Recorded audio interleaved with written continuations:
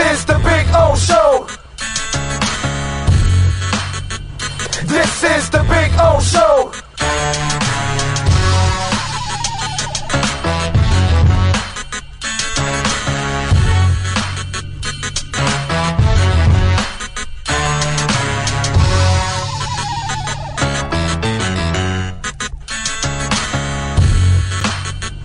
This is the Big O Show. This is the Big O Show.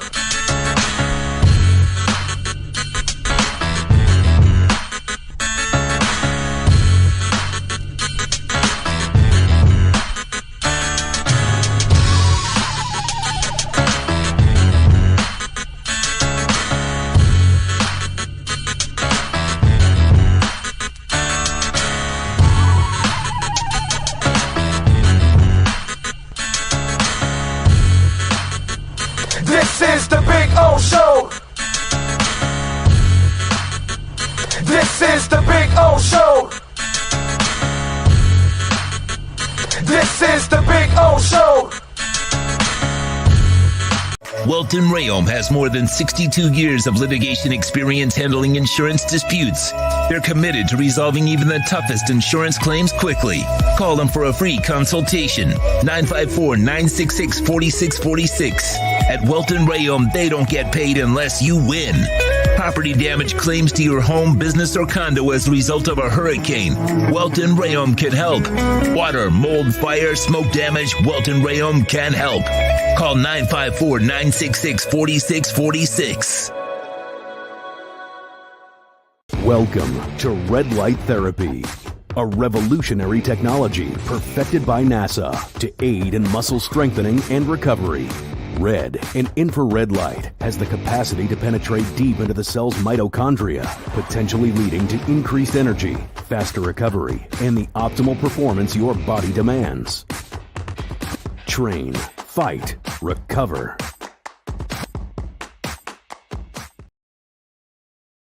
When you move, you need a reliable company led by passionate folks, eager to assist its customers during a transitional process that needs to be smooth. Call Essential Moving Experts at 844-368-5750 for all your local and long-distance moving needs. You can rely on Essential Moving Experts. Mention the Big O Show and get $150 off. Family owned and operated, they offer free 30-day storage, full-service moving, fully licensed, bonded, and insured. Moving was never so easy. EssentialMovingExperts.com. The Big O Radio Show is looking for partners to join our growing platform. If your business is ready to reach an audience that starts in Florida, crosses the nation while expanding internationally, this is the program that provides that vehicle. The Big O Radio Show is ready to broadcast live anywhere in the world to represent your event or product. To reach out by phone, 786-754-4664. That's 786-754-4664. Or email bigoradioshow@yahoo.com. Help us grow as we provide the content and personal connection corporate entities will never achieve. You've been listening. For over 16 years, EJDconstruction.com has provided South Florida residents quality craftsmanship, accurate project management, and exceptional service. That's why EJDconstruction.com is an A-rated member of Angie's List and the Better Business Bureau. When you're looking for the right custom home builder for additions or home remodeling, please call my friend Eric at 305-433-4843. That's 305-433-4843 for EJDconstruction.com. If you're a Miami sports fan, then there's only one store to go to, and that's Canesware at Miami Fanware in Davie. They're your one-stop shop for all your inner Miami CF, Canes, Dolphins, Panthers, and Marlins merchandise. They have hats, t-shirts, game day jerseys, and so much more. Located at 2511 South University Drive in Davie, and open 24/7 online at canesware.com or innermiamiwear.com. Call them at 954-835-5597. Canesware, the spot where Inner Miami and all Miami sports fans shop. Oh, I think I know what this is. Houston, we have a package. Hello? No matter where you are, the Slomin Shield home security system guards your home. With next-gen perimeter protection, 24/7 monitoring, and interior motion sensing, And right now, get a free Slomin Shield security system and doorbell camera, all professionally installed, for free. Shield your world, the Slomin Shield. Why is it that you get locked out in the worst moments of your life? Where are my car keys? Man, I can't find my house keys. In those frustrating moments, you need a locksmith you can count on.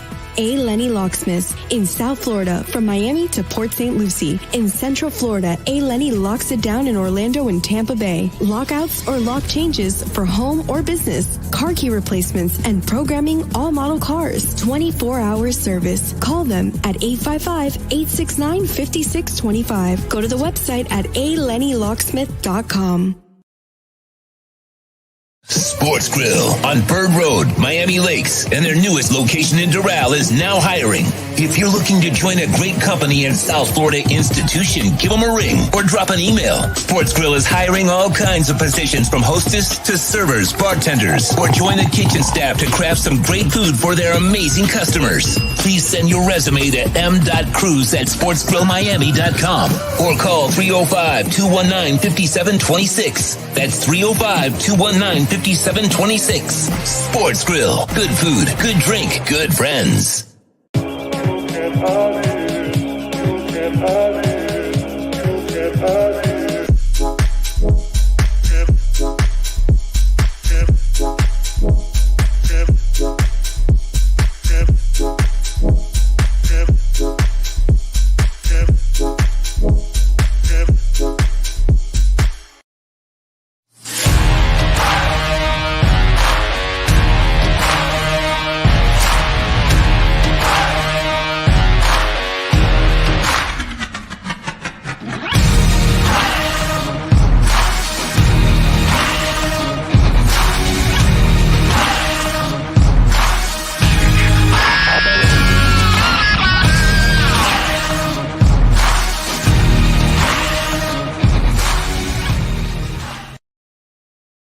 Statements or beliefs expressed on the following program by the host, guests, or callers are not necessarily the opinions of FantasyAccess.com, Media Group Inc. ownership, management, sponsors, or website. When it comes to South Florida sports teams, very few in the media have witnessed, lived, and covered it like the Big O. Let's start the program dedicated to your favorite South Florida teams with a passion that's unmatched. The Big O Radio Show is on. Here's the Big O.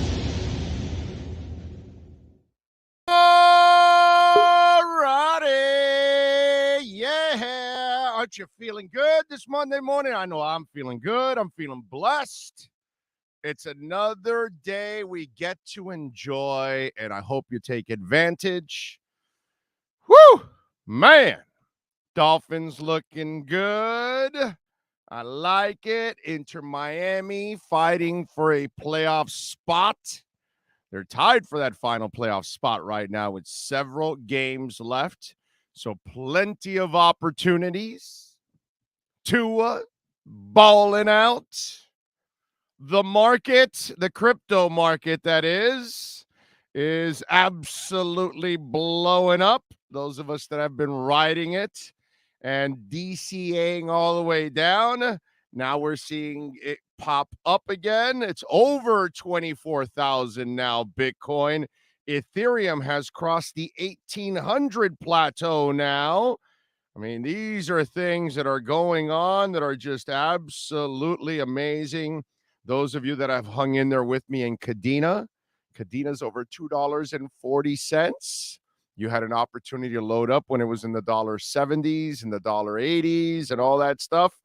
And now it's at $2.40 and probably heading up at one point or another. It should be moving and moving and moving. So it's a lot of stuff, man. I'm looking around. Ethereum up almost 6%. Polkadot almost up 8.5%. It's over $9 right now. I'm telling you, man. I'm telling you. Woo! Got into a new one, by the way, because it's really low. It's got a small market cap. And so just in case, if any of you might be interested, Alethea Artificial Liquid Intelligence Token. Okay? AIL, in other words, I believe are the the ALI. I'm sorry, not AIL. ALI is the acronym or whatever I think it's called, right? For it. So you can look it up. It's just under 2 pennies, and market cap is under 30 million. And what this company does, well, you know, NFTs are huge, right? Well, what this company does is it brings your NFTs to life so they can talk and stuff like that. And I think that's going to happen. And down the line, I can see us getting your favorite artists and making NFTs, and you're gonna have them on your walls and all that, and they can move and sing and all that kind of stuff. Or I can see you having a loved one that passed away, and instead of just a picture frame, it might be something that moves because it comes off of some kind of a movie that you have, and you made it an NFT and you brought it to life. So it's one of those things, and it's kind of artificial intelligence on the blockchain. A very interesting concept, and I didn't get heavy into it, but I did invest a little into it because I just find it like it's something very, very intriguing. And let me give you a little other nugget, that I had to. Of course, you steal here, you steal there. You try, Mark Cuban's big into it too. And so if Mark Cuban is into such a low cap thing, I said, let me look into it. It's kind of interesting. So I threw a couple bucks there just for the hell of it. I tell you guys about these kind of things sometimes, like Star Atlas. Star Atlas is one that's been under a penny for a while now. And that's one that when that game takes off in the next year, play for pay and everything, and you see what they're doing and the ecosystem that they're building, that would be one also that down the line I think is going to end up paying off too. But that's just me. I'm just a guy that loves crypto, not financial advice whatsoever. You do what you want. Make sure you do your homework. You read into it, all of that good stuff. So make sure you always do your own homework and make your own decisions on what's going on. And by the way, they sell that one on crypto.com. And they have a bridge also, so they allow you to transfer it off. It's very important. Here's the trick now, okay? When you're buying stuff off of exchanges, make sure that coin has a bridge that you can then send it to your cold wallets, okay? We do not want to be keeping our monies on exchanges nowadays. You may have to purchase some on exchanges. It is what it is. Give you an example. Sometimes you don't. I told you guys about Exodus. And Exodus, I ended up getting a crap ton of theta through there, and now it's gone way up. So I'm pretty fortunate on that one. But sometimes, you might be able to get it through some of these cold wallet places like Exodus, which is not cold. It's kind of warm. It's a warm wallet, really. But it connects to your Trezor, which is the cold wallet. So check it out. Be smart, okay? Don't trust any exchange right now, unfortunately, even though plenty of them aren't having any issues. But you don't know when one is going to have, because we don't know what goes on behind the scenes. So just make sure you're able to buy and transfer your coins off of it, okay? Now, if you have to buy and keep it on there, go find somewhere else where you can buy that coin so you can move it, okay?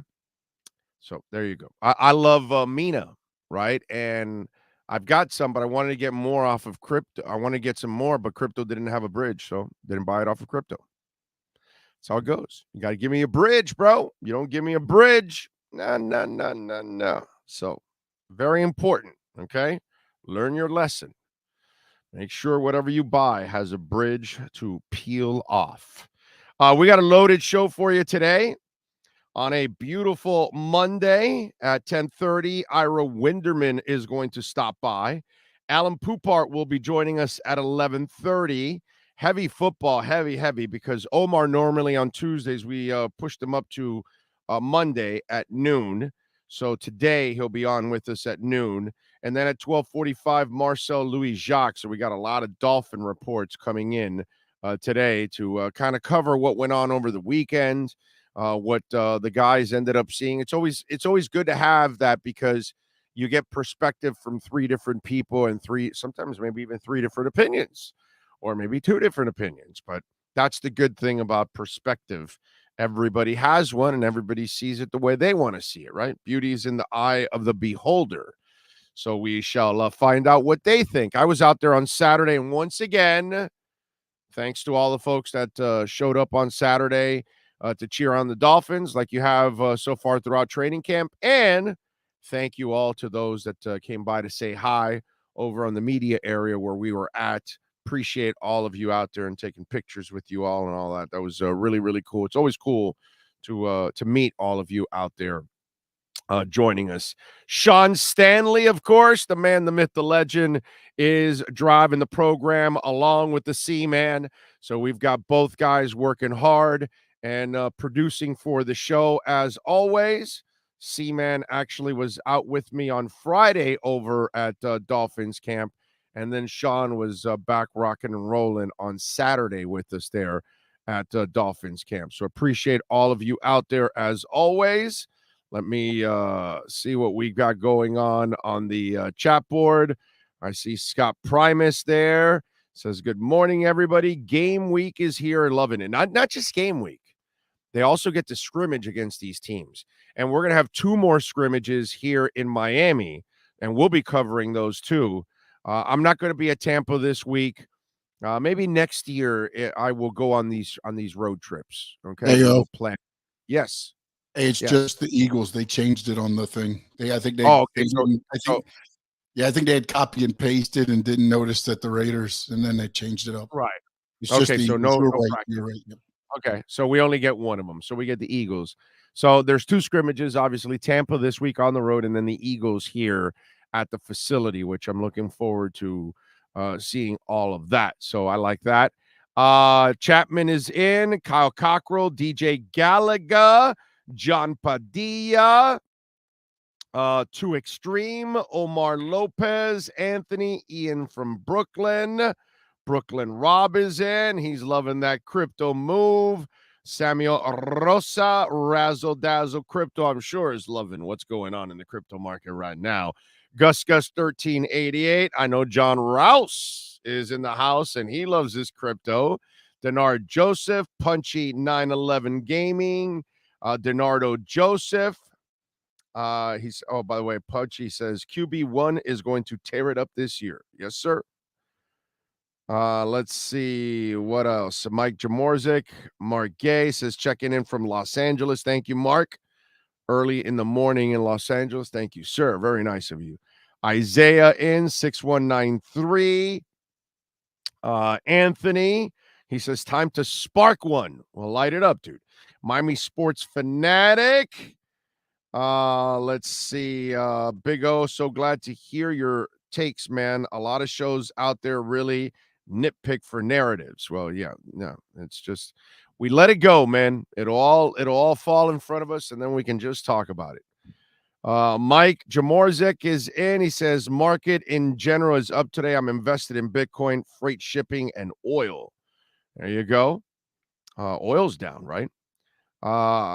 Raging Dolphin Maniac, Liquid Intelligence. I hope that comes in 50-gallon barrels. I know a lot of people that are in short supply of intelligence. That is truth. That is truth, Raging. Definitely is truth.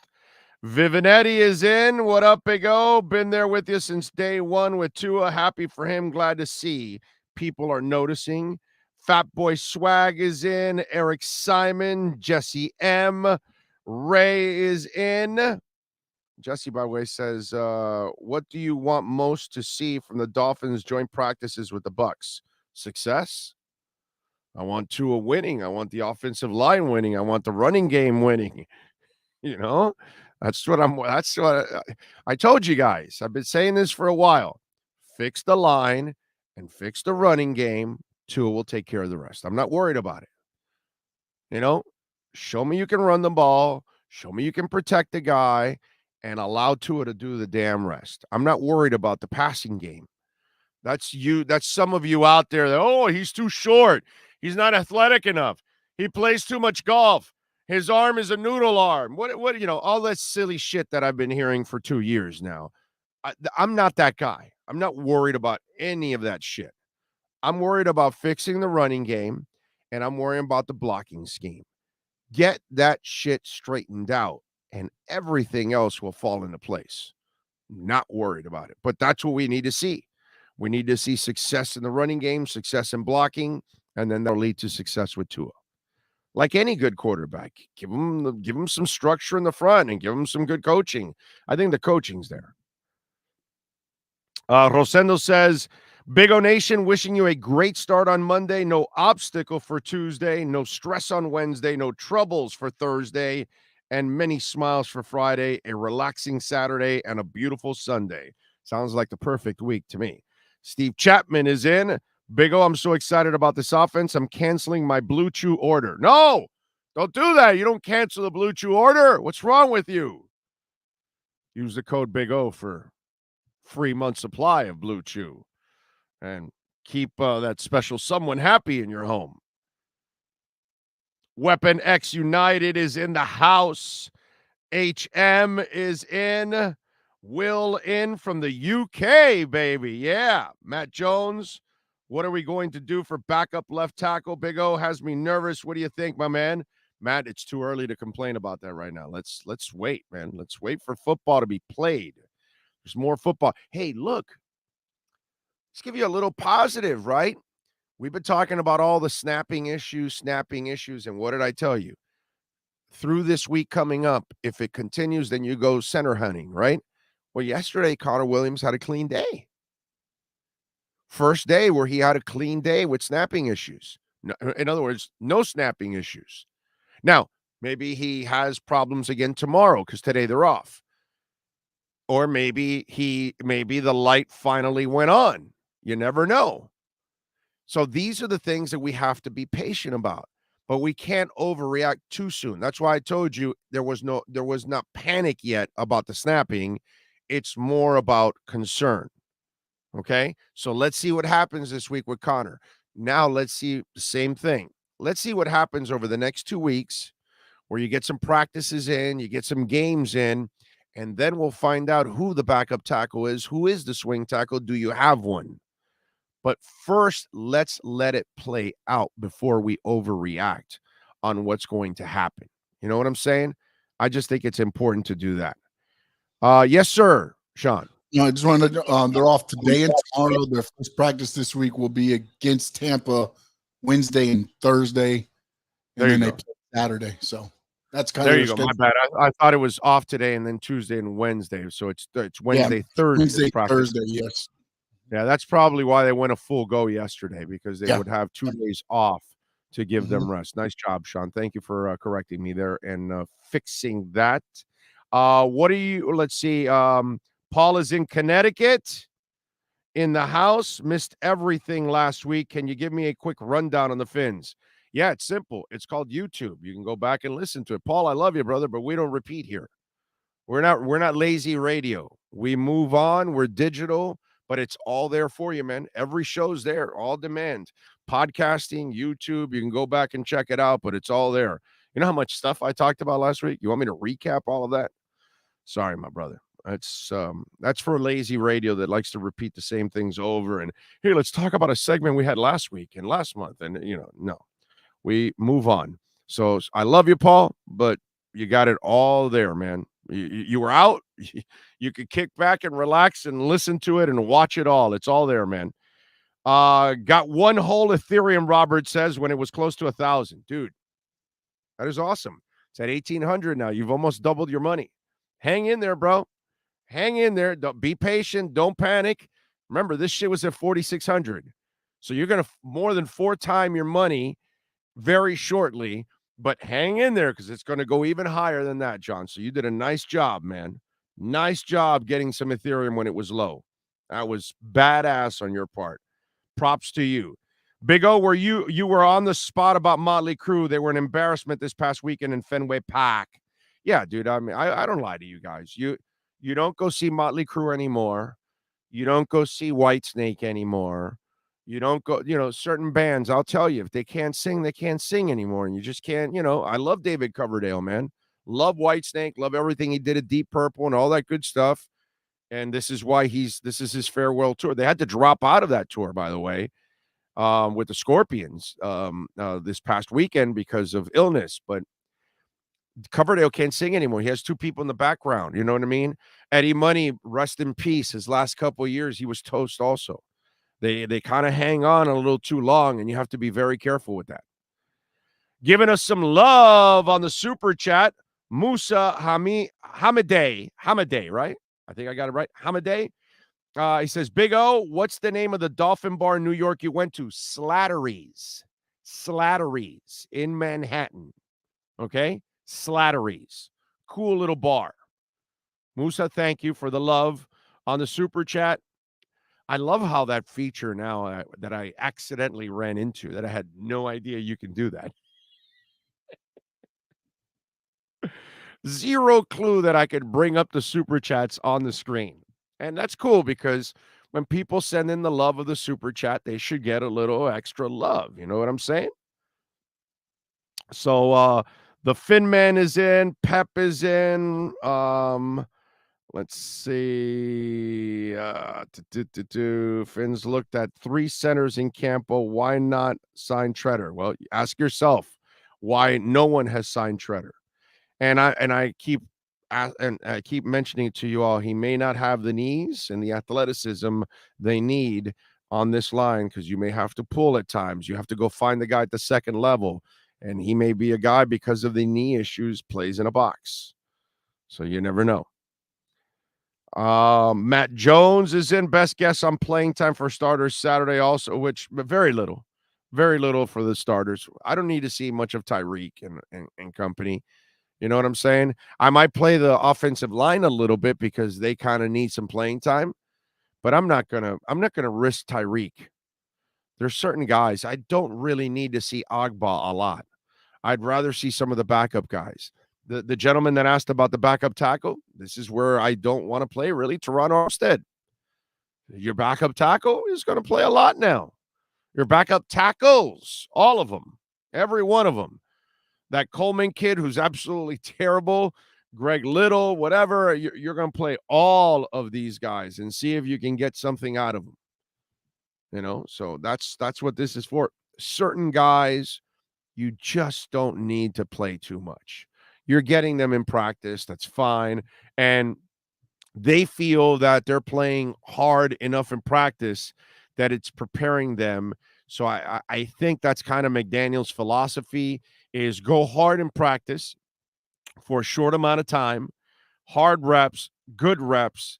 That'll get you prepared. And I don't have to then find other ways to play you because I haven't seen enough from you and those kind of things. Hey, look, Preston Williams. Dude, you want your time to shine? Well, you're going to get plenty in this game. You're going to be able to play a lot in the second half. It's up to you now. You know, he had a nice catch yesterday finally. This is where the moments you're going to get an opportunity to shine. And unfortunately for Preston, he's going to do it a lot with a third-string quarterback. He probably won't get a lot of playing time with Tua and a lot of playing time with Teddy, but it is what it is. And for Skyler, this is heaven. He gets a lot of playing time too. And I like that kid. I got to tell you, that's the raw type of project I like that you draft in the 6th, 7th round, street free agent. Those are the kind, because you look at him and you say, okay, physically the tools are there for the league. Now, can we polish it up?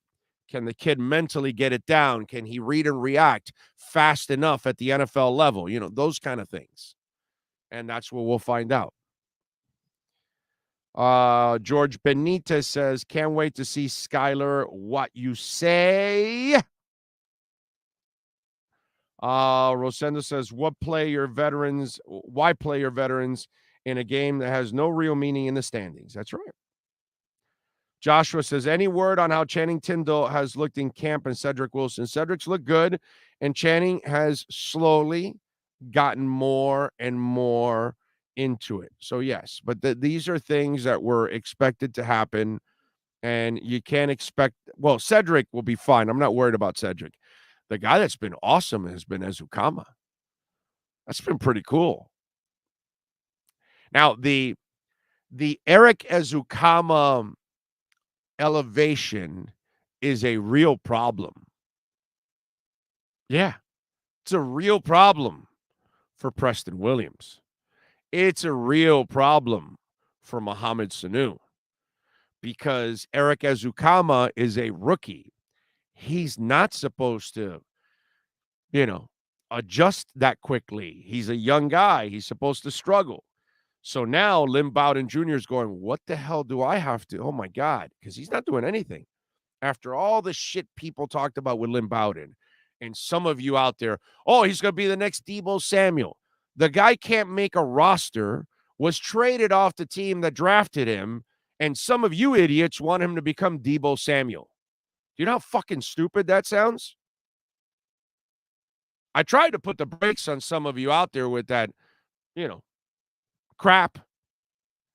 But some of you out there just still, you had that shit in your head. It's kind of like the whole thing. Let's go sign Deebo Samuel. Oh, wait a minute, dude. They paid Tyreek. They paid Cedric Wilson. They're going to have to pay Waddle.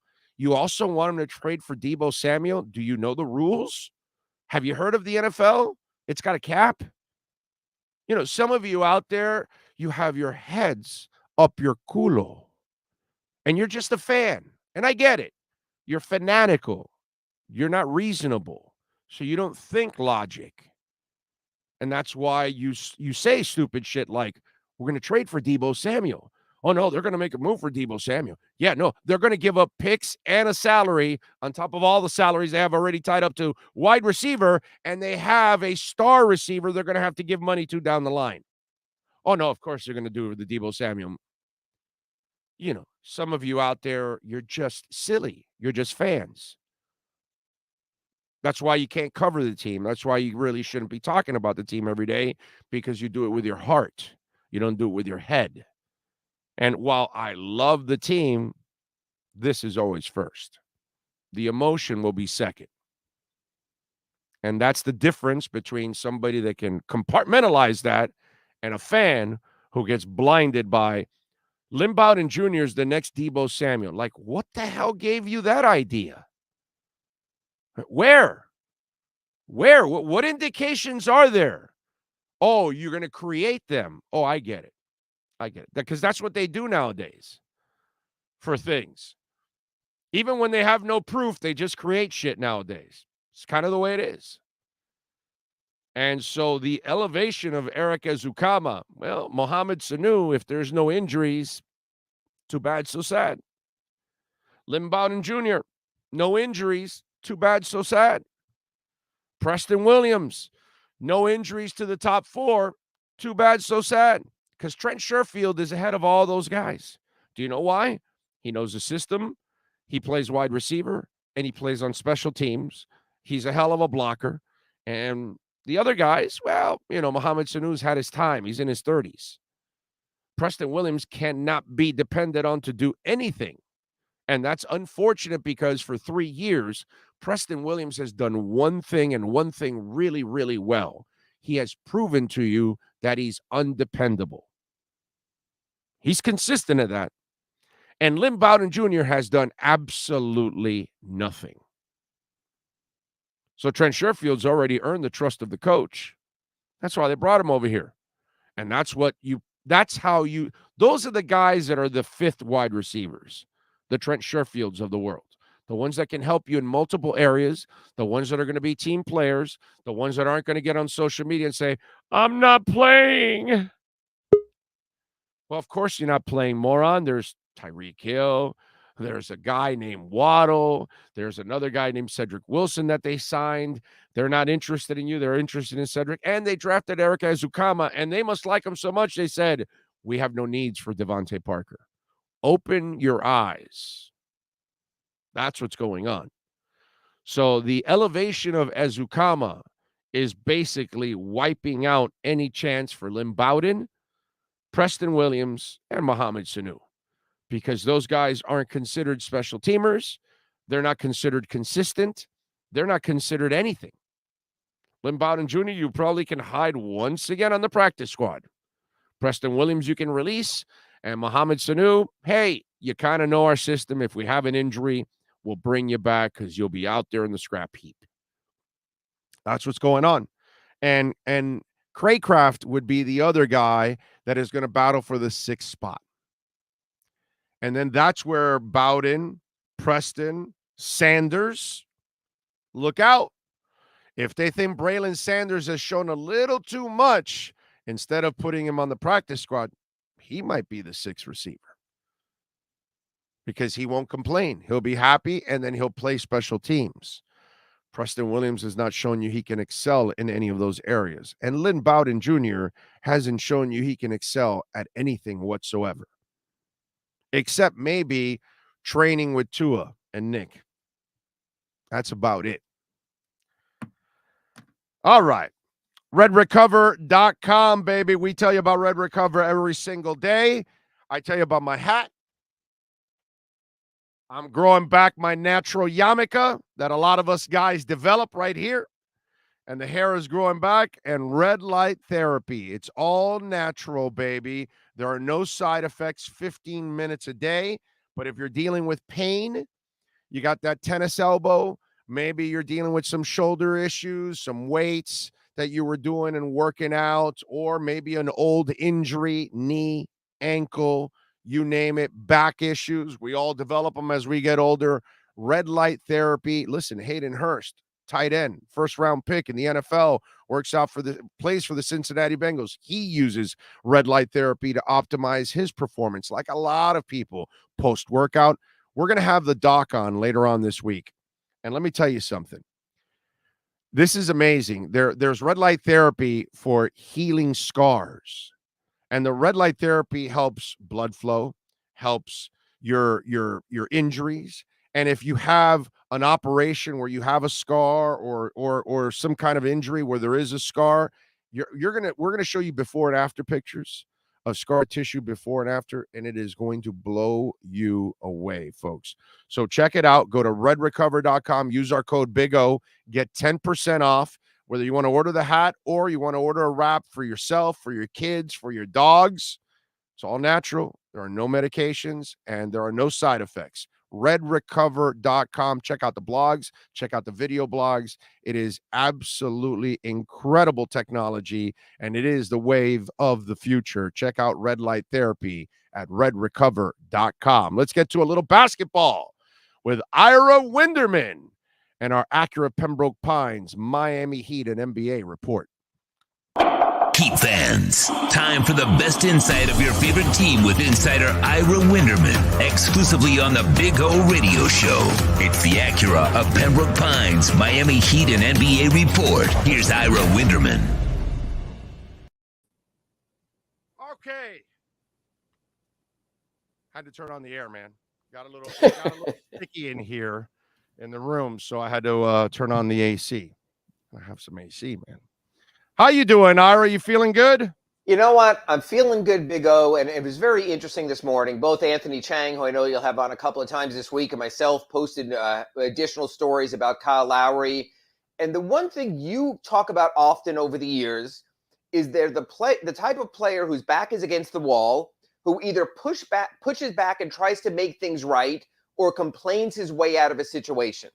And I think the fact that Kyle Lowry is addressing head-on the reality, he did not have a great season. He did not have a great playoffs. And he is willing, Big O, and this is key, to be different and be better. That's all I can ask. Everyone's entitled to a crappy day of work, a crappy week of work, maybe the years even for Big O, a crappy year of work. And then you come back and you say, that wasn't good enough. I'm better and I can be better. And everything we're hearing from Kyle Lowry is that. Look, I don't think at 36 years old he's going to get NBA Most Improved Player.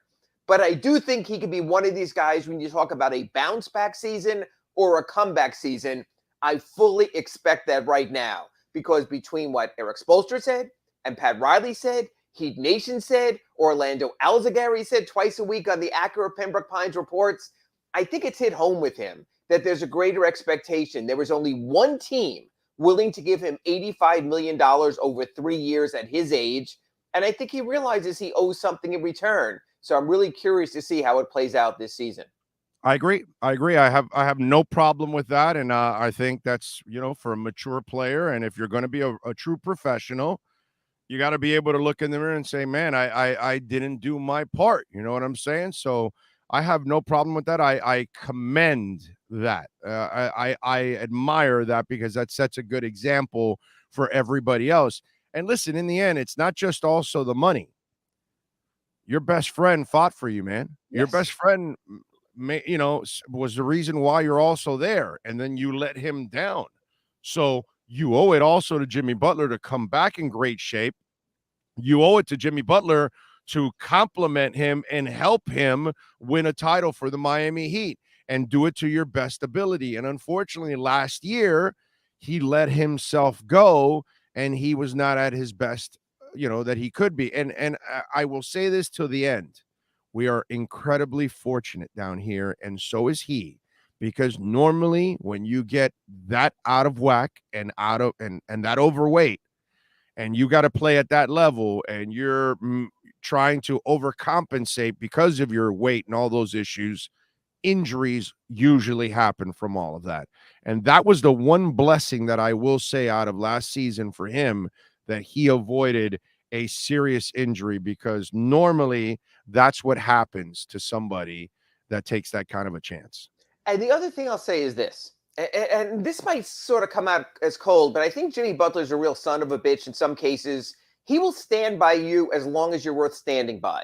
And even we saw last season, Jimmy was not as much with Tyler Hero when times weren't going great. Jimmy wants to win. He's a cold-hearted MFer when it comes to that.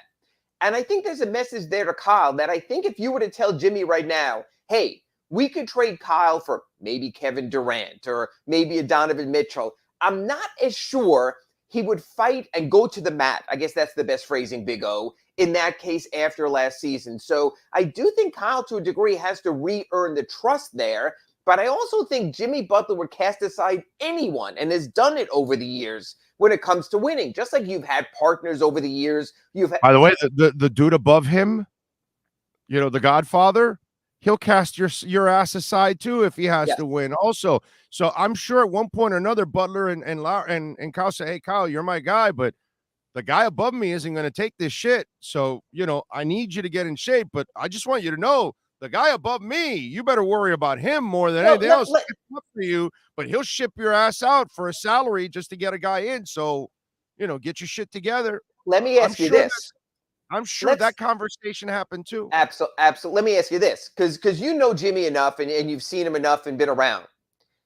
If Pat Riley went to Jimmy Butler this summer and said, Jimmy, if we can upgrade the team, are you okay? Because you got to keep Jimmy happy. We've seen what happened in Philadelphia and Chicago and Minnesota. If he's not happy. Listen, you got to keep him the way he's played. You don't have a player like that on this team. No, you got to have you don't have an alpha, bro. You need an alpha. We need another alpha. Let me ask you this. If Pat went to Jimmy this summer and said, Jimmy, would you be okay if we traded Kyle Lowry for an upgrade? Let me ask you, Big O, what do you think Jimmy said if that was the case? I think Jimmy said, can you do it without, I'll talk to him to make sure that he gets his shit together this year. And I'm sure Riley also had his own conversation, but there's no doubt that I bet that conversation might have happened. Like, hey, Jimmy, listen, but if I get to make this kind of a move, I can't risk having this happen again this year. We don't have time for this. I don't have time for this. You don't have time for this. We gotta do whatever we can to win. So I'm sure. Look, I doubt that they're the same way Butler is a brutally honest SOB. I'm sure Pat Riley is the same brutally honest SOB at the same time. And in a way, that's how they roll in that building. Yes. And so if your feelings are hurt, you better not play for the Heat, dude, because that's not the organization that's going to worry about your feelings. They worry about winning. And if you don't have the same attitude, then that's why you probably don't belong in that building. And I can tell you, about a week or so back, in July, I made some calls and I asked, has Pat Riley spoken to Kyle Lowry since he made his comments about conditioning? Has Kyle Lowry spoken to Pat since he heard it? And I was told no on either end for this reason. And I love stubbornness at times. Pat Riley's thought is this. His message was sent. He doesn't need to say anything else. Kyle can play that comment on an endless loop. He can read it when people like you and me go to social media. And on the other hand, Kyle didn't reach out to Pat because I'm going to show that SOB who's in shape and what I can be. So Kyle has been working his butt off at those 5 and 6 a.m. workouts, like he said. We've seen some of the video in the gym, But he's out to prove himself also. No one likes to be called out publicly. It's one thing. Well, there had to at the end of season meeting, there had to have been something said there. You know what? I'm going to tell you something to sort of enlighten you and some other people. There aren't always end of season meetings with elite players. Sometimes they just go their own way because of this reason, Big O. Coaches and GMs know I can't do the motivational thing. I can't do that. The player is either going to take pride in who he is and what he is, already has a blueprint career-wise of what he needs to do. Those meetings are mostly for the young player to give him a blueprint because they don't have blueprints. Or if they're at absolute loggerheads with James Johnson, with Dion Waiters, you must do X, Y, and Z, or else you're going to be sent downstairs and not be allowed in camp. The more veteran players, the Jimmy Butlers, the Kyle Lowrys, if they don't know by now, then they're never going to know. If they don't know at the moment, they're never going to pick up on what they need to know. So I think those meetings tend to be a little bit overstated. That's my thought. Okay. All right. By the way, did you see Royce O'Neal? What he did to his mother? Yeah, bro. I don't know if for those of you saw Royce O'Neal, might want to take down that screen there, Sean. But Royce O'Neal was practicing with his mom. Let me make sure I raise the volume here.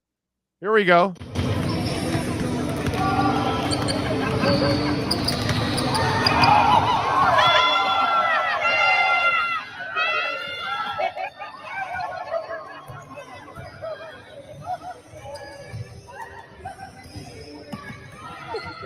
Gotta give mom credit, bro. She sold it. She sold the foul. Yeah, man. You gotta give mom credit there, man. That was strong right there. At least she's giving him a little bit of a workout there. That's dedication from mom there, right? I mean, that's and you know what? That's a little one. And I don't know if you saw the other thing that was posted late last night and this morning. DeJounte Murray showed up Paolo Banchero really bad in the Summer League game. Yes, he did the little dipsy doodle up and under, got him sort of on the wrong foot, threw it off the backboard and dunked it. And the two have been going back and forth, for a while now.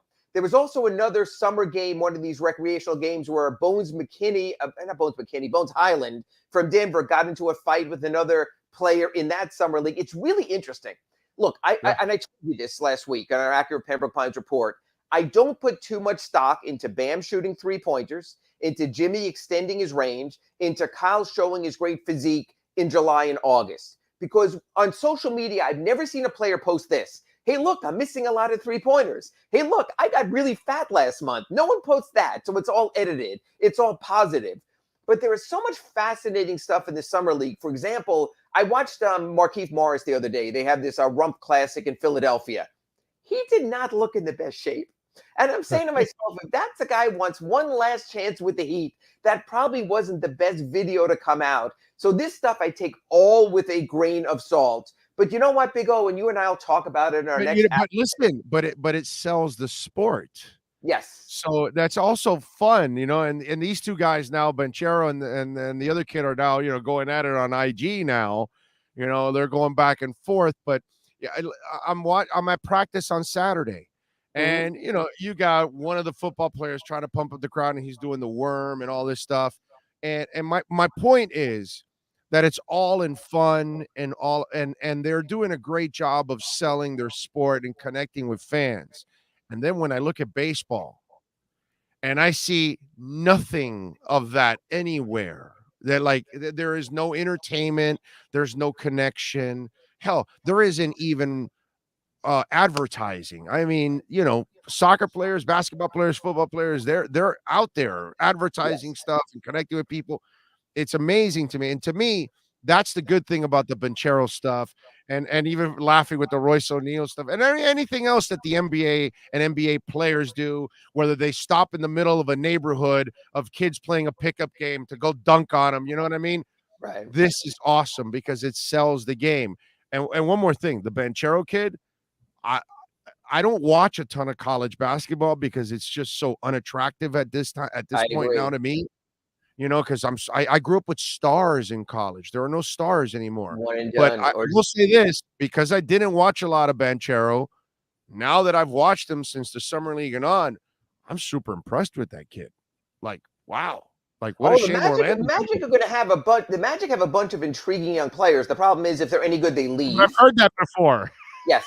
I mean, Jonathan Isaac, Mo Bamba, and then, it depends what you want to think of Cole Anthony, but they have the young players, but they never keep them because they're the team that lost Shaq, that lost Dwight Howard, that loses everyone because they're, I guess, for lack of a better word, a Mickey Mouse organization for way too long. So they have that issue. And the good thing, Big O, about the social media is this. You and I have spoken for years about how the NBA has started to emulate the NFL model, be 12 months a year, always have something. I think Adam Silver really hates that free agency slowed down because of Durant and because of Donovan Mitchell. And I almost think he's like calling Woj, like, come on, don't you got a Woj bomb? Hey, Shams, drop something on us. And that's why even the NBA schedule, that almost always would be out by this week. We wrote a story about the Heat having a Mexico City game coming up. Yeah, and the whole schedule coming out. Look, are the Brooklyn Nets going to be must-see TV with Durant or Irving or not? Are the Knicks going to be better see TV with Donovan Mitchell and with Jalen Brunson or not? The league is sort of caught in between and in betwixt. And I'll give you another one. The league made a mistake of putting so many Lakers games on TVs last year, which were garbage.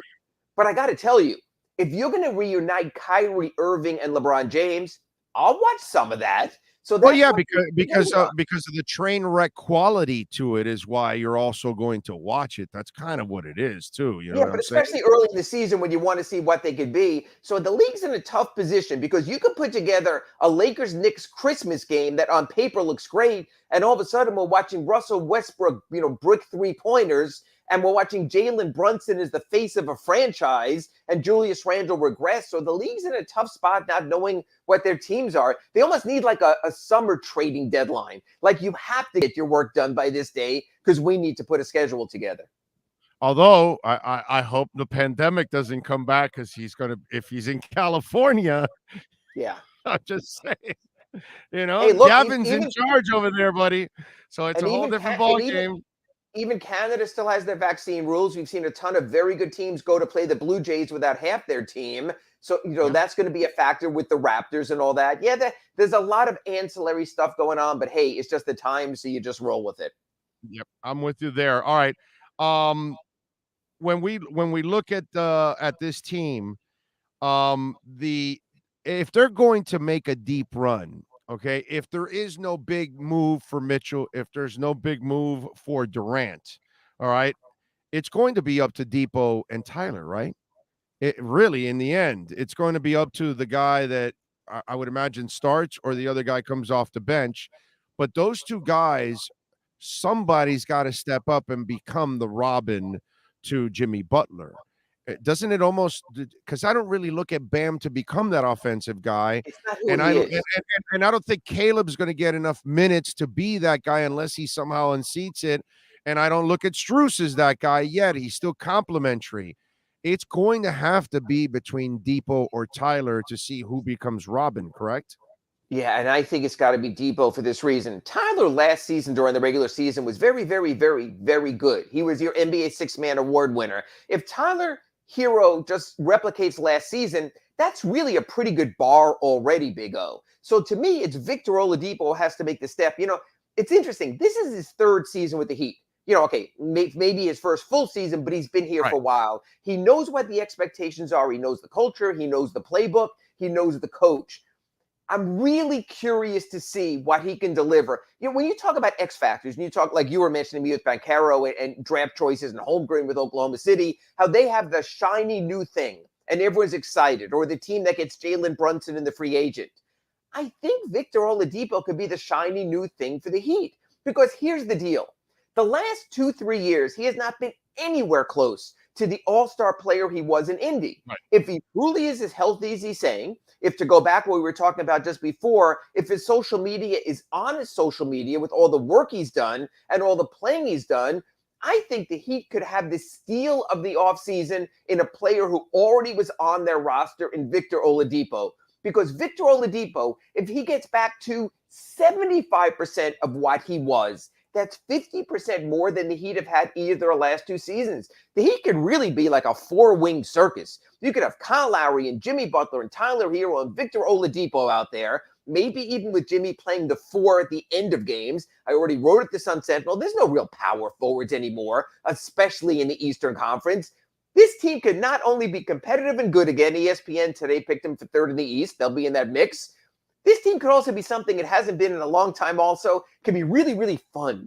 Because when you have Lowry, Hero, and Oladipo and Butler on the court at the same time, if you can make the spacing work and Vic can hit the 3, that could be a really fun team to watch also. Matter of fact, I'm going to take Tyler Hero away from the list you just gave me. I'm going to say this. Victor Oladipo is the swing state for the Miami Heat this season.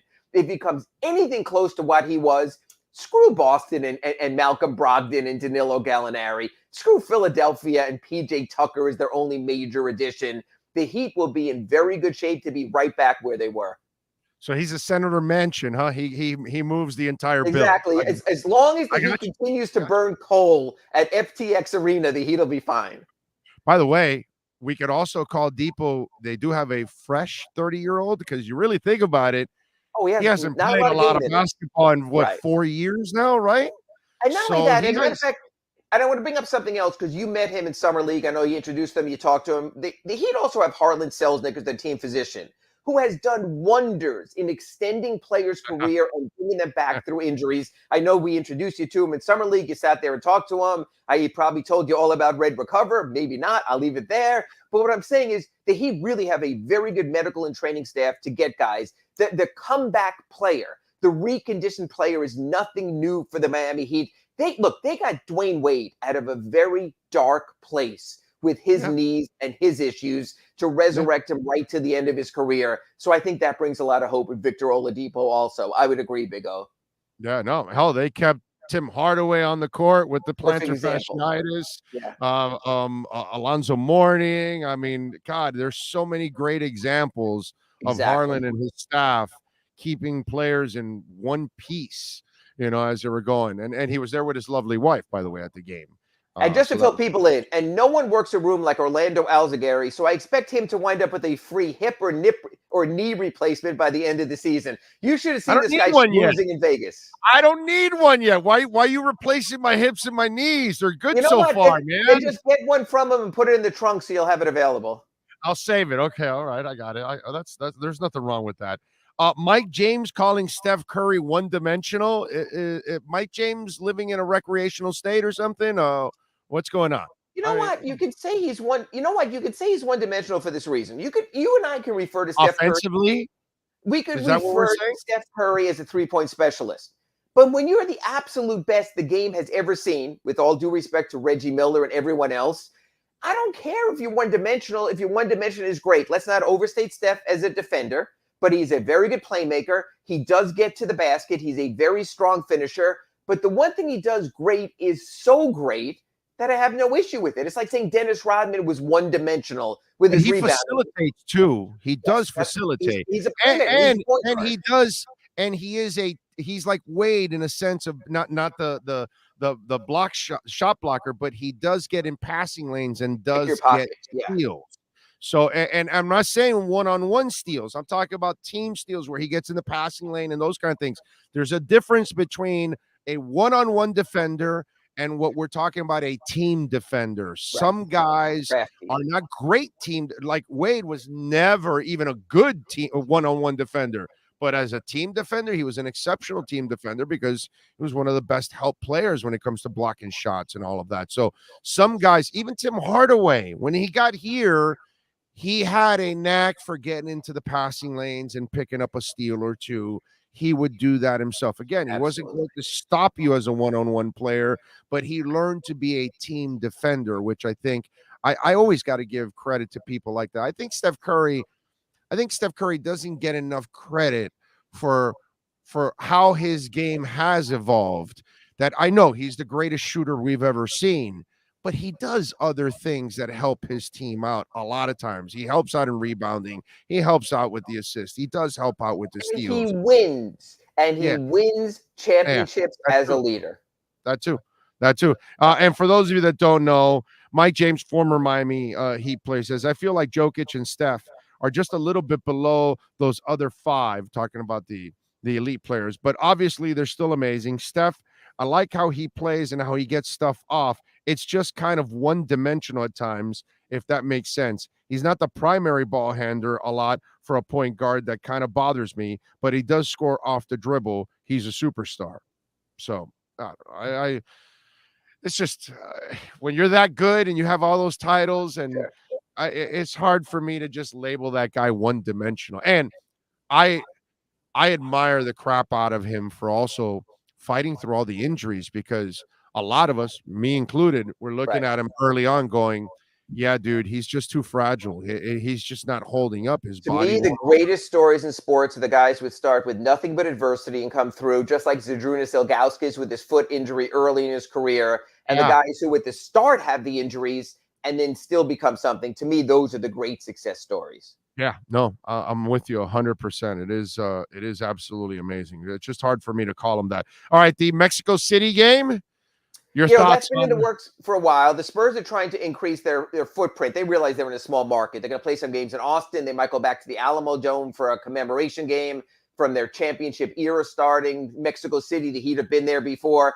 Plus, we've got thousands crossing the border. So, yeah, come on over. Join us. I'm staying the hell away from that, Big O. So, because I'm afraid right now that the governor of Texas, as soon as I cross the border, is going to put me on a bus to New York. So, I'm staying the hell out of all of that. So, if called upon, I will serve and cover that game. Matter of fact, it'll be interesting to see the internet connection for the accurate Pembroke Pines report from Mexico City. So, that might be a phoner. We'll wait and see in December. Who knows? Maybe, maybe Sean and I have a mood for a little Mexican, and who knows, Sean and the Seaman and, the threesome goes out on the road to Mexico City to cover that event. I don't know. You guys at the Mexican buffet, that will not end well.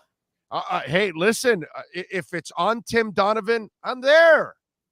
That's all I got to say. If Tim Donovan's whipping out the credit card, then I'm there for the Mexican buffet. And a few cervezas as well. That's it. A couple cervezas. Nothing wrong with that. All right. What are you working on the Sun Sentinel so folks can check you out? Updated my Kyle Lowry story today and just did a thing about how he's proven that he wants to be better, how he recognizes what his physique is and how he can work with that going forward.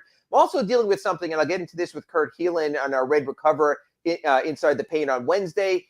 If you're talking about trading Tyler Hero because he's extension eligible, keep in mind, 3 of the players that the Heat have been linked to at power forward, Miles Turner, Jay Crowder, Harrison Barnes, all are entering the final years of their contract. So if you're concerned about extending Tyler, you might have to extend a player you acquire instead. So there's an interesting element there. I'll get into that with Kurt. And I also want to go over sort of, now that things have quieted down, our rankings of where the teams stand in the Eastern Conference. So going to address that in my Ask Ira at sunsentinel.com. Going to be back here at 9 a.m. on Wednesday on our Red Recover Inside the Paint with Kirk Heelan from NBC Sports, and we'll discuss that as well.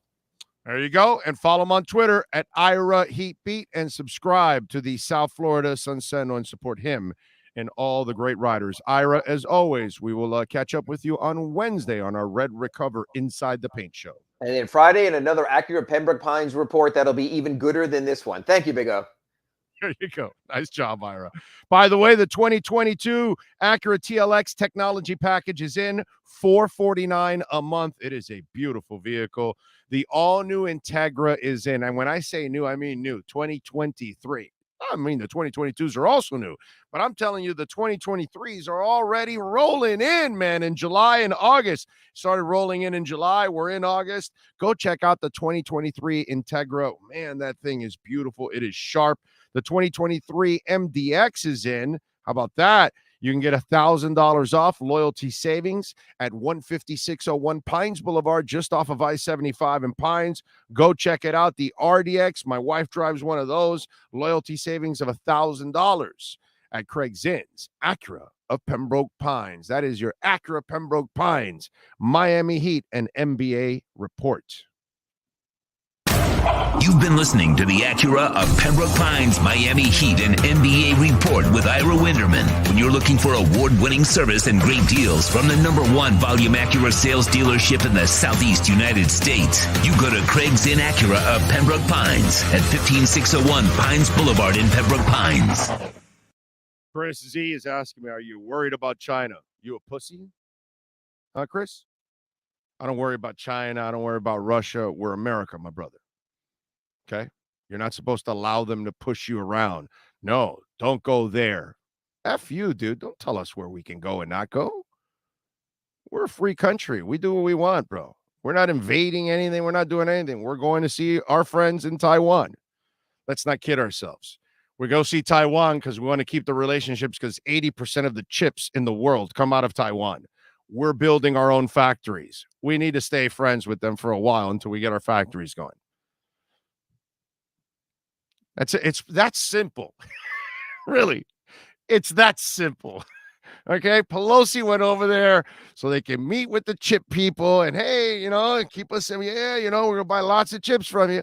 Meanwhile, we're passing a bill now that we're going to build our own factories of chips because we should have been doing that decades ago. But of course, one president after another is a complete screw up and doesn't figure it out. So that's all that's happening, my brother. Don't kid yourself. And we're America. You don't back down from Russia. You don't back down from China. And you don't back down from North Korea. And you don't back down from anybody. That's why we're America. So you can't live your life scared. All right. Especially when you're not doing anything wrong whatsoever. You're maintaining your relationships, period. Okay. They're communist, they're socialist, whatever. We don't think like China, North Korea, and Cuba, and Russia, and all those pigs. Sorry. And we're not going to be dictated by those pigs. Their own people live in their own jail in that country. All the Russians are in jail. All the North Koreans, just because there are no bars, they're in jail. Just like the Cubans 90 miles away, they're in a jail. It is what it is. But we're not going to live our lives scared of anybody. Not a Republican, not a Democrat, not an independent, not an American. Because I don't really care about either side, if you've noticed that already by now. China has never fought an offensive war. They'll do worse than Russia, whose strategy, I'm not worried about wars or anything like that. They're not going to mess with America. They're not that stupid. They're bullies. They try to mess with countries that they can take advantage of. With us, they're not going to screw with us. But we also cannot, we're America, man. We're not going to be scared of people. So I'm glad she went there. Okay. Plus, we need the chips. We need the chips, dude. You want trouble in our economy? You let Taiwan get controlled under China and all that. That no chips are coming out. That'll be a major problem. So we got to get our factories going, okay? So think about all of us. Leba says, hello, Big O. Could you imagine if the Dolphins had signed Watson and be dealing with tampering today? Yeah, no, I don't even want to think about that. I never wanted Watson, and I'm glad they never made the move for Watson. So not scared, but I won't be leaving the country for a long time. There's no reason to go to certain countries. You know what I'm saying? And John, you know what? The beauty is we got a great country, man. Got a great country. You can go so many different states and have a great time. Go out to North Carolina, have a blast. Go out to New York, have a great time. You know what I'm saying? You can go out to, the Dakotas and Utah and all those areas and travel around all over the Northwest and everything else. There's lots of things to do in this country, lots of places to go. You can go to New Orleans and have a fantastic time. There's lots of things to do. So most of us have not seen our entire country. You got a chance to go up to Niagara Falls and go to that part of the world. Do it, man. Go visit our friends in Canada. That's a good country to go to. Vancouver's beautiful. Montreal's cool. Toronto is magical, bro. Lots of things to do. Come on, man. Go enjoy America. We've got a great, great country, beautiful country that you can enjoy and do so many different things. Let's see. Taiwan is no wallflower. They have major firepower. Yeah, no, I know, but I mean, they're our ally. What are we doing? We're visiting our ally. Screw China, dude. That's all. Utah is awesome. Exactly. Go up there to the great Northwest. Go see the Northern Lights. That's a magical thing to witness. You know what I'm saying? Go out to Washington, and there's a lot of beauty out there in the northwest corner of our country. Oregon's got a lot of nice places. You know what I'm saying? I know they're doing a great job of screwing up San Francisco, but they're still, you can enjoy San Francisco. Brett Dodger says, greetings from beautiful Toronto. Yeah, bro. Toronto is an awesome. Nick goes, Toronto, America. No, but what I mean is he said he's not leaving the country. I said, well, one country you can go to visit is Canada. There's nothing wrong with Canada. You can go across the border and enjoy Canada. Not a problem. Canadians are great people, and Toronto, man. Toronto and Vancouver. I've been to Toronto. I've never been to Vancouver, but I'm told Vancouver is breathtaking. Another place that you can go to, So there you go. Big O for president. Yeah, you guys want to kill me. Let's see. Go to Vegas, then see the Hoover Dam and the Grand Canyon. Exactly. See what's left of the Hoover Dam. Watch the Hoover Dam holding up 3 or 4 drops.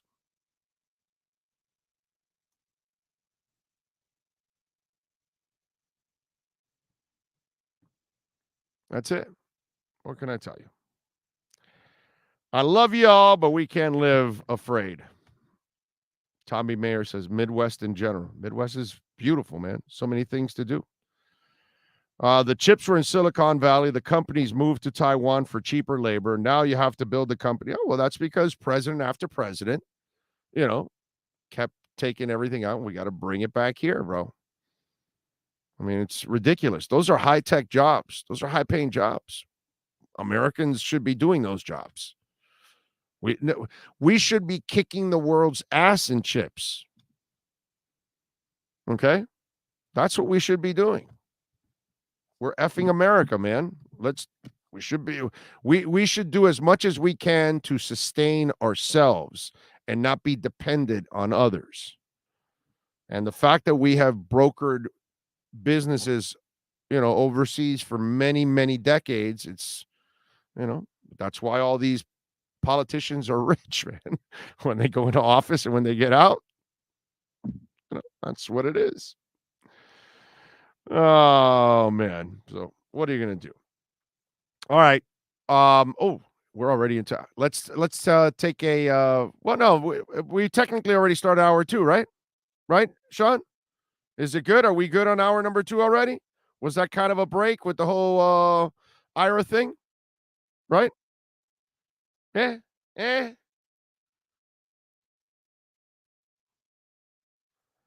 All right, let's do it officially. Give me 30 seconds. Hour number 2 next.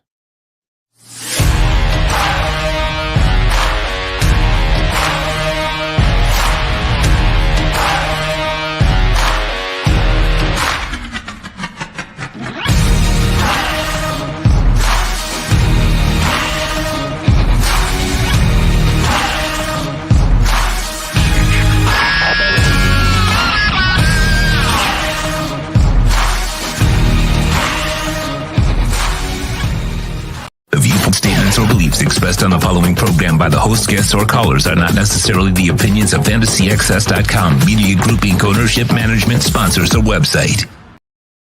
When it comes to South Florida sports teams, very few in the media have witnessed, lived, and covered it like the Big O. Let's start the program dedicated to your favorite South Florida teams with a passion that's unmatched. The Big O Radio Show is on. Here's the Big O. Hour number 2 of the program. Appreciate all of you out there as always. Thank you, thank you, thank you. There we go. Mob says Lucent Technologies moved to Shanghai in 2001, eliminating 160,000 high-paying jobs. Exactly. And that's the stuff that has to end, bro. Has to end, So this is part of it now. Hopefully they'll start bringing some of this stuff back. Frankie says the reason chips are fully done in Taiwan is because when the U.S. started doing chips, Intel, for example, Steve Jobs went to Intel with the idea called iPhone. Intel told him no, so he went overseas. Yeah, I remember Motorola turned down. No, it wasn't Motorola. Motorola is a German company. It was Bell South, AT&T. They turned down the cell phone, and so the German company picked it up, and the rest is history. So, yeah, sometimes, listen, man, we do a lot of stupid things, and that's why we put ourselves in this position. President after president, they do a lot of stupid things, Big O, are you hopeful for the Panthers' upcoming season? Very hopeful, especially that they added a superstar. That to me is the one thing that gets me pumped up is that they've got a legitimate superstar now in there next to Barkov, and I think that's what Barkov needed. Barkov needed somebody that was just at another level, and that's what this guy is. So, yes, I am very hopeful. By the way,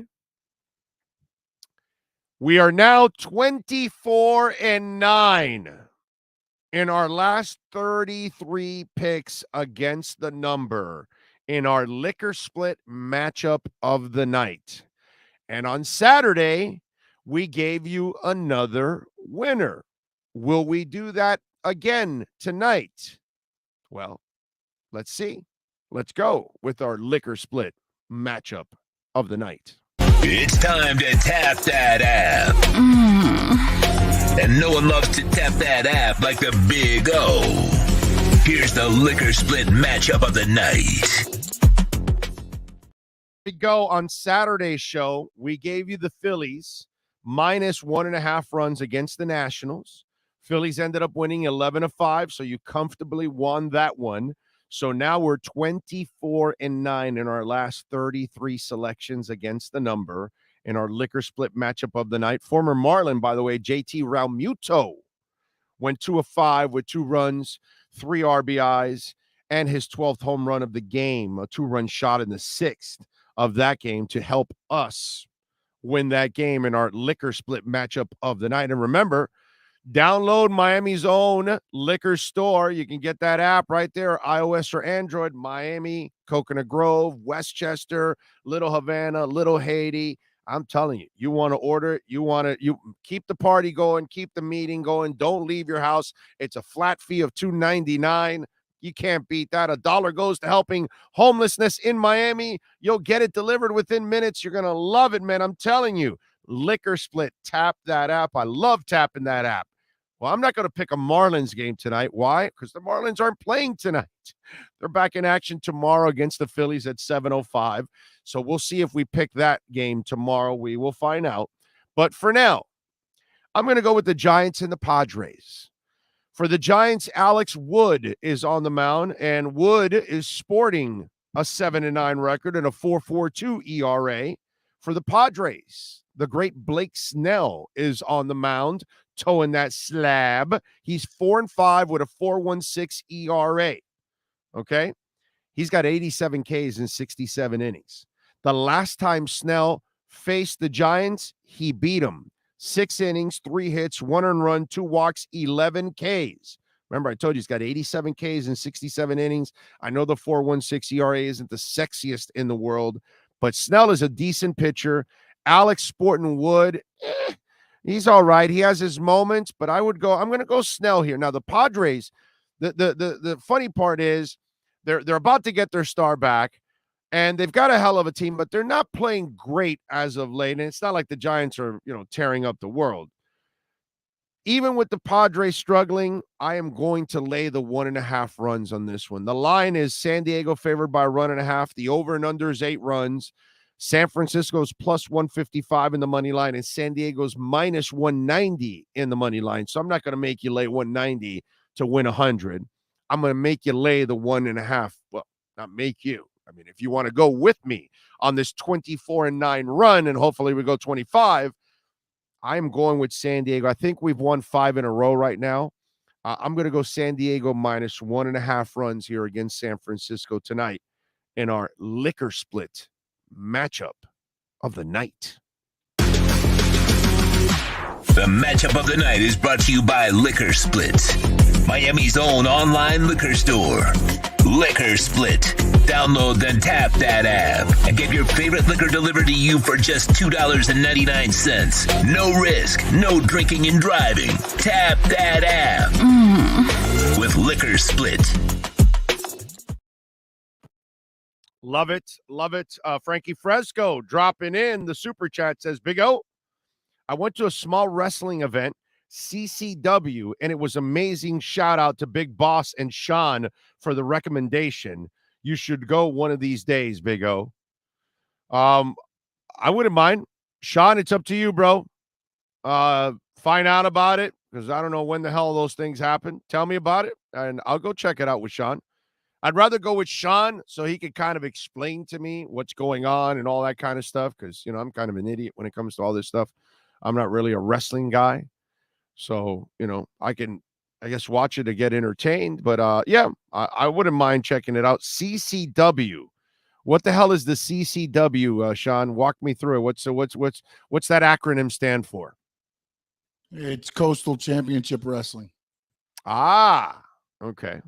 So what does that mean? How long is the Coastal? Is like all the way up to Maine? They actually run in Nashville as well. They have a CCW in Nashville now as well. Okay. It's been around for a while. I used to wrestle in the Federation with Dan and some of them when they first started the CCW. Okay. And now Gangrel is their head trainer, who was in the WWE and things like that. So they got a lot of good things going there.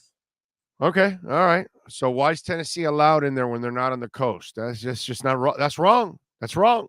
Yeah, wrong at people every level. get trained and then they move and then they start bases, and that's how you're able to start territories moving around. I mean, you need to got Kind of move old back school, to the coast. Yeah, move it's back old to the school coast. wrestling philosophy. It's all right though. I'll be moving in 30 years, 40 years when, you know, sea levels rise anyways. And it'll be the coast soon. There'll be no more coast. The inland will be the coast soon, you know, that kind of stuff. Tony says Big O has a Marlins segment with Craig Mish. Yeah, we have it. He was on with us last week. Did you watch it? He was there. Liquor Split brought to you by SCOTUS, Turning Over Row. Oh, man. Let's see. I want to see Big O and Sean dressed up as The Undertaker and Paul Bearer for Halloween. Okay. So I guess who's The Undertaker and who's Paul Bearer? Which one are you dressing up as, Sean? What am I stuck with? Is it even cool? Yeah, I'll do Paul Bearer. You can do Undertaker. You got the longer hair. Oh, I'm a little more round. I'm a little more round, right. So I'll do Paul Bearer. I can't cut my hair now. Now I've got to keep it going to October now. That's what I'm not even going to touch my hair anymore. I'm going to let it really go. So I got a couple more months, maybe pick up an inch or two, have a little more Nature B, get a little more Nature B in the system. And we can make it. By the way, remember, 2 months, you get the third month for free and free shipping. Use our code Big O, natureb.com. You want to feel the power of pollen for your kids, yourself, all day long. Boost that immune system. I tell you all the time, you buy 2 months, you get the third month for free and free shipping. Use our code Big O for Nature B. Been taking it for 20 years. I love it. Karen says, oh, yeah, Gangrel, the vampire wrestler with Edge and Christian. I don't know what the hell you people are talking about. That's for you and Sean, man. You guys have got me. Okay, so The Undertaker, are these so Paul Bearer is the other guy. I get it now. Okay. So that's now I understand. Okay. I got you. Now, these two were like a pair together. Did they wrestle together, or was he just part of the skit while The Undertaker wrestled? Well, no, The Undertaker was the wrestler, but Paul Bearer was a manager. He was originally Percy Pringle. Okay. He was blonde haired, but he owned a funeral parlor. That was his job outside of wrestling. So when The Undertaker came up, they were like, well, he's the perfect guy to be the manager. Because originally it was going to be Brother Love. The guy used to come out and be like, I love you.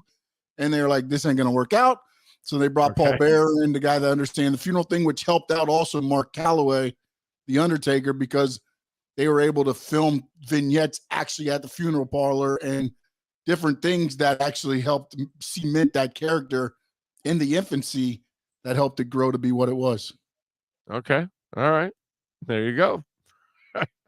I am learning about wrestling right before everyone else right here.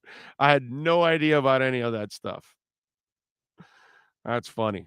That is funny. I want to see Big O and Sean dressed as the Bushwhackers. Okay. Oh, man. What do you think? Anyway, it is what it is. What are you going to do? All right, Dolphins wise, I guess X-Men wore the orange jersey yesterday. I did not go out yesterday. I rested. I thought about going out, but it's just the wife was, she was kind of motivating me at first, but then once Saturday night hit and we were up watching TV, she goes, you know what? Let's just sleep in. And I said, honey, whatever you want, man. I'm good with resting on Sunday. I needed some rest. I need to recharge the battery. The funny part was I didn't really sleep in on Saturday. Saturday, I wanted to, kind of sleep, not sleep in, but sleep well up until I had to get up, and did not sleep well. What can I tell you? But Sunday was solid, so we were all right there. X-Men wore the jersey yesterday. Rookie safety Vernon McKinley shining a little bit. And Vernon McKinley shining, I want to remind you now, okay, because he's starting to make some plays. He had a fumble recovery. He covered Waddle on a play pretty good, had his second interception of the day. And you're thinking about this, and you're going, Vernon McKinley, bottom of the roster guy, whatever. I just want to remind you, this is the front office that drafted Minkah Fitzpatrick, and this is the front office that drafted Javon Holland. Okay? So they have an eye for that safety position. So it's really nice to see McKinley showing also cover skills with Waddle, because you may need some help. Remember, the good thing about a guy like Javon Holland is that he can line up on the outside and cover a guy. He can line up on the slot and cover a guy. He can cover your tight end. He can give you run support, and he can play center field, and he has a knack for the football. The thing about Javon Holland that makes him very freakish is that he does all kinds of things. And this kid McKinley is showing you got a knack for the football, fumble recovery, is covering, hanging there, with Waddle. That's pretty impressive. And picking up already his second interception of camp. So here's a guy not bitching, not crying, not pouting like Preston Williams. Here's a guy like Trill Williams, quiet, goes about his business, and making plays on the field. Very important to see that Trill Williams, Noah Igbenogany had a pass breakup yesterday. It's nice to see that guys like Trill Williams, guys like McKinley, and even Noah too, helping out, that these are guys starting to make some plays. And this is super important to see if you're able to develop depth. Because if Byron has to be out or X has to be out, somebody's got to step up. And whether it's Noah or Trill. And if something happens to Javon Holland, well, then you've got to have somebody else. And Eric Rowe has kind of struggled in that role when he has to cover anything that's not a tight end. He's not as consistent with wide receivers.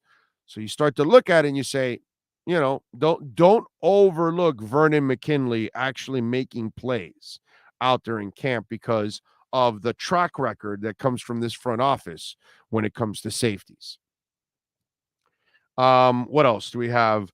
Darius Hodge, also the edge rusher, helping a little bit there on the D line. Connor Williams had a clean day yesterday in the snaps. And that's really, really important. And we talked about that earlier. And you got to start seeing it this week. You have to. You cannot allow this to linger, because what happens when bad snaps linger, it then plays with the player's mind. So at one point or another, Connor Williams has to cross the threshold of success, because if he doesn't, he will then get to the zone where he loses confidence and he says, I can't figure this out. Or it's not that you can't figure it out, but I'm frustrated in trying to figure it out. So all these other things will start to play with your mind and will start to play with you physically too, because you'll start to overcompensate. You'll start to whatever it is that you'll do to screw up the situation instead of relaxing and doing your job. You lose focus, and failure leads you to losing focus. And it takes incredible discipline to continue to fail and then go out there and try to succeed. That's why baseball is such a mental game, because in the best case scenario, you fail 70% of the time. The best case scenario. That's bad, dude. That's really bad. Anything else in life at 70% failure is something you don't want to do. But in baseball, you need to have an incredible mental fortitude to be able to get through it. But in other sports, it's not like that. And you're a tackle, and you go through 65, 80 snaps, you might have one or two bad snaps where some guy got past you, but it's only one or two.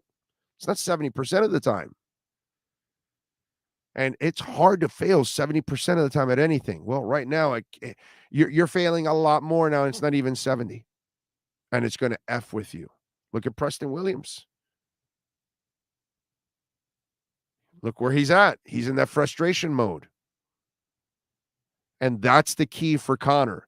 Connor has to pass that threshold of success, because the longer it lingers, the more it will play with him mentally and physically, because it's only human nature. So let's hope that he gets it. Yesterday was a clean day for Connor Williams. Very important to report that. And if he can get to Wednesday against Tampa and we hear that he has clean days, and there are more clean days than unclean days from here on out, then we start to turn the corner. Okay? Because as a center, you've got to get to a point where snapping is never the issue. You may have missed a blocking assignment. You may have been a little late. You might have gotten tripped up. You might not have gone to the edge like you had to. You may not have gone to the second level the way you were supposed to, but you can't fail the snap.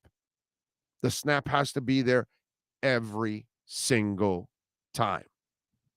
So very important that he had success yesterday.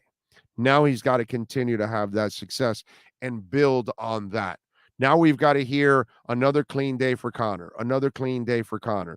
And then that allows him to get past that threshold and then focus on making sure he makes the right line calls and making sure he picks up the right guy and making sure that he does what he's supposed to do in his assignments when he's called upon in his blocking assignments. But snapping can never be an issue. It's impossible. It's like having a quarterback that can't throw. It's like having a running back with no legs. It's like having a coach that has no brain. Can't do it. Can't have an owner with no money. Impossible. You cannot be a center if you can't snap. It's pretty simple. So the success he had on Sunday, very, very, very important for Connor Williams. All right, 855-912-1056. That's 855-912-1056. If you want to get in on the Welt and Rayom text line. Ad Marks is asking me, Big O, what's the name of the hat with the red light in it that you use? Go to redrecover.com. Okay? Redrecover.com, Ad Marks. If you don't see it on the website, there's a link that says contact us. Email them and tell them you want to be put on the waiting list for the hat, because if it's not there, it's on back order. Because I know they had a few when we started and they sold them out really quickly because those things were kind of a hot item. And so now I know some of you want it. It's great for men. It's great for women, by the way. It's just so nice because, you know, I have the human yarmulke, and see, there's hair here. There's hair everywhere. See, hair. It's growing. It's freaking amazing, you know. And then there's baby hairs there too, you know, in that spot. So it's actually really cool to see. Now, I'll tell you again, let me be honest, because, you know, I'm brutally honest with this. If your hair's been dead now, this was recently that I started losing my hair here, right?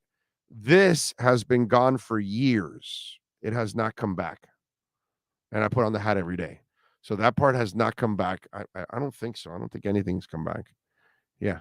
No, I don't think it's been coming back. I don't know if maybe it's close, maybe more. No, because stuff would have come out here already by now. So no, it hasn't. This part hasn't grown, but this has been dead for, 20 years. So I don't know how to revitalize it. But if you've recently started to lose your hair anywhere, it might help you out. You might want to check it out. But man, for pain, my shoulder, using that wrap, it feels so much better. I can actually lie on my right side a little bit more now, thanks to the wrap. So shoulders, knee, ankle, back, neck, red light therapy is great. And the dogs, they develop those arthritic hips and all that. So good for that. Alleviates that discomfort. All right, let's do this. Let's get ready for a little Dolphins talk. Alan Poupart is ready to go. Our Sports Grill, Miami Dolphins report.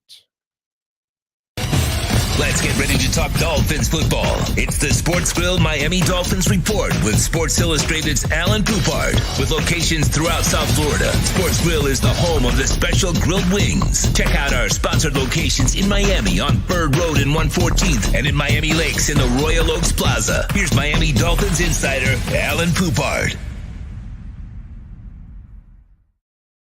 All right. One guy does say, Karen says, Big O, I can't imagine how much hair we would all have if the Dolphins actually won. It's actually a good point.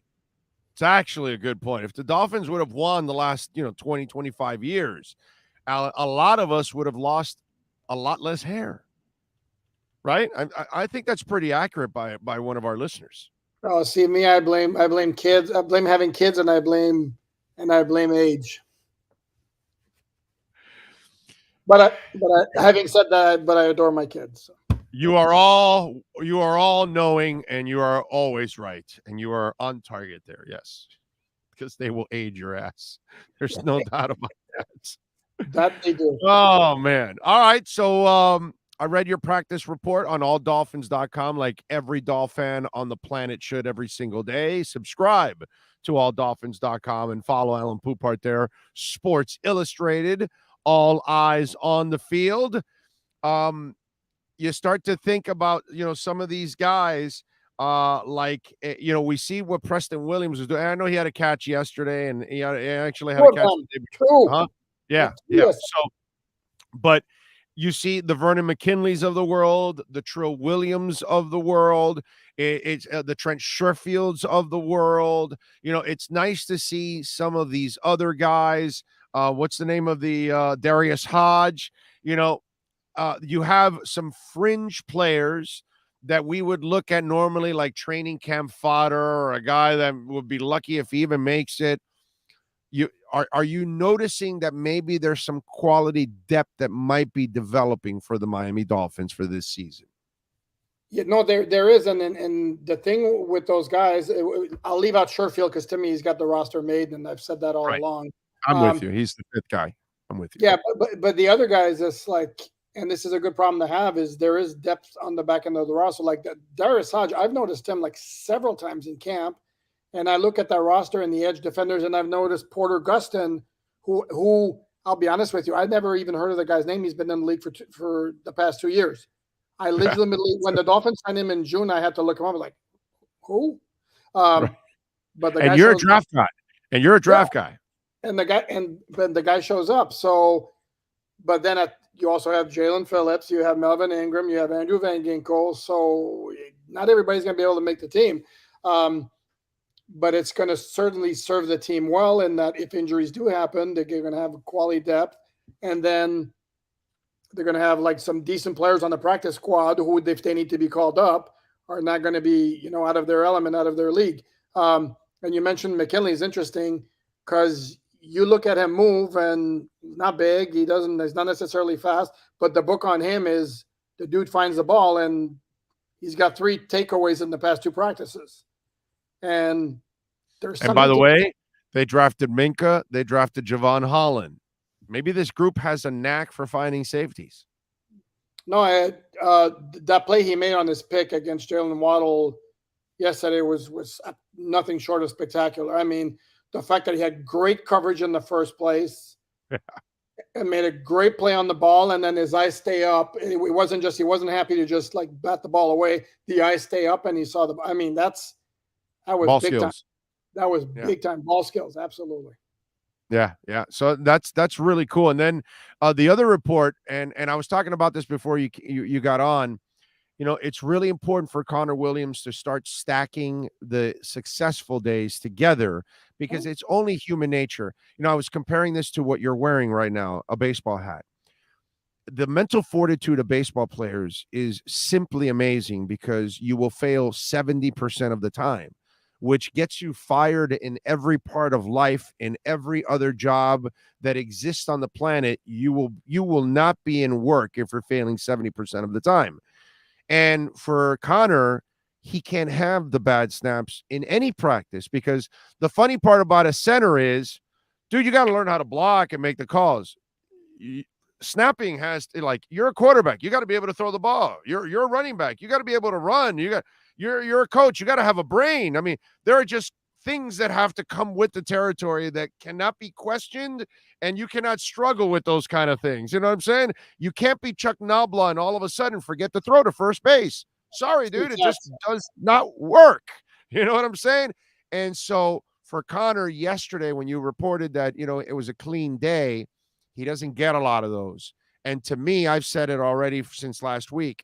This is the next week here. This is the most important week of him. He has to get it clean this week, or if not, it goes from a concern to panic mode at this point because it'll start playing with you mentally that you just can't get it right. No, and the big point here is it's not just because we're getting closer to the regular season. Is this week they're practicing against another team. So doing the shotgun snap while you got somebody on the other side who's going to be coming at you a lot harder than Raekwon Davis or whoever it is, your teammate in practice, that increases the level of difficulty on the test. So if he has a clean week, I'm going to feel a whole lot more comfortable with the center situation than Connor and his snaps. Yeah, because I don't think you've said that so far in camp, right? He hasn't had a clean day, right? Or maybe how many clean days has he had? No, he's had a couple. It's just like before the practice yesterday, he was on a run where it was like, it was bad and bad and bad and bad. But no, he's had a couple before. But okay, all right, because I don't remember a lot of reports of clean days. It's almost like, well, there was a low snap. Every day I've been out there, he has not. Every day I've been there, he hasn't had a clean day. So maybe it's me. Got to stop going to practice and then don't go to games. Well, I'm at Sports Grill enjoying some great wings. So I have priorities during games. All right, Alan.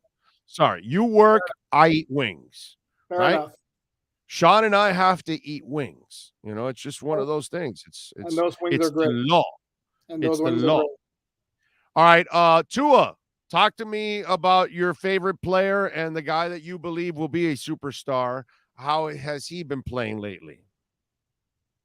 He had a good practice. Lately, it's been good practice, meh practice, and then he had a good practice yesterday. Although, again, I'm going to get killed for this, and I don't care because I'm going to call it the way I see it. It wasn't anywhere near as good as some of the other my fellow media members were trying to portray it. And I know everybody was going nuts over that throw to Tyreek Hill over X and Javon Holland, which was a beautiful throw. It also was an incompletion. And then Teddy Bridgewater made the same throw about 15 minutes later to Tyreek Hill and kept him in bounds. So it's like I don't want to like be this party pooper, not pooper, but pooper every time something happens. But let's not throw like a Super Bowl celebration every time there's something good that happens. You know, I think it was more about it just going deep. That's all it is, really. More than we already know he can throw deep. I'm sick of that conversation. No. Apparently, there's a lot of people. Dude, I have people still telling me that he's got a noodle arm. I mean, it's just that's just ridiculous. I mean, noodle arm was like, Ken Dorsey, Ty Detmer, noodle arm. My God, go see Josh Heupel. My God, Rick Spielman had a better arm than Josh Heupel. The guy that drafted him had a better arm than the guy he drafted. Okay, they did not have enough quarterbacks that day in camp, and Rick Spielman had to go out there in shorts and throw the ball. And we were all standing there going, Rick Spielman has a better arm than Josh Heupel. Yeah, but there's a story that came out later. By the way, am I lying about that since you were there? No, but that was what I was going to say is there was a story that came out later that he was claiming he was having some sort of shoulder issue during that training camp, which affected the arm strength. But even if you saw him play at Oklahoma, he didn't have a great arm, and that's have an arm, bro. The issue with Tua on the arm, I've said it all along. I'm going to say it again: is not the deep pass when he can set his feet and the guy's open because he's going to hit that. It's going to be throwing on the run. He's going to throw off his back foot, stuff like that. Okay. Outside hash throws. Outside the hashtags, exactly. Right. But those deep passes. And the other issue too, if Tyreek Hill and Jalen Waddle are going to get open in the regular season the way they have in practice, it's going to be fun. But if that's the case, then there are two things. Either the defense is just incredibly vanilla and they're not doing anything to combat that, or then the Dolphins have problems with their pass coverage. Because those guys are open like crazy. Yeah. And that's not normal. It's not you're not going to see that in the regular season. I mean, it just doesn't happen. Are you shocked, surprised with the elevation of Eric Ezukama and how he has adjusted for a 4th round pick? Normally those kind of guys are kind of lost in the shuffle. They're still trying to find their way. This kid kind of looks comfortable in what he's doing, and he makes plays all the time. What level of shock are you in that he has adjusted so quickly? And by the way, justified the trade of Devontae Parker, justified being on the roster, and has already justified being the 4th wide receiver on this team. Hell, he's outplayed Cedric Wilson, actually. That's why I'm holding up 3. I'm holding up 3 right now. There you go. Yeah. And yeah, I'll be honest with you because I know you. I used to be more into the draft. I used to be like a draft nut. Not quite as much. And if I'm going to be honest with you, I didn't know all that much about it. Izukama, I did my research after they drafted him. But I have been, so I figured like, okay, he'll make the team because he's a 4th round pick. Not expecting a whole lot from him early on. And then from what I've seen at camp, that dude needs to be on the field. And if it means taking snaps away from Cedric Wilson, take snaps away from Cedric Wilson because I haven't seen much, to be honest with you. Well, no, and here's the other thing that I've been thinking about over the weekend as my mind just starts to run. You see that Gesicki isn't getting as much run. So is it that they're not showing much? Is it more that they want the tight ends to get more situated in the run game and their blocking assignments and all? Kind of like the Heat, that the first 2 weeks of practice, there's no basketball. They're just defensive drills and all that kind of shit that they've done over the years. So I'm wondering if that's what's going on with Gesicki, or in the end, as the season develops, we might see more 4 wide receiver sets with Ezukama, and less with Gesicki on the field. So that's what I'm saying, that you might, on those 3rd and longs, you might give him Sed and Ez in the middle of the field, and you might have your Tyreek and your Waddle on the outside. So you have the size, decent speed. By the way, that's the other thing that Azukama has shown me. He's a little faster than I expected for a big kid. So all of us, and Sed has nice speed too. So all of a sudden now, maybe you could also see 4 wide receiver sets that don't include the tight end. That's kind of what I'm thinking also. That's possible. I if I'm going to rate your points, I'm going to rate your other point higher, the one you've made about like the tight end. I'm reaching for all of them. No, but you make a good point about the tight ends, that they have not been major factors in the passing game. And Mike McDaniel made the point yesterday before practice that those tight ends have basically been asked to unlearn everything that they learned before, because it's a completely new scheme in what they asked of the tight ends. And maybe that's the focus. As far as Gesicki, to me, he's going to be a specialty receiver for very specific situations.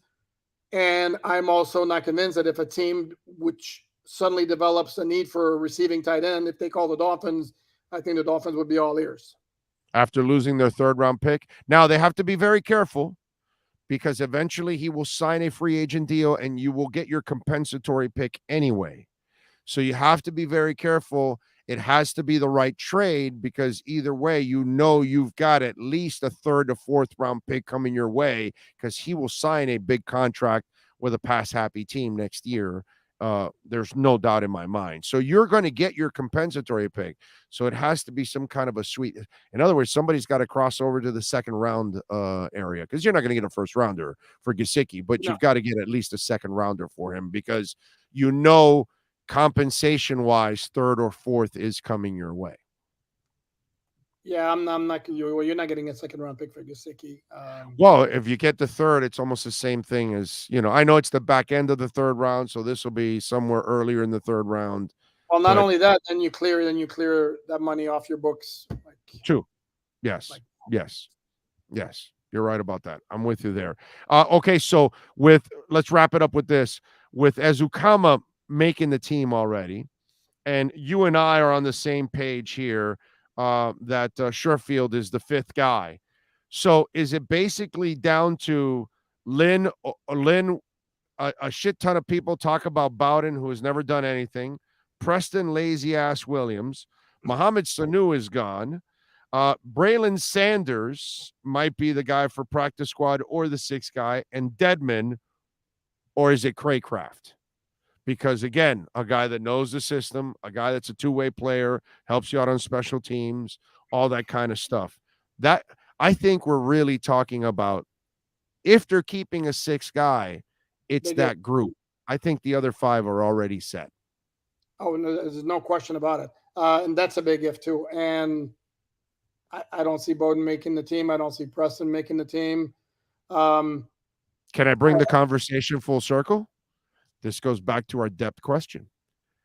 If the Porter Gustin you think is good, if that safety you think is good, if that extra whatever linebacker, well then, you know what, dude, it's more important to keep that extra guy over there than the extra wide receiver.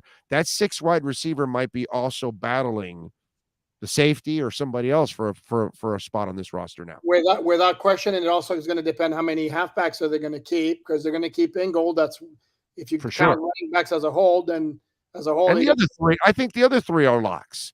Sony, Chase, could there be a 4th halfback? I don't know. If you keep the fullback, do you keep 4? Yeah. But this is where, when they make the roster, it's going to be, okay, how many we keep in each position? And here's the thing is, you get down to your 6 wide receiver, is there going to be really a major difference between your 53rd player on your roster or somebody on the practice squad? Not really. No. Out of the guys you mentioned to me right now, I'd say, I think if I have to pick one, I think I'd go Craycraft. Yeah, me too. Me too. And Sanders, and I don't want to, certainly not going to harp on only one play, but it's a really bad play. I don't know if it was at the last practice you attended, but Bridgewater hit him with like a perfect pass. Oh, Saturday. Yes. Yeah, you can't drop that pass. Yeah, but you know what? he's a practice squad player. That's where I don't have him on the roster, but he has enough talent that you can hide him on the practice squad and work with him and see if it, if it actually comes through and all of that. You know what I'm saying? I'm with That's you kind there. of the way. The same thing with Skyler. I love that's the kind of raw ability I like in my third quarterback, in my project quarterback, because physically, he has all the gifts to play in the NFL. The question is, can you make the coal into a diamond? Can his mind figure this out? Can he get the timing at the NFL level right? That's all the shit that kid really needs. The Lord gave him the talent to play at this level. There's no doubt in my mind. Oh, he made a crazy ass throw yesterday. That was like, damn, that was a nice throw. But just going back quickly, I have a really hard time seeing anyway either Bowden or Preston. I know that they're big names. Okay. I know fans have been hoping that something would happen with either one of them. No. We had fans that had Lynn Bowden as the next Deebo Samuel in the offseason. Like, how much dope are you smoking? Like, where has he shown you that? The team that drafted him said, yeah, no, we're shipping him out. Come on. And he's done nothing here. No, so, I mean, he showed you some good instincts in the open field in 2020. That you can't take that away from him. But then last year they told you what they thought about him because he had an injury that didn't need to land him on IR, and they put him on IR. Yep. If they valued him, they wouldn't have put him on IR.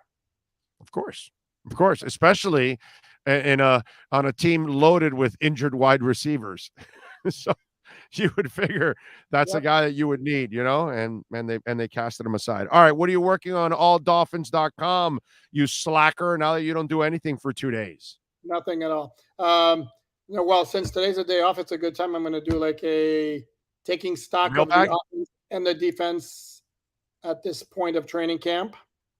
Mm-hmm. I'm going to put out a call later today for questions. I'm going to do a mailbag tomorrow if I get enough questions thrown my way. And then the depth chart is going to be coming out at some time today, and we're going to analyze that. And then we can discuss who's lining up where with which team in full detail, without restriction. Final question. Go ahead. Is he in your top 5 of guitarists? You're gonna insult me for not knowing who it is, right? Right there on the top. EVH. Oh, hell yeah. Okay. Hell yeah. Doesn't look like him. That's why I couldn't recognize him. But hell yeah. Yeah, it's the damn plastic. It gets but you could see his guitar. You would have known right away. No, I couldn't see. But is that even? So we had to add Eddie Van Halen to the Funko Pop collection there. Is that even a debate? I just want to make sure. I didn't know. No, it's not a debate at all. But I'm just saying. I've got Hendrix 1. He's 2. But whatever. Where's Santana in your top 5? He's probably my top 10. I don't know about top 5, but he's probably my top 10. Okay. Now, musically, he has the accomplishment. He's the Joe Gibbs of music. See, for me, Joe Gibbs has the greatest accomplishment of any head coach in the history of football, even better than 17-0, is 3 Super Bowls with 3 quarterbacks that aren't even Hall of Famers. Shows me that his system is what made what it is. Look at NASCAR, his system, and he's dominating. So for me, Gibbs was the greatest. Santana, nobody has more hits with different singers than Carlos Santana. Nobody's been able to ever even come close to what that guy does, that he can write the music and then picks the person, says, hey, yeah, I'll get a hit with you, and I'll get a hit with you, and I'll get a hit. He's Oprah. And we'll do a hit with you, and we'll do a hit with you, and we'll do a hit with you. You get a hit. You get a hit. Yeah, that's where his greatness is second to none. Nobody's like him. But he can play the guitar too, though. Oh my God, one of the most distinctive guitars sounds ever. Yeah. I don't know. I'd have to think about it. Maybe top 5, maybe, but definitely my top 10. There's no doubt about it. I don't know. Who's in your top 5 since you have Santana in there? Jimmy Page. Mm-hmm. Hendricks. Where do you put like guys like Stevie Ray Vaughan? He's up there. Up there. Okay. There are a lot of them. There are a lot of them are really good. Clapton. Mm-hmm. You know, I like Brian May. Oh, Brian May. That's another one that he's a guy that doesn't get mentioned enough in the top 5 or top 10. He's the kind of guy that kind of gets overlooked a lot of times. And music. He does because Freddie Mercury was so right, because he's the best ever. Voice. I mean. Right, because that voice is just the greatest ever. No doubt about it. All right, there you go. Follow him for a little rock and roll and lots of Dolphin football at Poopart NFL. And, of course, every Dolphin fan on the planet must bookmark alldolphins.com. Alan, as always, you're a stud. We will catch up later on in the week, my friend. Enjoy Tampa. Quick note. Yes, I will be in Tampa, so we may have to adjust the schedule because the practice will be going on there, but I will be right there. You got it. All right, be safe for your travels, my friend. Enjoy Burn Steakhouse. Okay. There you go. Alan Poupart, baby, and they're hiring at Sports Grill. We got the new location in Doral, so make sure you find out if you need a job. Doral, Miami Lakes, Bird Road, they're hiring. Reach out to them. Sports Grill.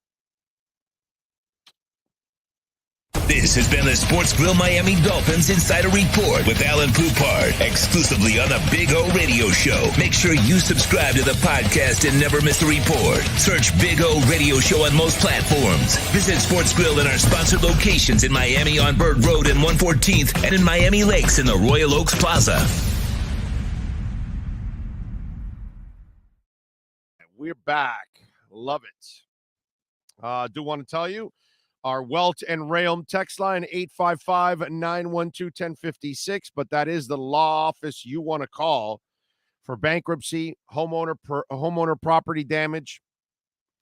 The law office that will bring the insurance companies to its knees. So if you're getting pushed around right now by a law office, by an insurance company, don't allow that crap. Call Welt and Realm, okay?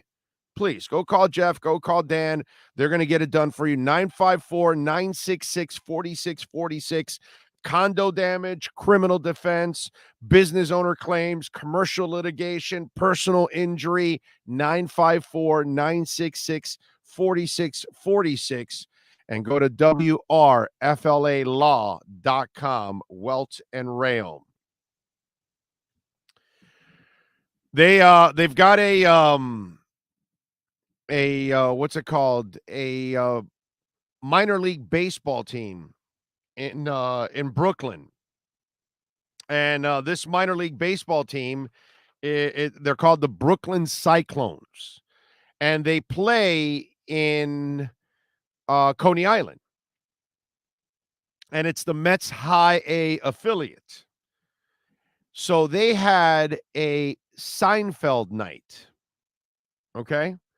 At the ballpark, and having a Seinfeld night, well, they had an Elaine Bennis dance-off. And for those of you that watch Seinfeld and you remember Elaine getting on the dance floor and she started doing that, I don't know what the hell it was called, or gyrations and all that, but I got to give the Brooklyn Cyclones a little love here.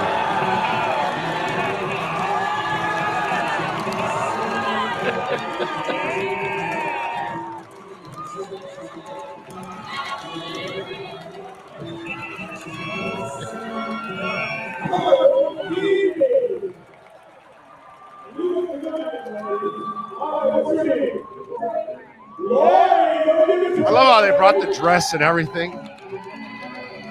It's just so awesome. I mean, that's what you got to love about minor league baseball.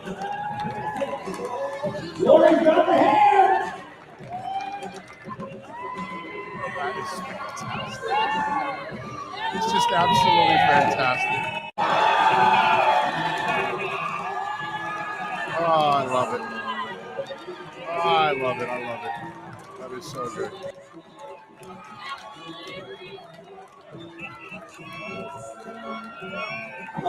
Let's put the kibosh on this. Here we go. Okay.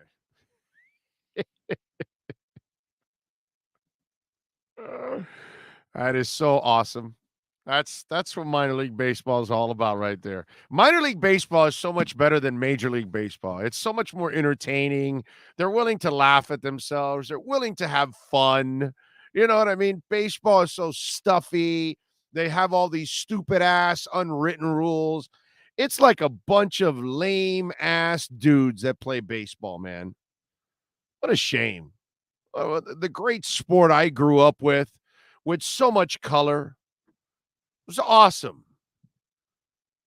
It was great. Now, sometimes there's a little too much color, right, in baseball. And, sometimes you've got to eliminate some of those people that, you thought were going to bring color, but they brought it the wrong way. And, one of them, his name is Pete Rose. And Pete Rose was invited back to the ballpark. And now we will remind you why you should never invite Pete Rose back to the ballpark. And better yet, don't put him on a broadcast. Joe, I hit a cock-high fastball. and Joe didn't know what to say. Joe said, no shit. Joe, I hit a cock-high fastball. And Joe didn't know what to say. Joe said, no shit. Joe, I hit a cock-high fastball. There's a man with zero awareness of anything. You're on television talking about a cock-high fastball, and then you throw a shit bomb. Like, it's like there's part of me that says, is he kind of an animal that has clothes on? Is that what it is with Pete Rose? I mean, this is the guy that like slides into home base on an all-star game and wipes out the catcher, and Pete Rose, dude, just the best thing. Bart Giamatti, right? I think it was Bart Giamatti, right? When you banned him, that was the best thing. Not because he just gambled on baseball. It's just because he's just not good for the game. So you're welcome back. And what made you think cock high was going to be a good word to use? A cock high fastball. And then just to follow it up, let me throw a shit bomb at the end there too. Pete, you're on television. But it's your fault. I mean, it's like, have you been on Netflix? Have you watched the Woodstock 1999? Have any of you watched that? You should watch that documentary. By the way, Safid, I was talking with Safid Dean about that, and I was talking about a hell of a lineup. I got to rephrase that. It is a hell of a lineup, except for Jewel. Well, anyway, no, but in all seriousness, they had a whole bunch of maniacs and idiots at that concert. They knew they were idiots because they were already forming a ruckus. So they thought it would be a good idea to hand a whole bunch of drunken and drugged out idiots candles so they can light the entire place on fire. There's just some things that are just stupid. And you're stupid for bringing Pete Rose on the air. We've gotten past the point. There is no more forgiveness. And Pete Rose never deserved any forgiveness because he kept the lie going for 20 years. We forgive the people in this country, and we do. We forgive you. We give you second, third, sometimes 8 chances. But, dude, show us some remorse. When you get caught, admit it then. Don't keep the lie going, and that's why Pete Rose doesn't deserve any sympathy, any understanding whatsoever, because he's basically an animal wearing clothes. That's what he is. That's all. Zero awareness, zero cares about others. He's just worried about his damn self. Just like he was just worried about his bet back in the day. Our number 3, and Omar Kelly is next. When you move, you need a reliable company led by passionate folks, eager to assist its customers during a transitional process that needs to be smooth. Call Essential Moving Experts at 844-368-5750 for all your local and long-distance moving needs. You can rely on Essential Moving Experts. Mention the Big O Show and get $150 off. Family owned and operated, they offer free 30-day storage, full-service moving, fully licensed, bonded, and insured. Moving was never so easy. EssentialMovingExperts.com.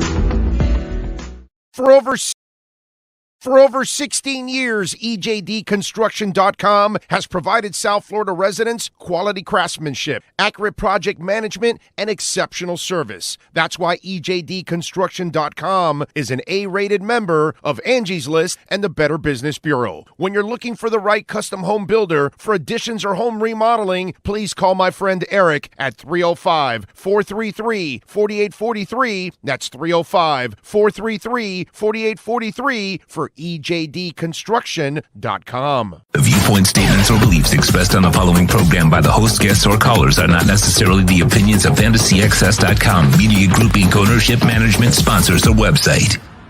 The Big O Radio Show is home for the hardcore Dolphins fan. That's why we give you Omar Kelly twice a week. Buckle up. It's time for the EJDConstruction.com Miami Dolphins Report, exclusively on the Big O Radio Show. Is the man, the myth, the legend that is Omar Kelly. How you feeling, baby? You feeling good? Yeah, man. Can't complain. A day I'm not out at the practice facility, which is a great day. So yeah. Yep. And I even saw your article. You said, well, it looks like Tua might be the guy you want to build around. Hey, listen. So the tide is turning. I who said that? I didn't say that. I saw it. You don't even remember the words you wrote? What'd you say? Oh, listen. You don't even remember the words you wrote? No. I didn't say he might be the guy. I've always been fine building around Tua. I'm curious to see where he is in 2023.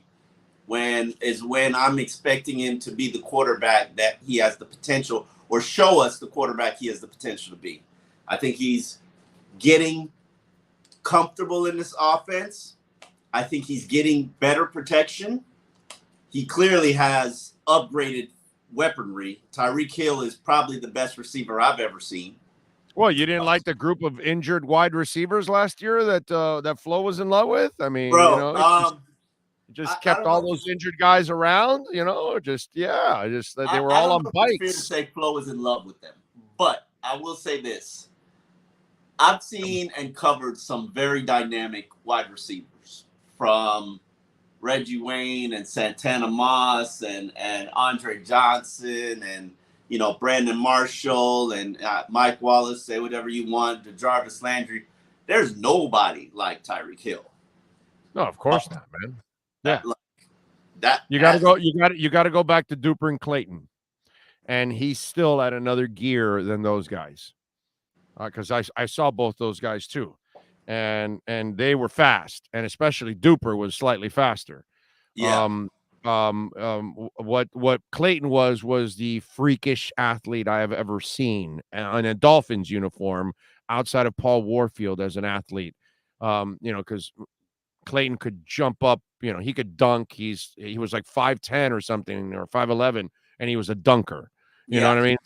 He was like he could squat. He could squat 500 pounds. You go watch Battle of the Network Stars, and you'll see Mark Clayton, squatting 500 pounds, and you're like, what the hell?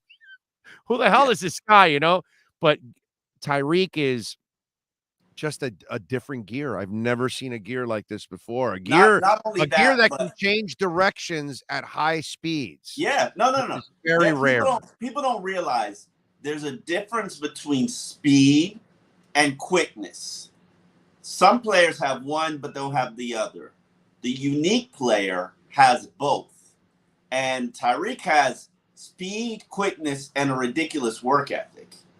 And when you put a demand, a yearning to be coached, to the point where Mike McDaniel says, he values when I call him out at meetings. and say, hey, you're not running this route to the right depth. Or, hey, what's up with this block? Because it forces him to correct himself and raise the standard of how he practices and plays. He's going to be phenomenal. I would argue to you, and I've always known this, and I had this argument on I Am Athlete one day when we were doing a conversation about top rated receivers. And I don't know if I had him number one, but I had him really high. I've spent the last 6 years talking to NFL people who are trying to find the next Tyreek Hill. Well, they're not trying to find the next Devontae Adams or the next Cooper Kupp or the next. And Brandon and the crew explain it's because he's a cheat code. Tyreek's a cheat code, and it allows you to do little quick, easy things and get big yardage from it. But if somebody's a cheat code and you can't do what you could do with him, with the best receivers in the game, wouldn't you want the cheat code? Doesn't everybody want the cheat code? Of course. Yeah. Like, who doesn't want the cheat code? And I watch the first play of every practice. Always goes to Tyreek. And it's always like 25 yards. First play, tone setter. And usually Tyreek brings it in. But it's just a play where he's in movement. He's jet sweeping. And then the ball is snapped and he's running full speed into his route. There's no defensive back who could touch him. No. And every time whenever he decides to cut or come back, you're done because you do not stop as quick as he does and change directions. Waddle has wide open. Gift, by the way. He's wide Waddle open. has that gift also, by the way. He does have that gift. Stop. Don't do that. Oh, he can change directions, bro. He can do it. He can do it. He can't do it at the same level as nobody does it. Nobody does it at Tyreek's level. No, yes, I agree. But then again, Tyreek has never had anybody opposite of him that has the equal ability of Waddle. That's why I'm just saying, you know, Clayton was a freakish athlete with good speed. Duper was a freakish athlete with great speed. So everybody has some kind of an edge. Obviously, Tyreek has that edge. But what I'm saying is very few people can line up a Waddle next to a Tyreek in this league. No argument. It's going to give Tua a monster advantage out there when you have two guys that are near impossible to stay with on a break. When they decide to break, you're not breaking with them. That's just the way it goes. Now, to test your terrible memory once again, and this is just an article you just wrote yesterday, Tua's accuracy shines on most days. He's silencing his critics, like Omar Kelly, who thought Tyreek Hill's big play prowess was going to disappear with Tua as his quarterback, but routinely delivering on deep throws. And most importantly, during training camp, Tua has typically connected on third down and red zone throws. Put that with his excellent pocket presence, which he showcased the past 2 years, playing behind a poor offensive line, and it seems as if the Dolphins might actually have a quarterback worth building a franchise around. That does not seem like, oh, I know he can build. No. I want defined statements there. Okay? Listen. Tua is proving what I didn't think he could be, a stud quarterback. When did I say he couldn't be it? When did I say he couldn't be it? Right there. You're still not saying it. You're still not committing to the young man. Hey, listen, Mike. When I watched them practice Dolphins against Tampa, might actually have a quarterback worth building a franchise around. So what number? Is that, hold on. What number quarterback is your baseline, your cutoff point for a guy that you want to build around? Franchise. Give me top 10. No, there's no number. Franchise. No, there's got to be a number. Are you a franchise quarterback? That's all it is. Is Dak Prescott a franchise quarterback? Yes, he is. Barely, but he is. Barely, but he is. Hey, man, he's done a pretty good job. Is Derek Carr a franchise quarterback? Yes. He has franchise ability. Yes. Definitely. Your boy Kirk Cousins is not. No, he's not a franchise quarterback. I know that. Okay. Ryan Tannehill is not. No, he's not. So is Russell is you weren't going to say Russell Wilson, right? No, I wasn't going to say Russell Wilson. The guy in Arizona. Oh yeah, he's got franchise ability. Hell yeah, he's a passer. Is he a franchise? Would you say he's a franchise quarterback? I just said he has franchise ability. I didn't say he's a franchise. franchise. Oh, he's paid like a franchise quarterback now. No, he hasn't played like one yet. He hasn't paid like a franchise quarterback. Oh well, but that's the game. They're stuck in that game. That you had to give Ryan back in the day a $17-20 million contract. You had no choice. That was the stupid market. And look at what Kirk Cousins. You got to pay him $30 million to guaranteed. That's the stupid system that you're in. My definition. That's like the Sam Bradford thing. He gets drafted, and you got to give his ass $60 million guaranteed right up front. Like it's a stupid system. That's all. This Sam Bradford thing is a bad example because he was the last of that system. But yes, but what I'm saying, it was a bad system. Yes, that's all I'm saying. And this is bad also, that you're forced to pay a Kirk Cousins all that money when he's really not that good. He's really a facilitator. On a good day, that's what Kirk Cousins is, a solid facilitator for you. So, okay, right now I'm confident in saying that Tua is a facilitator. Now, would I say he's a franchise quarterback? Would I say he's on the Dak Prescott, Derek Carr, Matt Stafford? I think I look at Tua like he has the ability to be a franchise quarterback. I believe he will be a franchise quarterback, but you need everything else around him, and I think they've got it now. So if they fix the line in the running game, you got your franchise quarterback. That's how I look at him. But if you expect him to take a beating for you like Ben Roethlisberger and hang in there and have three guys draping on him no, bro. No, that's not who he is. He ain't even finishing the season. That's not Roger Staubach. That's not Drew Brees. That's not Joe Montana. I can go on, and Fran Tarkenton. I'm 55 years old, my brother. I've seen these quarterbacks. They can be great quarterbacks for you, but you're going to have to give them the things that they need around them. Joe Montana wasn't going to have three guys draping on him and he was going to throw a 50-yard bomb. That's not who he is. So you have to be Bill Walsh, and you have to design the right offense and the running game and the receivers and all that. And then Joe will do his thing. A lot of people compare Tua to Breeze. Yes. I don't. I compare him to Joe Montana. I think he's more Joe Montana. I would compare him more to Steve Young than I would Joe Montana. He's not even that. You're way wrong on that, because Steve Young was a runner. I think he was a runner at BYU. No, I'm saying he was a runner. That was part of his game. He learned that he had to stop running because his career was not going to last. So he is a way better athlete than Tua is.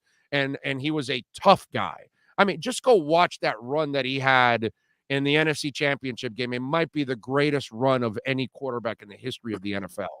Breaking all kinds of tackles and all that. Steve Young was a completely different quarterback than Tua. I love you, but it's a terrible comparison. See, you're better off with Breeze and Montana because they're not the athletes that are really moving around just like Tua.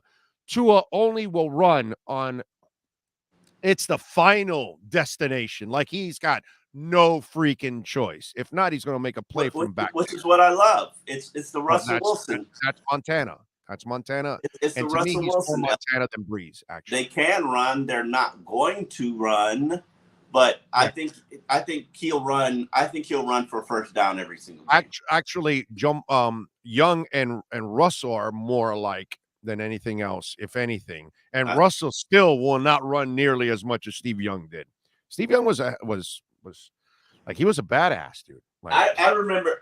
He was a crazy badass.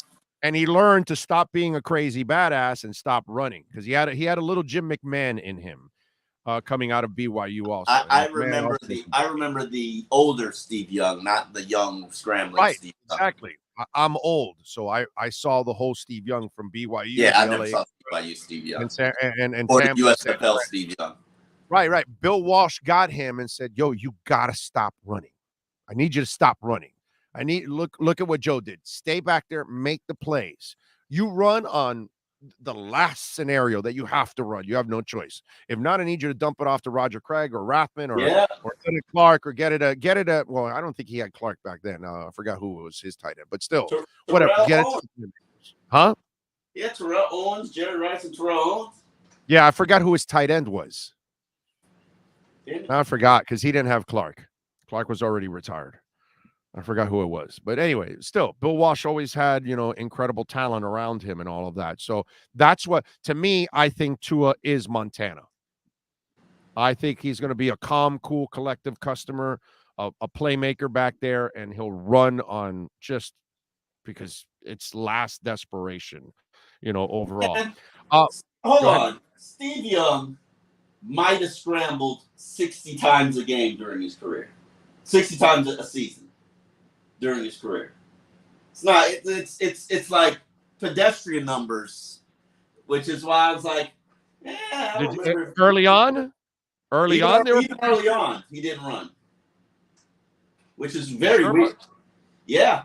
His high, most seasons is 27, 38, 15 carries a season. 60. Yeah, but it's 278, 201, 290, 248, 251. It is yards. Yeah, you're looking at today's game. That's why you're not. Remember, the quarterbacks pass for less than. They ran for less than. That's a running quarterback in today's world, and in that world then, because quarterbacks didn't run. That wasn't part of their game. They don't want you to run. Fair. You know what I'm saying? Yeah. But I mean, you look at it, and it's like, when he was running, look at it: 11.2, 6.0, 11.2, 7.5, 8.9, 9.1, 8.4, 9.2. I mean, he ran. When he ran for a reason. Go look at Marino. Go look at Kelly. Are no stats. I mean, Travis Perry averaged 25 rushing yards a game. That's pretty decent for a quarterback. That's like 3 first downs. And remember, in those days, they played through the whistle. So when they hit your ass, they hit your ass. And then there was like a fat guy that came after and piled on after, and they didn't even call that. So you're not lying either. And that's people don't realize that was football. Like, oh my God, yes, of course. Like yes. Ed Reed might have been the last of the headhunters. Like yes. that era of guys who could actually safety. Like I see some of those Javon Holland plays, man. Yesterday he did a play. Were you there yesterday or not? No, Saturday. So yesterday he did a play that made Tyreek drop the ball. Tua was threw a Ryan Tannehill duck over the middle of the field to Tyreek. Tyreek had to jump for it. Javon was coming like a freight train. Tyreek eventually dropped the ball, and then Javon does 8 pirouettes around in circles to like celebrate hit, the fact that he just intimidated Tyreek. It was fun. Javon ended practice. They did a scrimmage situational stuff, and the defense was getting their ass beat by Tua, and then they let Skyler get a second rep because Skyler's rep was like 3 and out. The defense just absolutely dominated him. Let him get a second rep. And then I thought that was going to end practice, and they surprisingly said, okay, Tua, you're up, trailing. We need a touchdown. You got a minute. And then I'm like, oh, shoot. So the defense, Tua drove the team down the field, scored on them. So, he's feeling like, he's feeling good about himself. The defense is they're just chomping at the bit for him. He starts driving them down the field, converts a 3rd and 17 to Waddle, and then he gets him in scoring position. Phillips and Emmanuel tag team him for a sack. No, he might have thrown it, or it's clearly a sack. He's got to tuck it. It's a sack.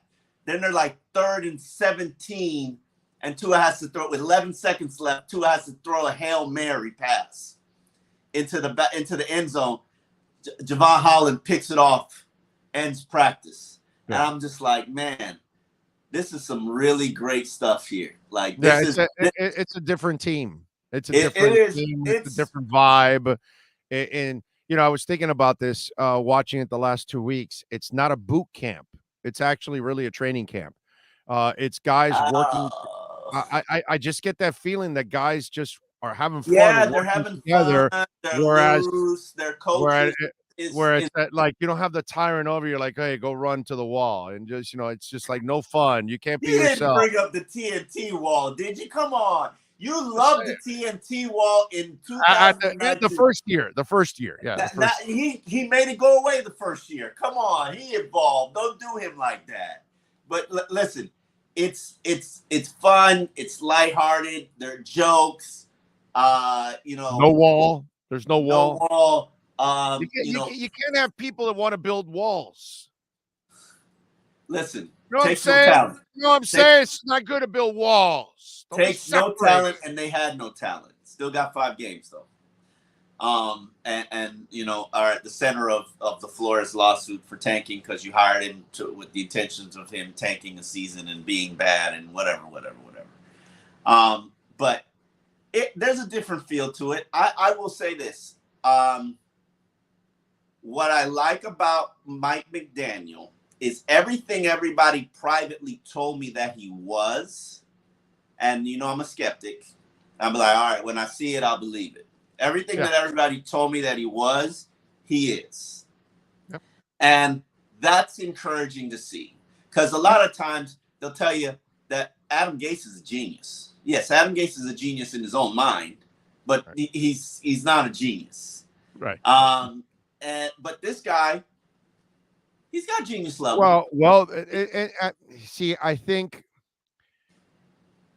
they all have their own ways. I think they're all smart in their own way. Flo, Gase, Sperano, even Cameron. Sperano tell you he wasn't smart. Sperano was a leader. All right, whatever. But I mean, they have their strengths. They all had their strengths. Believe it or not, as bad as they were here, they all had some kind of strength or something that carried them to this far. Where I give McDaniel credit over what I've seen the last couple of coaches, which is Gase and Flo, is that McDaniel is more of a people person. And he finds Gase was a hell of a people person. Wait a minute. Who? Gase. What are you talking about, bro? He invented social distancing. What are you talking about? Gase was a people person. Don't do that. Oh, people didn't want to be around Gase. Come on. Nobody wanted to be around Gase. Eventually, what undid Gase was he was everybody's buddy until you found out that he threw you under the bus. That's what I'm saying. That's not a people person, bro. He's not a people person.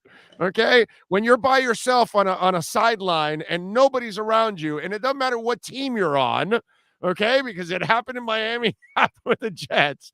That's not a people person. He's just not a people person. But if you watch, listen to me. Let me finish here. If you watch McDaniel, what I mean by he's a people person not just with his players, not with just his assistant coaches, okay? Because some of them even followed him here and they praise him and they love him and all that. But he's also a people person with human beings because I see it in the press conferences. And how he handles all the different media members. And if somebody's coming at him with a tough question or an easy question, or if it's Barry Jackson that doesn't allow anybody to socialize with the coach for 10 seconds until he has to butt in to ask serious questions, he handles it all just magnificently. And that's where I credit him that I don't believe Flo or Gase had this. They communicated on their own plateau. This guy finds a plateau to communicate with you. And so he sees what you are, how you communicate. So he finds a way at your plateau to then communicate with you. That makes you a people person because you're making the effort to connect with all kinds of people in all kinds of ways. And that's what I didn't see from those last 2 coaches. That's my point. Touche. I will agree with that. I know he wears Yeezys just for me and just so I can document them. It's just, it's just, he is a human being that's a coach, which is what I like. I think John Harbaugh does the same thing in Baltimore. I really do. I think he has that magic that he's a tough coach, but he's also the guy that knows how to communicate with all kinds of different people. I think he has that. I think some coaches have that, and I see that. I don't know, dude. I don't know if it'll translate to him being a good coach on the field. I don't know if he's going to become a great head coach. I'm not saying anything like that. I'm just giving the man credit. Even the Preston Williams thing, he didn't make it a bigger thing. He answered it, and then he moved on, and he didn't allow it to fester or anything like that. All we look at it now is on Preston's side. We don't even see it like a back and forth or anything like that. It was shut off right away. I just think he does a really good job of handling all these situations. I think he does a good job. We're all intrigued to the season and the tough moments and how that's going to be handled and all of that. I think he does a good job of communicating. Like, for instance, yesterday everybody who's out there, we know tight ends, they've been ghosts. They're what you pay Gaziggy all that money for if you're not going to use them? Well, can I run something by you? What's that? Is it just a thing that they want to focus on blocking early on for all these guys right now? Because it like no tight end is a big part of this offense right now. So I'm wondering, is it that, or is it that they don't want to show much? He says he says they're being reprogrammed, and I know he knew that. I think it's the blocking thing. Yeah, I know he knew that this was coming. Oh, I watched Mike Gesicki block yesterday, and it was not nice. It was not good. He says that, and I understand where this is what I give him credit and praise for. He is a great communicator and he's a teacher. And right now he's communicated with us what's going on with the tight ends in terms of they are being they're reprogrammed. They're learning something completely new. And it's about being aggressive. Whether you're running or pass blocking or pass setting, they want you to be aggressive and go after whoever you're responsible for.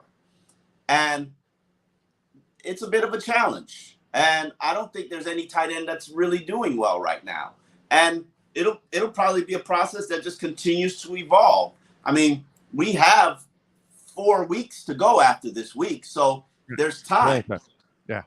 It's plenty of time. I'm with you there. Yeah. All right. One more thing I got to run by you. Yesterday was a clean day for Connor.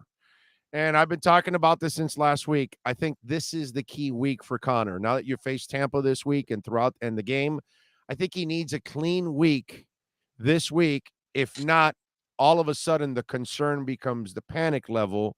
And the following week, you're searching for centers, somebody to come in. Agree or disagree? Because the good thing is he had a clean day yesterday. Hopefully he will have a few of those next week, this week, and you can feel better with him and move on. But if you have inconsistencies this week against Tampa, do you expect him to go center hunting next week? Let me answer this question and let me fully answer it. If I were them, I would be using the money that I got for Adam Butler and signing J.C. Treader today. Not to say that I need to put him in at center and have Connor Williams go to left guard. Question: Are you sure he has? Are you sure he has the knees to pull? Are you sure he has the knees to get to the second level? It comes from a similar scheme, and let's not act like he didn't come from. But there are some people that are concerned about his knees and his mobility. All of that is fair and reasonable. And I've been told the biggest concern about him is that he's the NFLPA president. Nobody wants that in their camp. And that's a proven fact. We have I think we have the coach that would handle that beautifully. I don't disagree with you on that.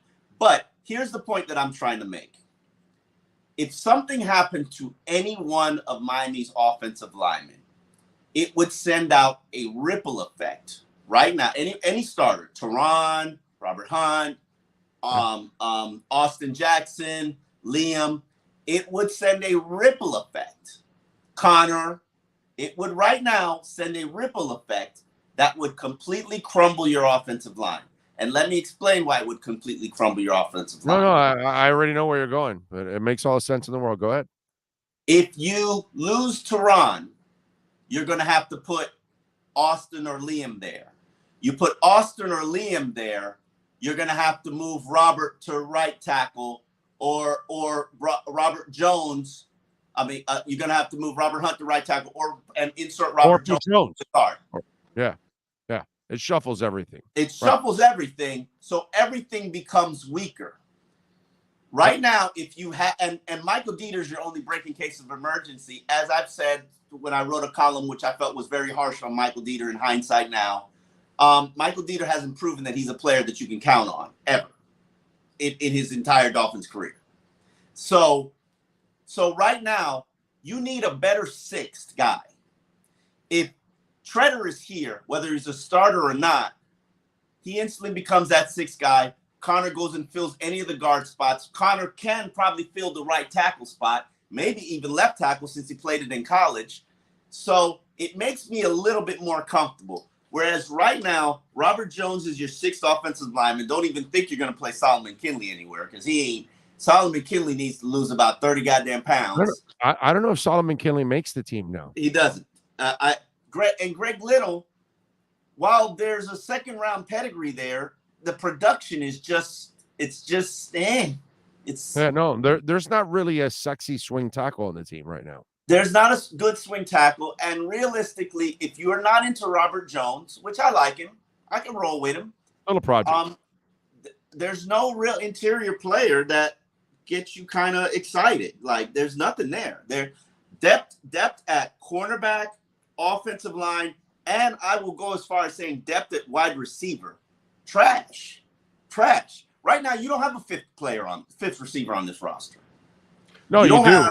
It's Sherfield, but he's a special teamer wide receiver, and that's what you need at number 5. So that's you don't really need a stud at 5, unfortunately. You really need if you want to do Sherfield, if you want to do Sherfield, you can do Sherfield. All right, cool. I think he made the team already. I think he's the top 5. All right. Hey. Right. It's the 3 guys, Azukama and Sherfield. I think those are your 5 guys. I just talked about this with Poop, and he agreed with me that Sherfield's in. It's really Craycraft, Bowden, Preston Williams, Sanu, Sanders. Sanders is the biggest playmaker. Right. But you could hide him on the practice squad probably. You think? Yeah, I would. So I'm thinking Craycraft, if they keep a 6, because what's happening now with the safety with McKinley, what's happening now with Darius Hodge and the other funky lineman, what's his name? Damn it, another guy that's making some plays too. Good? Yeah, no, not good. The other guy, the Eglovon? No, not the linebacker. He's a lineman, bro. Lineman? Who are you talking about? Ben Still? No, well, Still did a couple plays the other day, but no, it's not Still. It's damn it, bro. I don't see. Somebody help me out. We were just talking with Poop. Somebody was it Still that we were talking about, or was it? Nah, there's no lineman that gets my juices flowing. Nah. No, it was Guston. I think he's a linebacker. Guston or Guston or something. Guston. Oh, Porter Guston. Yeah. Porter Guston. That's the other guy. All of a sudden now, you're getting some of these guys that are starting to rear their ugly heads here, and they're going, well, wait a minute. We might have an extra backer. We might have an extra lineman on the offense and the defense. We might have an extra safety. That might take away from keeping that 6th receiver is my point. No. You know what I'm saying? The fact that you're keeping a fullback, if you decide to keep a 4th running, then that may take. I'm just saying that there are other things that may take away from you keeping that 6th wide receiver. That's all I'm saying. I didn't think you were going to keep a 6th wide receiver. There's going to be 2 on the practice squad. You're not keeping a 6th wide receiver. Okay, all right. I mean, last year they had like 8 of them, right? Didn't they have like 8 or 9? And wasn't it like 52 receivers and Tua on the team yesterday? Oh, go ahead. I'm sorry. I'm going to go over this roster and pick my 53, which is an exercise I annually do. But the one concern that I will have, and understand, Dolphin fans, I told you I like your coach. I told you Tua looks like the 16th best quarterback in the NFL. I like your run game. I tell you the offensive line is doing well. This was going to be a great test. But what I will not tell you is that I like the depth on this team. It's not good. Cornerback not good. Safety not good. Linebacker not good. Wait a minute, hold on a second. If Trill develops, it might be solid. And if Trill develops, Noah had a deflected pass yesterday. I always look at depth from the standpoint. I lose one guy, am I good? If I lose Byron Jones, okay. Omar, listen, you make it sound like every team in the NFL has 1 or 2 corners standing. It has to be. If I lose one guy, am I good? You're not good at cornerback. You're not good at linebacker. You're not good at safety. You're I'm not not gonna good. say, I'm not going to say that yet because Trill Williams might develop and Noah might I develop. I like Trill. So then Am I ready maybe to put the big boy pants on him? I don't know yet, but you're not plays giving nickel? If but Needham go, listen, but you've given up on him. Dude, Hear me out. You've given up on him, and there's 4 weeks left. If there's Needham 4 goes weeks to the, left, yes, you've given up waiver on him. wire. It's called waiver wire. If Needham goes to the boundary, who plays nickel?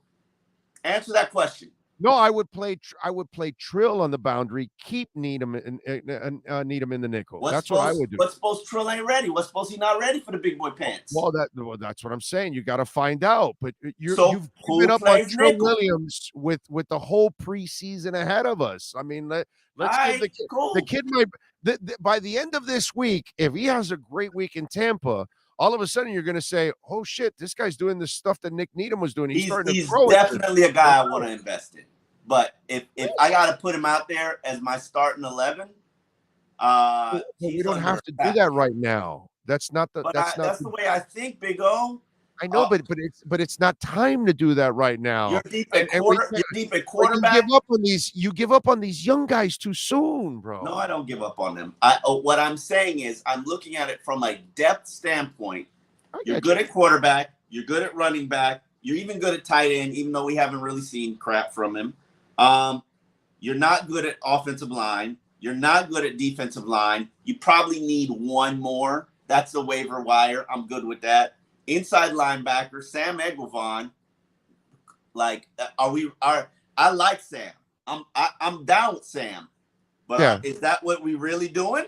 He hasn't proven yet that he can be a reliable starting linebacker in the regular season yet. He hasn't kind of been put to that test yet so far. He's been a really good supporting linebacker, a backup linebacker, special teamer. That's my thing. If you're down, I got you. If you're down one, let's say Jerome Baker goes down and misses 6 games. Season done?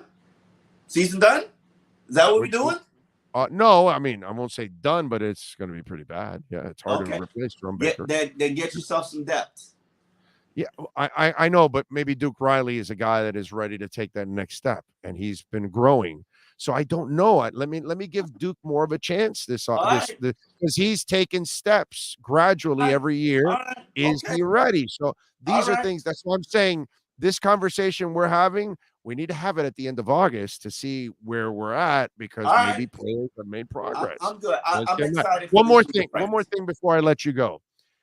We know Gesicki, and obviously you even commented that you've been watching him block, and obviously continues with the struggles there. How about Hunter, doggy? Have you seen any blocking out of Hunter because, the pass catching, I think they're all going to be serviceable, and Gesicki could be really good for you pass catching.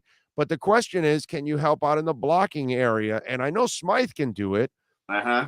Talk to me about Hunter. And Sheen can do it, even though not the greatest blocker, but he's better than Hunter. He's better than Hunter. Okay, all right. Okay. But then you got Sathan Carter too, who I think it was Poop who was telling me he thinks that he makes the team, and I'm thinking like, how?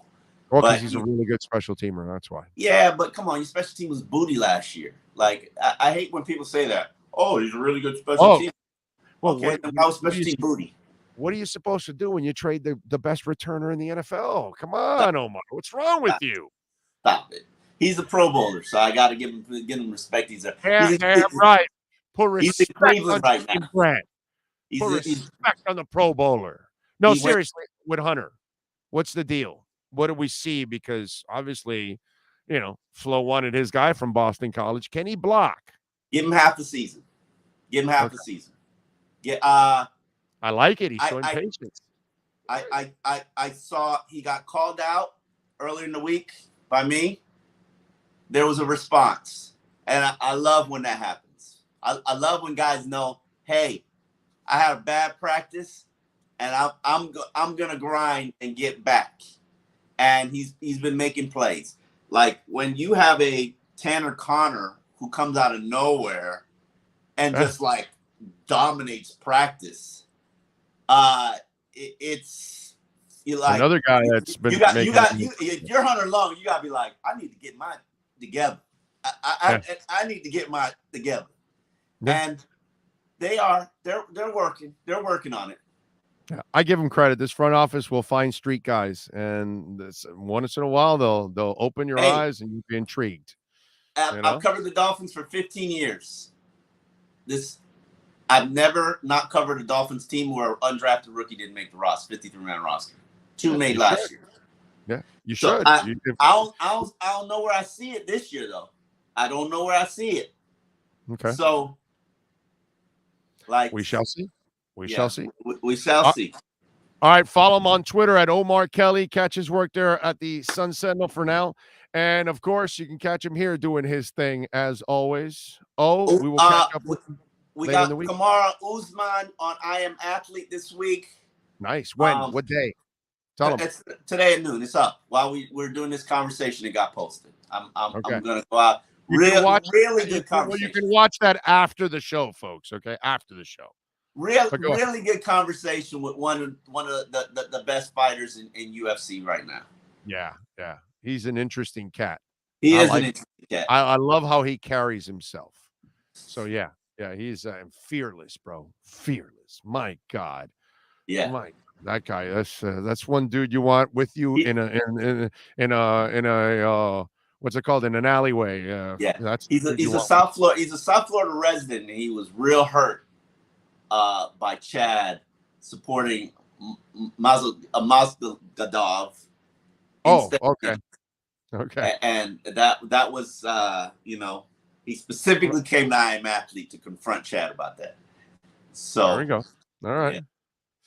All right. Appreciate you. All right, man. Appreciate you. Follow him on Twitter at Omar Kelly. And, of course, catch him there at I Am Athlete doing his thing. We'll talk later on in the week, my friend. You going to Tampa? Yes, I am. All right. We will talk then. I'll be there with bells on because I want to watch Casey Rogers' defensive line against this offensive line. Got to see it. Good man, good coach. Good man, good coach. Damn Best good coach. Defensive line coach in the NFL, even though he's a defensive coordinator now. Yeah. Good coach. No doubt about that. All right, appreciate you. All right, talk to you later. You got it. EJD Construction. Call Eric, man, 305-433-4843. And I'm not talking about like a handyman. I'm talking about custom home construction, major home remodeling. You want to redo the entire house? You can do that. You want to add a second floor? You can do that. You want to add an extra room? You can do that. Anything and everything that you can think of, they will do it at EJD Construction. And they're fully insured and licensed, liability and all. Do not ever hire anybody to work at your home that is not fully insured. You are asking for trouble. EJD Construction, 305-433-4843, EJDconstruction.com. You've been listening to the EJDconstruction.com Miami Dolphins Report with Omar Kelly. For additions, home remodeling, or custom work, call Eric at 305-433-4843. EJDconstruction.com is the custom home builder and general contractor you can trust. 305-433-4843. Omar Kelly. We're going to continue talking a little Dolphins football with my man, Marcel Louis-Jacques. He is locked and loaded and ready because he's always got the edge in our myedgedrink.com Miami Dolphins report. Time to get the edge on the Miami Dolphins with our Edge Energy Drink Miami Dolphins report. When you want the energy drink that's delicious and smooth with zero aftertaste, you can only order Edge Energy Drink at myedgedrink.com. That's myedgedrink.com. Here's the ESPN Dolphin insider, Marcel Louis-Jacques. All right. There we go. John Yang won $100. I don't know who the hell's giving it to him, but he said $100 says Marcel is wearing a hat. So how about that? And by the way, Sean, a really nice new board you made here for this segment. It really looks sharp, man. Nice job by you. How you feeling? Oh, no. All right, look, all I want is to have a brand. So if my brand is that I'm going to pull up wearing a hat, then I'm going to pull up wearing a hat and look good doing it, man. Okay. Well, you're always $50 if you said, I bet you he's wearing a hat and he looks good. You're a good-looking young man as it is. You're going to look good with a hat, without a hat, and all that stuff. So that's what my girl tells me. So yeah, if she says it, it must be true. Yes. That poor woman. What are you putting her through? Jesus Christ. Anyway, well, that's a whole other show to talk about. But anyway, so practice yesterday, my man. How was it in your eyes overall? What was the overall assessment after 2 weeks? What progress has been made? What progress needs to be made? I think anybody in this chat, anybody listening to the show who's been in attendance over the past week can say and attest, there's been seemingly a concerted effort, at least at practice, to push the ball downfield. Obviously, they want to run the ball. We know that. That's why they have this stable of running backs. But they invested significantly into the wide receiver room as well over the past couple of years. Mm-hmm. It's almost as if Tua is saying on purpose, like, let me show these people what I can do.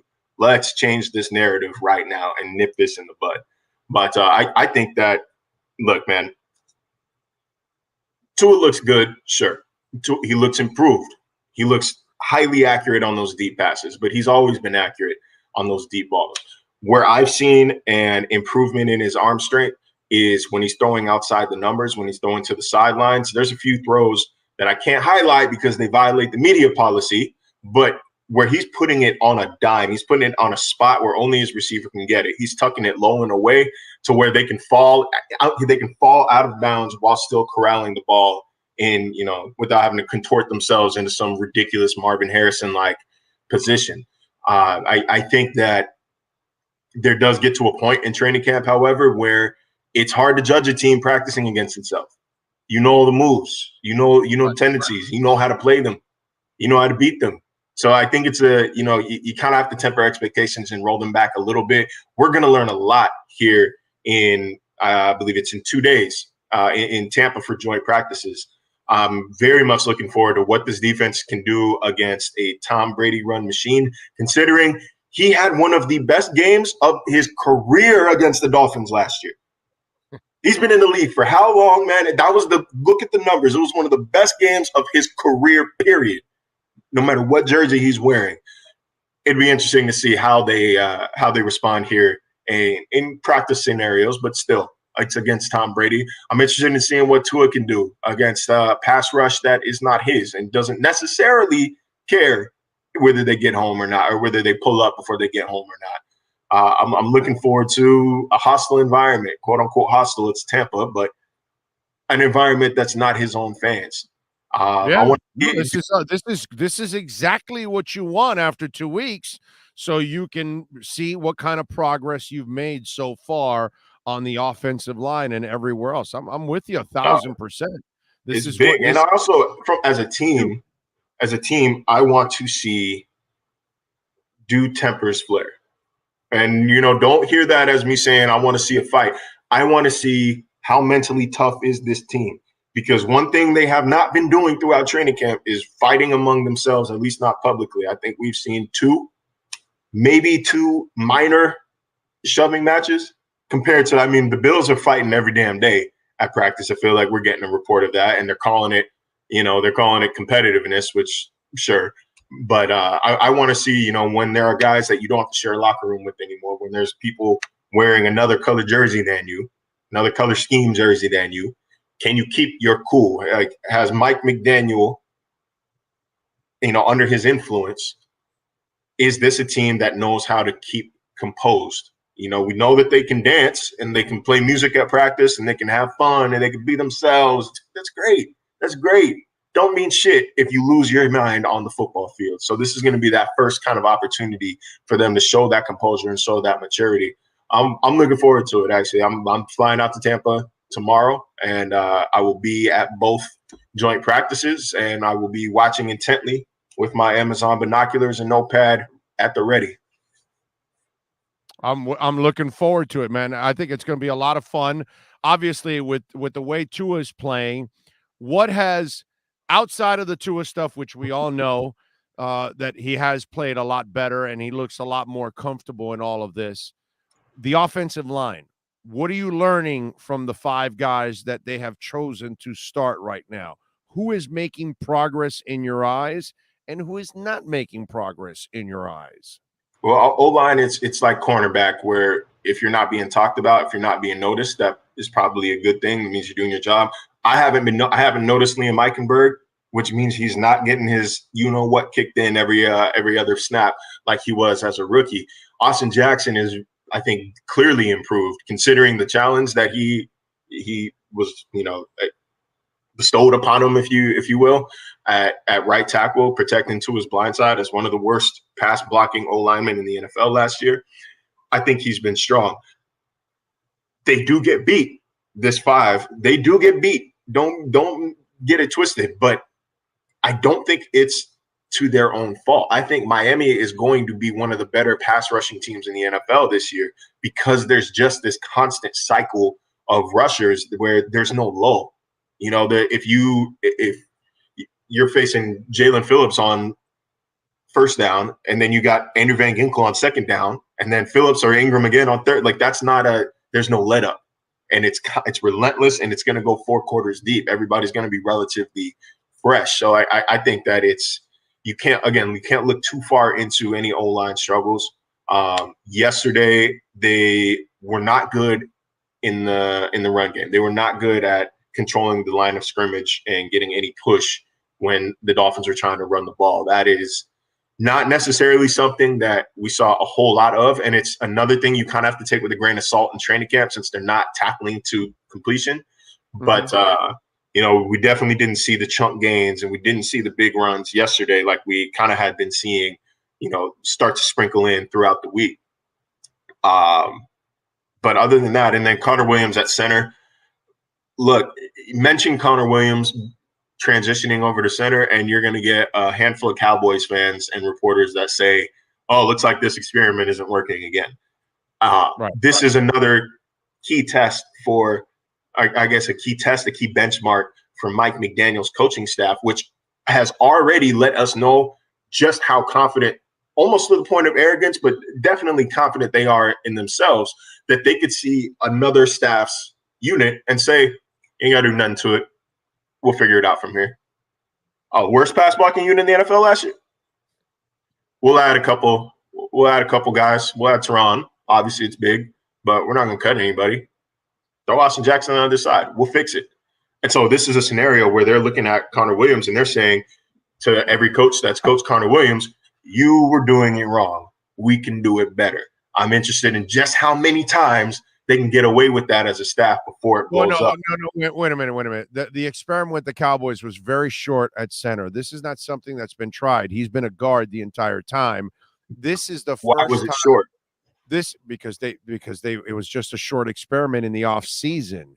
This is actually a commitment to him at center. They're not working him with somebody else.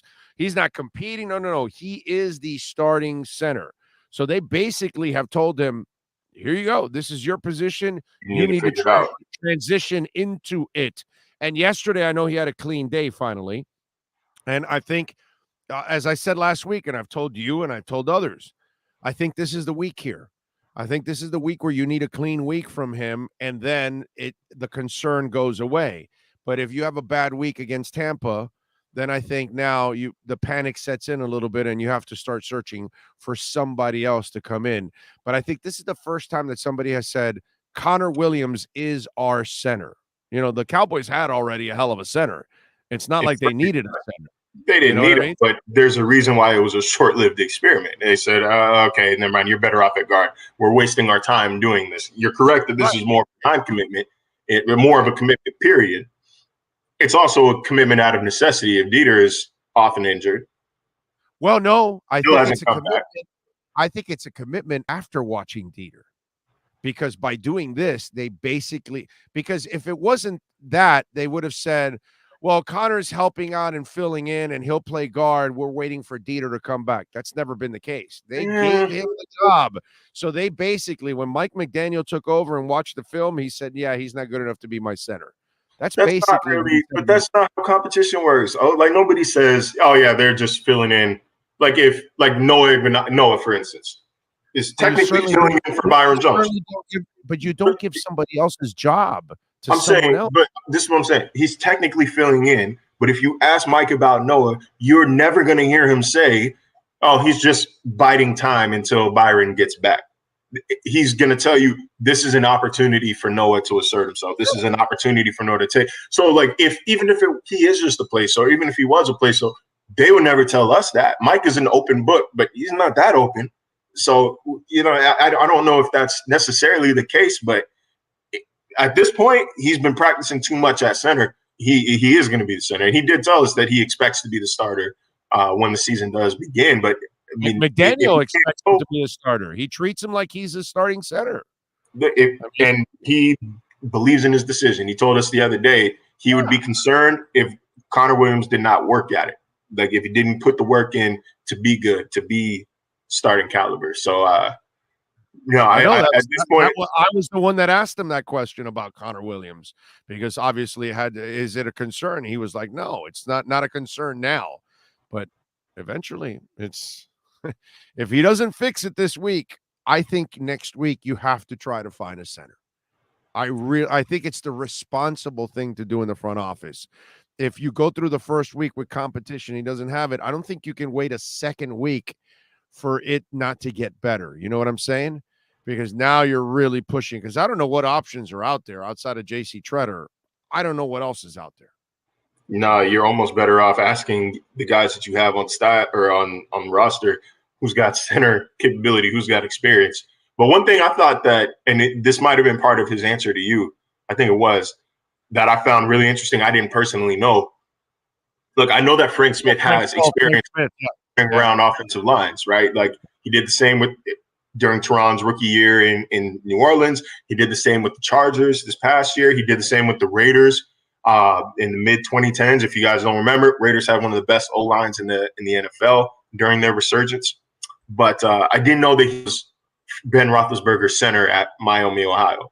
So not only does he have experience guiding offensive lines, he has specific experience at center. And even Mike told us this isn't the first time he's converted a guard over to center. So he basically told us, look, man, y'all are concerned. I've done this before. It's not a big deal. That was my follow-up question when I asked him, I know the conversion from center to guard is not as hard, but from guard to center, that becomes a hell of a challenge. Sure. Because you got to play with the ball in your hands, you got to make the calls at the line, and you got to block. The other guys are just thinking, I got to block, but when you're the center, you got two other responsibilities the other guys don't have. And so it's not an easy thing, man. That's the other thing that we all have to be a little patient too, because it's not an easy thing to just make a guy who's been playing guard all of a sudden. Now, if he was a center that then had to switch to guard, then it'll be an easier transition to get back.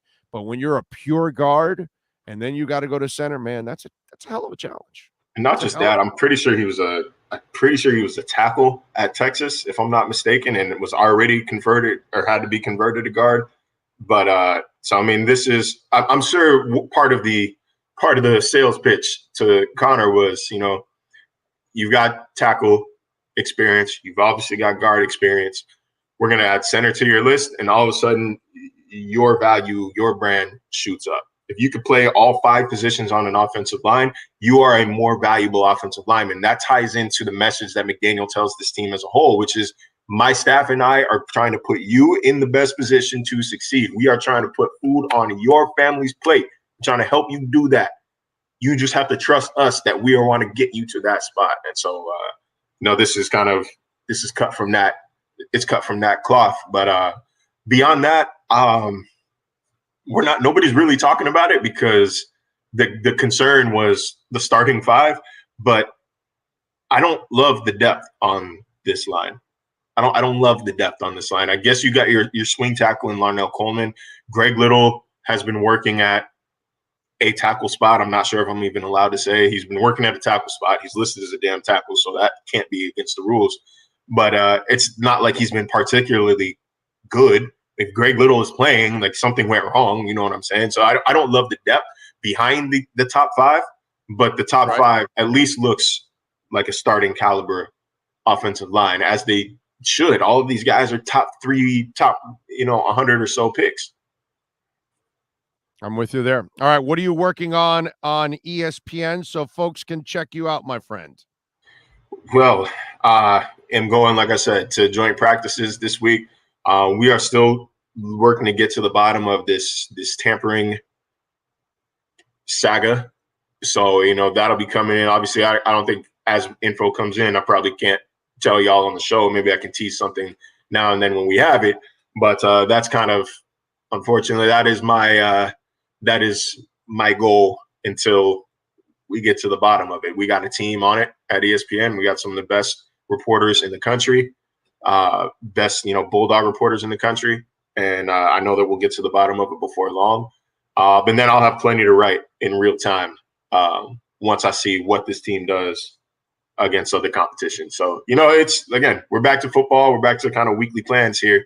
And like I said, the Brian Flores thing is kind of done, right? It's kind of done on the football side of it, right?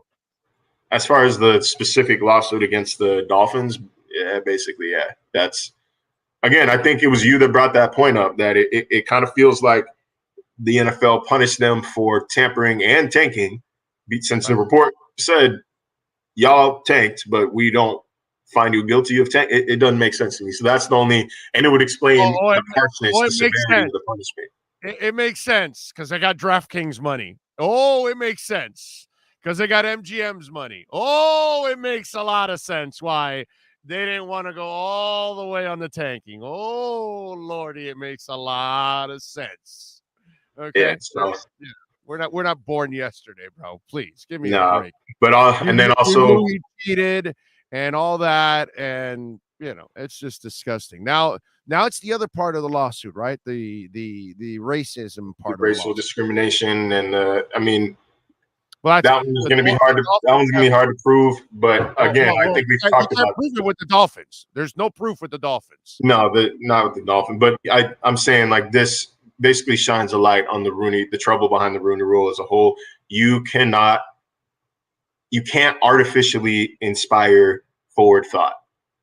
Like, this isn't Inception. Like, Leo DiCaprio and his team of merry men is not going to shrink into your dreams and convince you to hire a black coach because it's the right thing to do. You can't just tell people you have to interview one. So yeah, they're going to interview it. Like, they're going to check the box. It becomes a farce. It's a farce. It's man. It's like, technically you're supposed to check your brake lights when you get into the car. Raise your hand in the chat if y'all check your brake lights every time you enter your car. I mean, like, it's just something that whatever. Yeah, sure.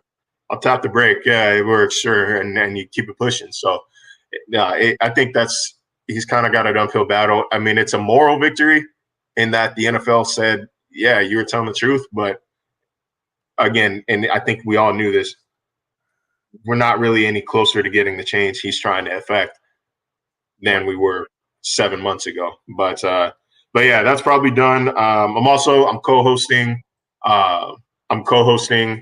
on ESPN Radio tonight from 7 to 9 with Sarah Spain. It's starting to move up, man. Starting to move up in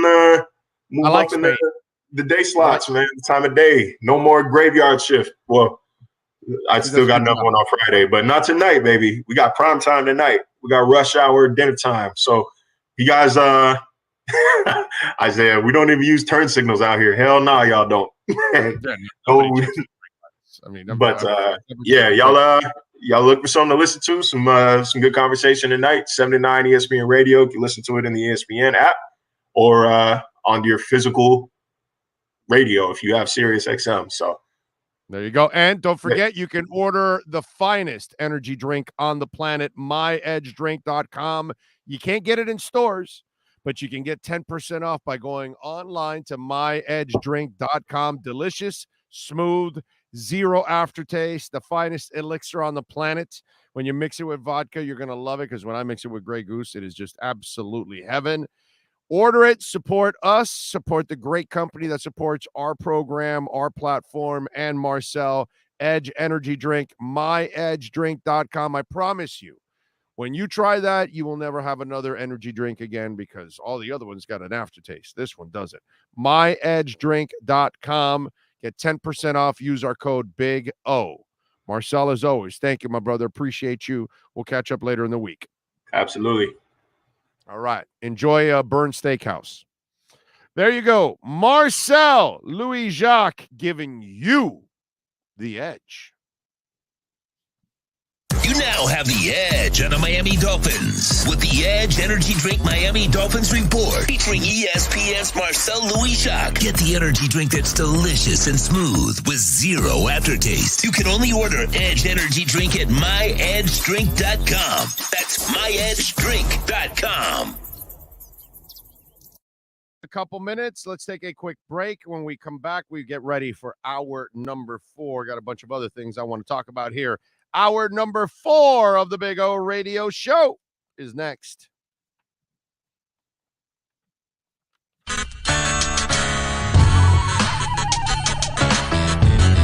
When you move, you need a reliable company led by passionate folks, eager to assist its customers during a transitional process that needs to be smooth. Call Essential Moving Experts at 844-368-5750 for all your local and long-distance moving needs. You can rely on Essential Moving Experts. Mention the Big O Show and get $150 off. Family owned and operated, they offer free 30-day storage, full-service moving, fully licensed, bonded, and insured. Moving was never so easy. EssentialMovingExperts.com. South Florida's premier law enforcement agency is now hiring individuals like you. The Fort Lauderdale Police Department is now accepting applications for non-certified and certified police officer positions. Minimum requirements and qualifications can be found at FLPDjobs.com. That's FLPDjobs.com. Are you ready? The city of Fort Lauderdale is an equal opportunity employer.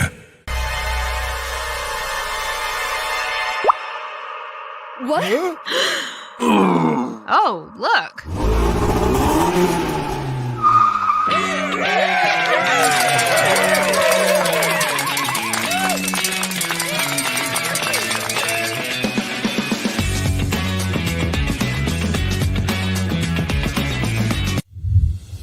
Hey guys, this is Hayden Hurst, NFL tight end. I'm partnering today with Red Recover. We're going to run you guys through some drills. I started using Red Recover last year, my 4th year in the NFL. It just helps me on Mondays after games, get my recovery process started, get back into the fold of the week, and get ready for the following Sunday. And if you want to recover like me, use Red Recover.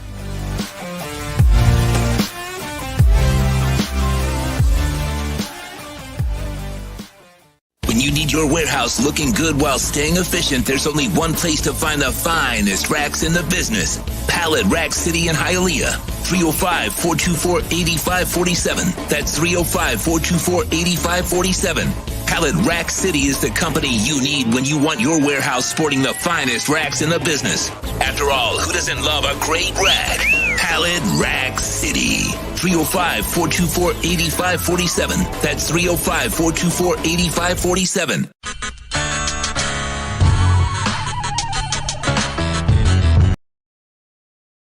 The viewpoint statements or beliefs expressed on the following program by the host, guests, or callers are not necessarily the opinions of FantasyAccess.com, Media Group Inc. ownership, management, sponsors, or website.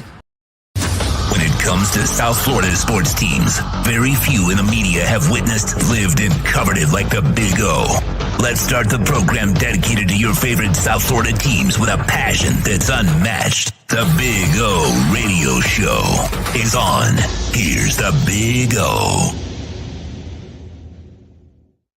All right, I appreciate all of you out there as always. Damn, we got the bots back again. The bots are back, and they're a real pain in the ass now.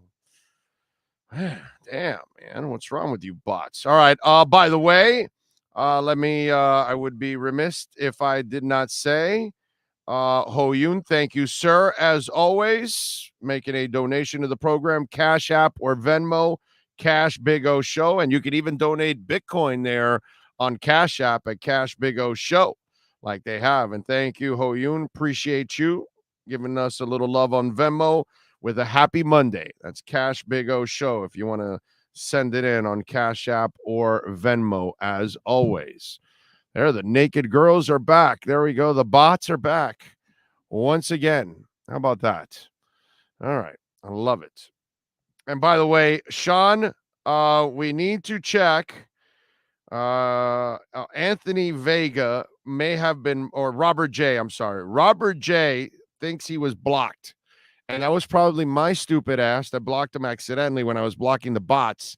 I might have blocked him. So I don't know if you can find Robert J in there, but he says that his chat thing isn't coming up anymore. His little, so he can't put in any chats. So my dumbass might have actually screwed up. Okay. All right. Interesting text I just got from a friend in the biz. Okay. All right. Let's do it. We tell you about Red Recovery all the time, redrecover.com. All right. Redrecover.com is, we tell you all the time about red light therapy and how I'm growing my hair back. You see, and here's my hat that I use every day for 15 minutes, and I wear it. I already wore it this morning. Sometimes I've worn it right in front of you guys while I'm, doing my show and all that good stuff because it's so easy. And, we, a couple weeks ago, Dr. Francisco Cedral with redrecover.com joined me to talk a little bit about pain therapy, because a lot of us, whether you're working out or you suffer injuries and those kind of things, you're trying to recover. And we're trying to do things as natural, as holistically as possible, without side effects. If we could do it without medication, that would be fantastic. And that's the beauty of red light therapy. It's not medication. There are no side effects. It's great for the kids. It's great for animals. You can use it for your dogs, and it's great for us. And we talk about pain therapy. I talk about growing hair, but there's also another issue, and it's called scar tissue. And it comes from injuries. It comes from some kind of accident that you had, operation that you had, and then there's scars, and you've got to heal from those scars. Well, guess what? Let's get into it this week. Dr. Francisco Cedral, who's always kind enough and ready to join us. He is there. He's locked and loaded. Doc, how you doing, my friend? You doing good? I'm good. Thank you for asking. I'm looking forward to this conversation. And Dr. Francisco Cedral, of course, expert in light energy impacts in our health. Dr. Cedral, by the way, has a master and a PhD in neuroscience and a postdoctorate in health science. He specializes in integrative therapies and neurobiology of pain and inflammation, and he also has several clinic studies published internationally on light energy therapy. I did a lot better this time around because there's a lot of long and big words there that confuse me, Doc. I'm not as smart as you guys out there. You know what I'm saying? So it's there's a lot of credits there to what you bring to the table. How you doing, my friend? I'm good. Thank you very much. And by the way, you're doing a great job talking to people about this. I mean, there is no point for me just doing the research without somebody that brings it to people's attention. So what you're doing is excellent. Here's where I give you and Ed a lot of credit. You've given me the raps, and whether it's my wife watching it with her knees because she has chronic issues when it's raining, when it's cold, when she works out, she has some knee issues, and the wraps that you guys have created have really freed up that pain. They've gotten the blood flow going in there, and she feels it. My man Sean, who's our executive producer of the show, he has an old Army injury. Or Marines, right? I'm sorry. Was it Marines, Sean? Right? Yes, Marines. I'm sorry. I don't want to insult it. I did that last time and he got mad at me. I mean, seriously. And so he has a knee that is bone on bone from jumping out of planes. Wow. Yeah. And and there's no help there. There's going to be constant pain there. But the wraps allow and alleviate the discomfort and get the blood flow going. And then I see my hair. And as I was developing the natural yarmulke, that a lot of us develop the natural yarmulke, whether we are of the Jewish part of the family or not, we all develop the natural yarmulke, and the red light therapy is now making the yarmulke disappear, which is pretty cool. You know what I mean? So it takes commitment. Takes commitment and a little while for that. Yeah, that's what I'm living, Doc. I'm living proof of the progress and the inventions that you guys have created for people like me. And so maybe that's why it's easier to explain, because I'm watching others and myself go through the same. Hey, I'm a side sleeper. Okay. I've been putting the wrap on the right shoulder now. I can sleep again on the right side. So, I sleep definitely left helps. and right. Yeah. And so the wrap has helped me with that too. So the good thing is that, I do want to take a little credit for trying to make this something that everybody can afford and can use. But as I think it was Newton that said that he was standing on shoulders of giants. So this low level light therapy, the same thing is not, we didn't develop it. That's the interesting thing. I mean, we found an easy way to make it accessible, but the research is out there. I mean, that people have been studying this for many years. As I think I made some comments last time we talked. Yes. But we have to say that NASA here in the U.S. was one of the greatest contributors to this technology, because back in the day, remember when this first started was with laser diodes, and laser diodes are pretty expensive. And they're very good. I mean, for everything that we're talking about, there's no question about it. There's like thousands of studies already published, but they're less accessible. And if you don't know how to use them, they can be a little problematic. So you have to really understand how to use them and use them well.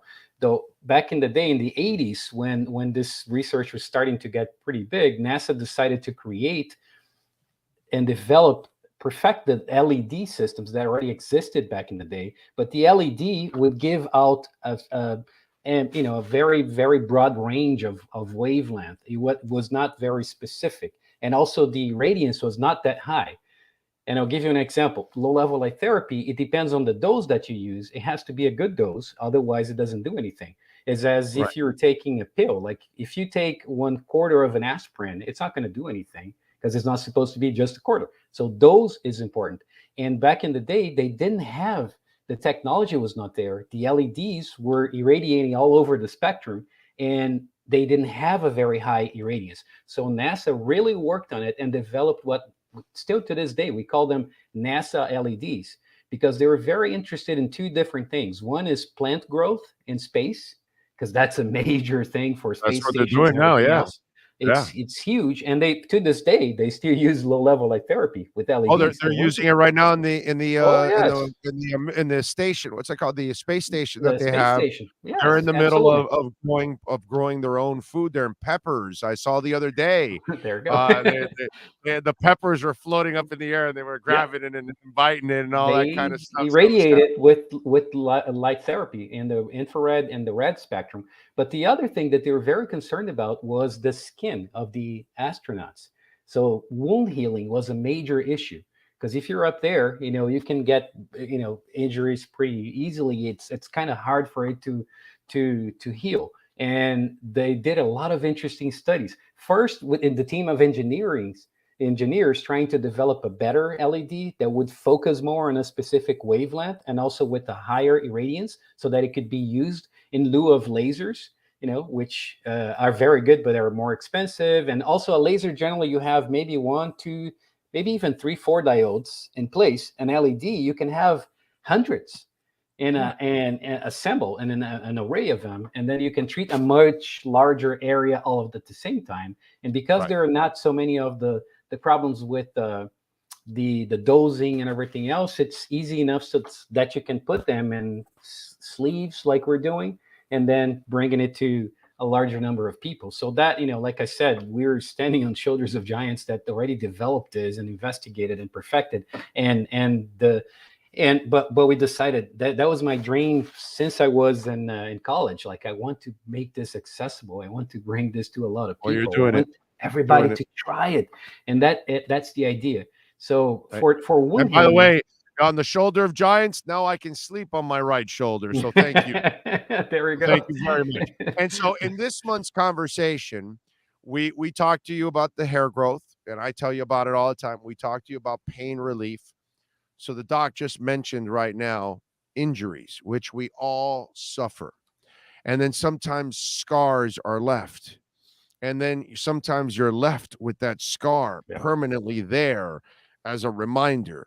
And you wonder, is there a way that we could make it heal better, where maybe possibly the scar completely disappears or most of it disappears, instead of a lot of it's still leaving and lingering and things like that. And sometimes you're embarrassed about that scar. Well, red light therapy can help you with that. Yes. And Dr. Sidral is going to explain it. Sean, if you can, please pull up the before and after pictures. And this is someone who had it was a foot surgery, correct? And it was a big scar in the foot surgery, if I'm correct. And look at the left side of the screen before the red light therapy. Right. I'm sorry. Go ahead, Doc. You take over now since it's all yours. That's only 20 days later. I mean, how incredible is it, right? And look at the scarring. I mean, the tissue. And why does it happen that way? Because low-level light therapy in the specific wavelengths and the irradiance that we're using, it has a lot of interesting effects. It increases angiogenesis, with the formation of the new, arteries in the area. And so it helps with the circulation in there. Neovascularization, that's how we call it. So that's a very, very good effect. The other one is increases the production of collagen. So that's something that is very important for the skin, as you know, and then you're in this process. The other thing, of course, when you have a cut like that, you have an increased sensibility in the area, which is called an allodynia or hypersensitization of the area. So if you touch it, normally, if you touch your skin, you don't feel pain. But if you touch around the area, then you feel it. So there is an hyperactivation of the receptors in that area transmitting the pain. So with low-level light therapy, you have a reduction of that effect. So apart from decreasing pain, that is part of the process, there is also a decrease in inflammation and decrease in the creation of the edema, or the formation of the edema in the area. So the skin is going to be able to, form again easier. Also an increase in cartilage production, and all those things combined: less inflammation, less pain, more collagen, more vascularization. So the blood flow goes in there, and also it can extract all the byproducts of this regeneration process. If by any chance you also had a nerve there, it also helps with the nerve regeneration. So in this case, imagine 4 weeks later and you have this. Right. It's amazing. It's amazing. And this is why, Doc's going to be joining us every month to talk about this red light therapy. This is a game changer, a life changer. And, they want to tie us to drugs a lot of times. And sometimes they think that the drugs are the answer to everything. And you've got to find other options, and holistic options, and other options that are healthier options, because obviously we like things that don't give us any side effects. And red light therapy is one of those things that can help you with pain, that can help you with discomfort. And the doc talks about blood flow. That goes for the hat, by the way. Not only are you getting the therapy of possibly regenerating those hair follicles and hopefully growing it. It's not guaranteed, but maybe you can regenerate it. But at the same time, that red light is penetrating, allowing also blood flow in your brain to work. And that will help you also in everything else that you do every day. And then you see, those pictures of the before and after with injuries. We talk to you about pain. Red light therapy, the benefits are endless, and they can help you in so many ways. That's why we're going to bring you a segment like this every month with Dr. Francisco Sidral, so you can find out more about red light therapy. Doc, obviously they could go to redrecover.com and explain how this is also, there you go. That's another example there. Can you explain that example there? So that was actually a surgery, and this picture there is it's a little bit more than a month later, 38 days. You see the recovery process, And the interesting thing that I just would like to mention is that you said something about drugs, right? That generally we've taken drugs and we try not to do that. I mean, I try to do that because I'm a naturopathic doctor myself, so I try to stay away from that. But remember, our body already generates, the body and your brain generates everything that you need. You know that morphine, for instance, is very good for pain, right? So your body generates endorphins, which is like hundreds of times more potent than morphine. And when you stimulate your body with low-level light therapy, you're actually increasing the production of those natural natural analgesics that your body produces. Is that kind of part of the thing when they tell you that you should take a cold shower in the morning because it kind of regenerates? I forgot what they were talking. The overall circulation. It's very good for the brain. Yeah. Mm-hmm. Yeah. Because I know it's hard for all of us to get into a cold shower, but like the benefits are amazing, and that's something that people don't realize.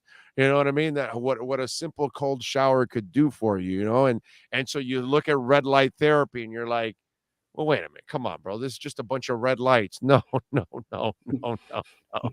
And it's just a game changer, and that's why we tell you go to redrecover.com. Use our code BIG-O. You will get 10% off there. All right. Check it out. See what part of your body you may need. You may be struggling with a knee, an ankle, shoulder, neck, back, maybe hair. You never know. Maybe you've got some kind of a scar that you just recently had some surgery and you need to treat. Go to redrecover.com. And don't forget, they've got a link up on the top that says contact us. Ed and his staff are just absolutely phenomenal. They will answer your questions. So if you have a specific issue you want to ask about, ask first, and they can lead you to the right wrap or the right treatment that you need in order to get to it. Final thoughts, Doc. What do you think? Well, I think that, we keep talking about use it if you have a problem. I think that the best use for it is if you don't have anything. Why do you wait till you get a symptom? Start taking care of your body before anything manifests. That's right. You go to work out, treat those knees. Do it before, do it afterwards. Yeah. Yes. Right. Even if you don't have a pain, you still increasing your body's ability to keep it, healthy. Preventive That's the key. Not medicine, but preventive treatment, in other words. And by the way, that's what Hayden Hurst does. The tight end for the Bengals. He uses it before and after his workouts to kind of optimize his performance too, because he gets the blood flow going and everything. So the doc is right. It's not to wait till you have a scar, wait till you have pain, wait till you're losing your hair. No, it's actually maybe preventive. So yeah, you're right. Correct. So if you do have a good set of hair, do it now before you lose it. Yes, correct. Make it even stronger. There you go. Correct. Create more. Dr. Dr. Francisco Cedral, thank you, sir. We look forward to your conversation next month as you educate us on red light therapy. We really appreciate you. Thank you very much. It's a pleasure being here. You got it, Dr. Francisco Cedral. redrecover.com. Use our code BIG-O and get 10% off. Welcome to Red Light Therapy, a revolutionary technology perfected by NASA to aid in muscle strengthening and recovery. Red and infrared light has the capacity to penetrate deep into the cell's mitochondria, potentially leading to increased energy, faster recovery, and the optimal performance your body demands. Train, fight, recover.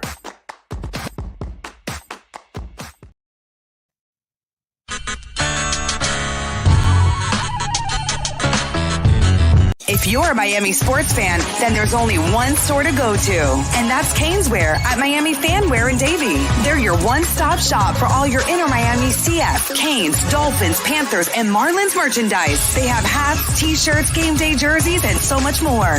Located at 2511 South University Drive in Davie, and open 24/7 online at canesware.com or innermiamiwear.com. Call them at 954-835-5597. Canesware, the spot where inner Miami and all Miami sports fans shop. Sports Grill on Bird Road, Miami Lakes, and their newest location in Doral is now hiring. If you're looking to join a great company and South Florida institution, give them a ring or drop an email. Sports Grill is hiring all kinds of positions from hostess to servers, bartenders, or join the kitchen staff to craft some great food for their amazing customers. Please send your resume to m.cruz@sportsgrillmiami.com or call 305-219-5726. That's 305-219-5726. Sports Grill. Good food, good drink, good friends. Red Recover now offers a simple-to-use, professional-grade light therapy device designed to help your dog heal and live a healthier life.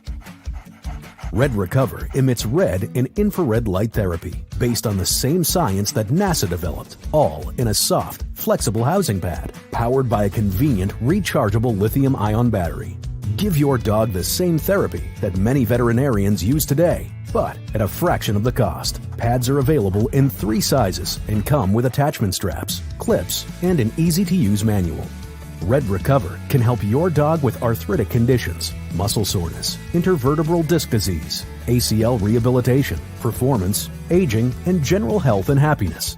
You simply place the pad over the desired area and allow our proprietary Tri-Light therapeutic wrap to penetrate deep into the tissue where a number of healing parameters will be stimulated. When starting treatment, apply for 10 to 15 minutes daily and lessen the application time as needed for best results. Say yes to science and give your dog the care it deserves with Red Recover.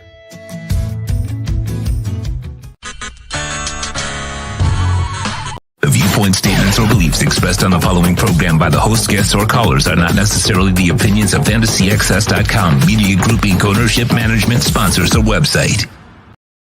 When it comes to South Florida sports teams, very few in the media have witnessed, lived, and covered it like the Big O. Let's start the program dedicated to your favorite South Florida teams with a passion that's unmatched. The Big O Radio Show is on. Here's the Big O. Yes, we are ready to rock and roll. Appreciate all of you out there, as always, hanging in there with us. Sean Stanley, the Seaman, driving the show. Love it. Appreciate all of you out there. Appreciate Dr. Francisco Cedral joining us. And isn't it interesting? I mean, tell you about red light therapy. It's something I knew nothing about. I knew nothing about this. And it's a pretty cool thing, man. I got to tell you. Pretty freaking cool thing. Inter Miami tied with the 7th spot with 30 points. They're in the 9th spot right now, but the 7th spot belongs to Chicago. Orlando's at 8, Miami's 9, New England's at 10. They're all tied with 30 points after the tie over the weekend. Higuain and Rodriguez with the goals and the 2-2 tie against Montreal. Saturday, they take on NYCFC at Drive Pink Stadium. So pretty cool that they've got a shot to earn a playoff spot. I think it's freaking awesome. And this is a fun team to watch. I was glad that they were at least able to tie on the road. I think that was big for them. I would love for them to win. Hopefully they can beat NYCFC here on Saturday and try to get into that. But they've got a few more games left, so they've got plenty of time to get a playoff spot. That would be an awesome accomplishment for this franchise. After all the crap it's been through and all the bad decisions and all that stuff, for Chris Henderson to, like, in a full year take over and get him into the playoffs, that would be one hell of an accomplishment.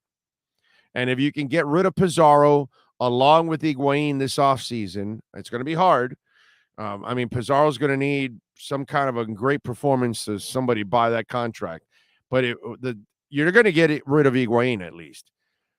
Now you can bring in some serious talent, and hopefully Chris Henderson will decide what that talent is, and that'll make a big time difference, man. Looking forward to that. But congratulations to Inter Miami to put themselves in this position with this team. It's been a much more entertaining season. It's been fun to watch these young guys grow. I really like it.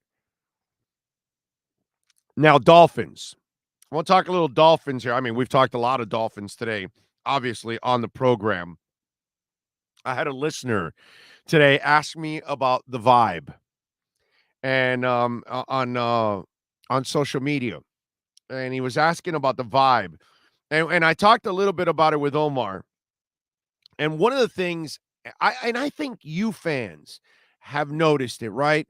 You've noticed it with McDaniel. You notice it with his assistant coaches.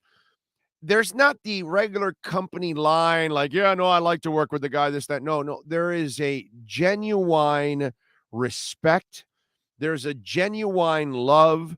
There's a genuine hankering to want to work with the guy. You know what I'm saying? whether it's Applebaum or whether it's Wes Welker or whoever, you just see it that the guy knows how to connect with people. He doesn't talk down to people, which is something that Flo did constantly in that building. Okay? Whether Adam Gase was ripping into people or Flo was talking people down, this guy is completely wired differently than those other guys. That's one thing. Then you see the players, and where you've had kind of almost a boot camp type of feel under Flo, right? It's my way or the highway type of stuff. And listen, my way or the highway, it might work for people like Belichick because they've been there for so long and it's an understanding and yada, yada, yada. And the same thing with Nick Saban. But when you're a new coach and you don't have the rings on the table, you can't just dictate and do whatever the hell you want because people will not respond, i.e. Gase, i.e. Flo. Eventually, you will lose people. Eventually, you will turn people off, and there'll be serious turnover like there was with Flo, right? And these are the things that when you look at the vibe, it's not just the assistant coaches. It's not just the players. It's like I told Omar, because I've been there in the media rooms too with him. The way he handles the media, the way he handles easy questions, the way he handles tough questions, the way he so far has handled situations like the Preston Williams one, where he kind of put a kibosh on it and did not allow it to fester whatsoever. He killed it off and left it on Preston's court. And now it's up to Preston. He's made a couple plays the last couple of days. Maybe now he's getting the light turned on. I don't know. We'll see. It's a shame because Preston Williams, the Lord blessed him with such great ability, and the lack of maturity kills him every single time. You know, but this is why the vibe is different. And I say this because while I'm an old school guy and I can work with old school people, most young people cannot work with old school people. They're way too effing sensitive. And McDaniel understands that. And guess what? Spo has to understand that. And every other coach that's nowadays has to understand that people are wired differently. And you know it, those of you that run any kind of business, and you've got to work with younger generations, you understand it's a little different. You just can't scream at somebody and say a name to them because they'll just lose their lunch. You know, back 20, 30, 40 years ago, we weren't ultra sensitive about that stuff. We took it for what it is. We attacked the issue and we moved on and we accepted it. But in this world, it's different. And I just think McDaniel understands that. And to me, that's why there's a different vibe in camp. That's why players feel comfortable. That's why assistant coaches have gravitated to the guy. And this is why he's won all of us over. Because most of us didn't know the guy. And a lot of us judged him by his looks, right? Didn't you? Oh, short guy, glasses, kind of geeky. That's our quarterback? I mean, that's our head coach? I mean, this guy's supposed to be Doogie Howser or something. He's our head coach because he doesn't look like a head coach. You know, Sean McVay has his, GQ ways. You know what I'm saying? Clean cut, nice guy, forward thinker, different kind of guy. Not a get in your face, scream at you, rip you into hell until you turn it around guy. That's not him. All these kind of cats, man, they've got to be different because what you're coaching, what you're dealing with now is completely different. And that's where I think Flo and Gase failed. They weren't flexible enough with all kinds of human beings. This guy's pretty good. This guy finds the plateau you're on and then finds a way to connect on your plateau. Whereas the Shulas of the world and the Rileys of the world and the Belichicks of the world and the Sabans of the world and all that, they only need to be on one level, and you got to connect. Although I should not say that about Riley.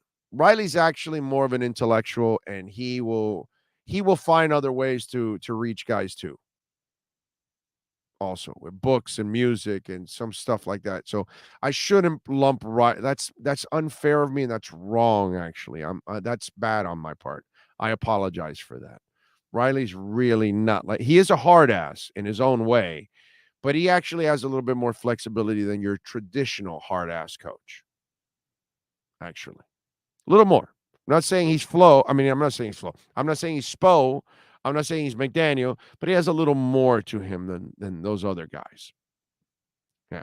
That's the one good thing about recovering Riley.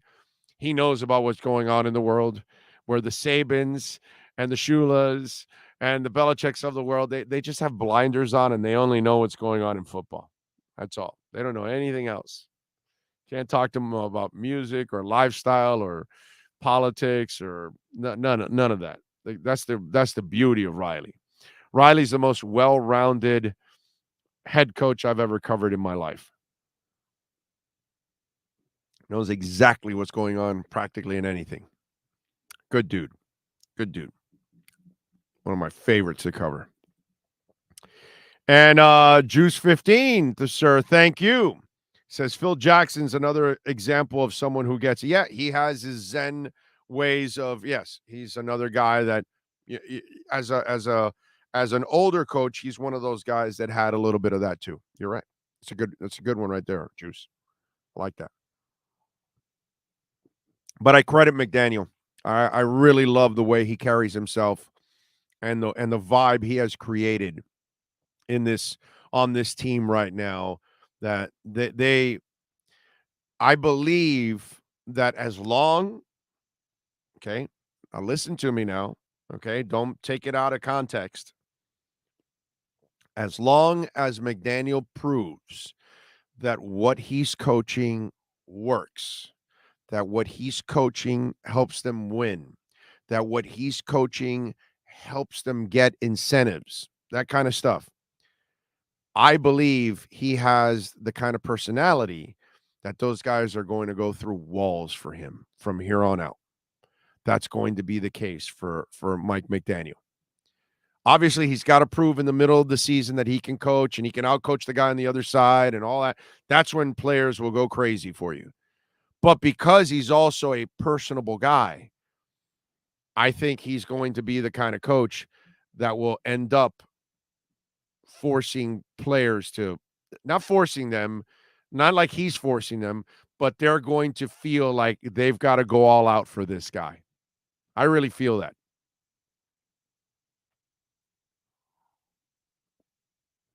We shall find out.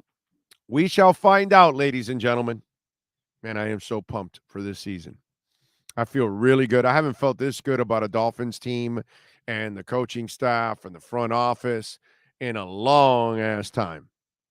You know, the only thing that obviously we don't know and we're a little bit in the dark is the owner. You know, is he going to continue to be an idiot? Is he going to continue to do stupid things?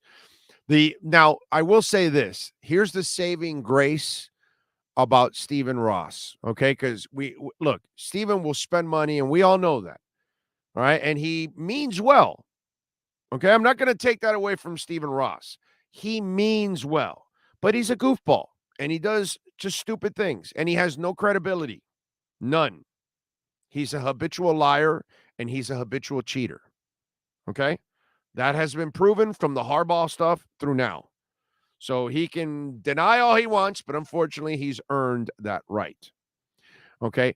But here is the saving grace that we all got to pray for. One, your team lost a first and a third rounder. You and the other owner have been suspended. So there should be a ton of embarrassment involved here, right? I mean, Stephen Ross really does not have the right to look any fan in the eye, any season ticket holder, any suite holder in the eye, because He's an irresponsible owner by allowing his team to lose a first and a third rounder. Okay? Just because you write the checks doesn't mean that you're a great owner. You got to do more than that. Okay? And he failed there. As a custodian of the team, he has failed. So now we hope that he has learned his lesson from this stinking embarrassment, right? And here's part 2. We need a good year. We need for the front office to finally be left alone so they can do their job. We need Mike McDaniel to have a lot of success so we never have to hear about any other coach again for a long time. And we need Tua to succeed. Because if that happens, then now Stephen Ross, with his final embarrassment, it will add to the embarrassment. Because he will say, holy shit, dude, I didn't have to listen to Flo. I didn't have to want Brady. I didn't have to want Sean Payton. I didn't have to listen to Bruce Beal tell me, no, I've got the ins. I know Brady, this, that. I didn't have to do any of that. We hired the general manager. We should have gotten out of his way. So we really need success because we need to avoid another Stephen Ross screw-up. It's incredibly important. We don't have a responsible owner. Yeah, he'll spend. Yeah, he means well, but he's going to go get Harbaugh in the middle of the night while he has another coach in place and get busted for it. He's going to try to recruit Peyton and Brady and while he has people in place, and he's going to get busted for it. He's going to try to actually lose games, tank, and he's going to get busted for it. We have an incredibly irresponsible owner. We also have an owner that is really, really bad at being bad. And since you suck at being bad, the most important thing that happens this season is success. Success in spite of Stephen Ross, in spite of Bruce Beal. So that way, those two morons can stay in the box, never say anything ever again, stay away from the public eye, stay away from the mic, stay away from the team, just write the checks and go away. We don't want to hear from you. We don't want to see you. The football people are in place. We don't need you anymore. Just sit back, relax, stop screwing it up because you're the one that gets suckered by Sue in the middle of a Red Wings game, and now you decide to give him a ridiculous contract. So, success is needed not because you and I need the Dolphins to succeed, not because you and I have been driven crazy that the Dolphins haven't won the Super Bowl in almost 50 years now. No. Not because the Dolphins rarely ever go to the playoffs. Not because we're tired of all the embarrassing situations we've gone through as Dolphin fans for the last 25 years. No. We need success because we need to keep Stephen Ross and Bruce Beal at bay. And they will be at least smart enough to know that while the team is succeeding, they don't need to meddle anymore because they suck at meddling. So Dolphin success is more important than ever. Not just for our entertainment and not just for winning, but because we need to send Bruce Beal and Stephen Ross a message. Get the F out of the football decisions. You know jack shit about football. Stay in your real estate game. I don't know what the hell Bruce Beal does for a living, but it ain't football. Okay? So be a fan, Bruce Beal. Go hang out with your buddy Tom Brady. Maybe you'll get into FTX crypto with him. Whatever. It'll be a much better decision than you meddling in football. So please, Stephen Ross and Bruce Beal, don't tell me that you can do something for me on the football field because you can't. Okay? Your only skill set is writing a check. Are you listening to me, Stephen Ross? Are you listening to me, Bruce Beal? Your sole talent for the Miami Dolphins, write the check and get out of our face. 855-912-1056. That's 855-912-1056 if you want to get in on the Welt and Rayom text line. So the Browns, by the way, have rejected a trade request from Kareem Hunt. And, they've got Nick Chubb there.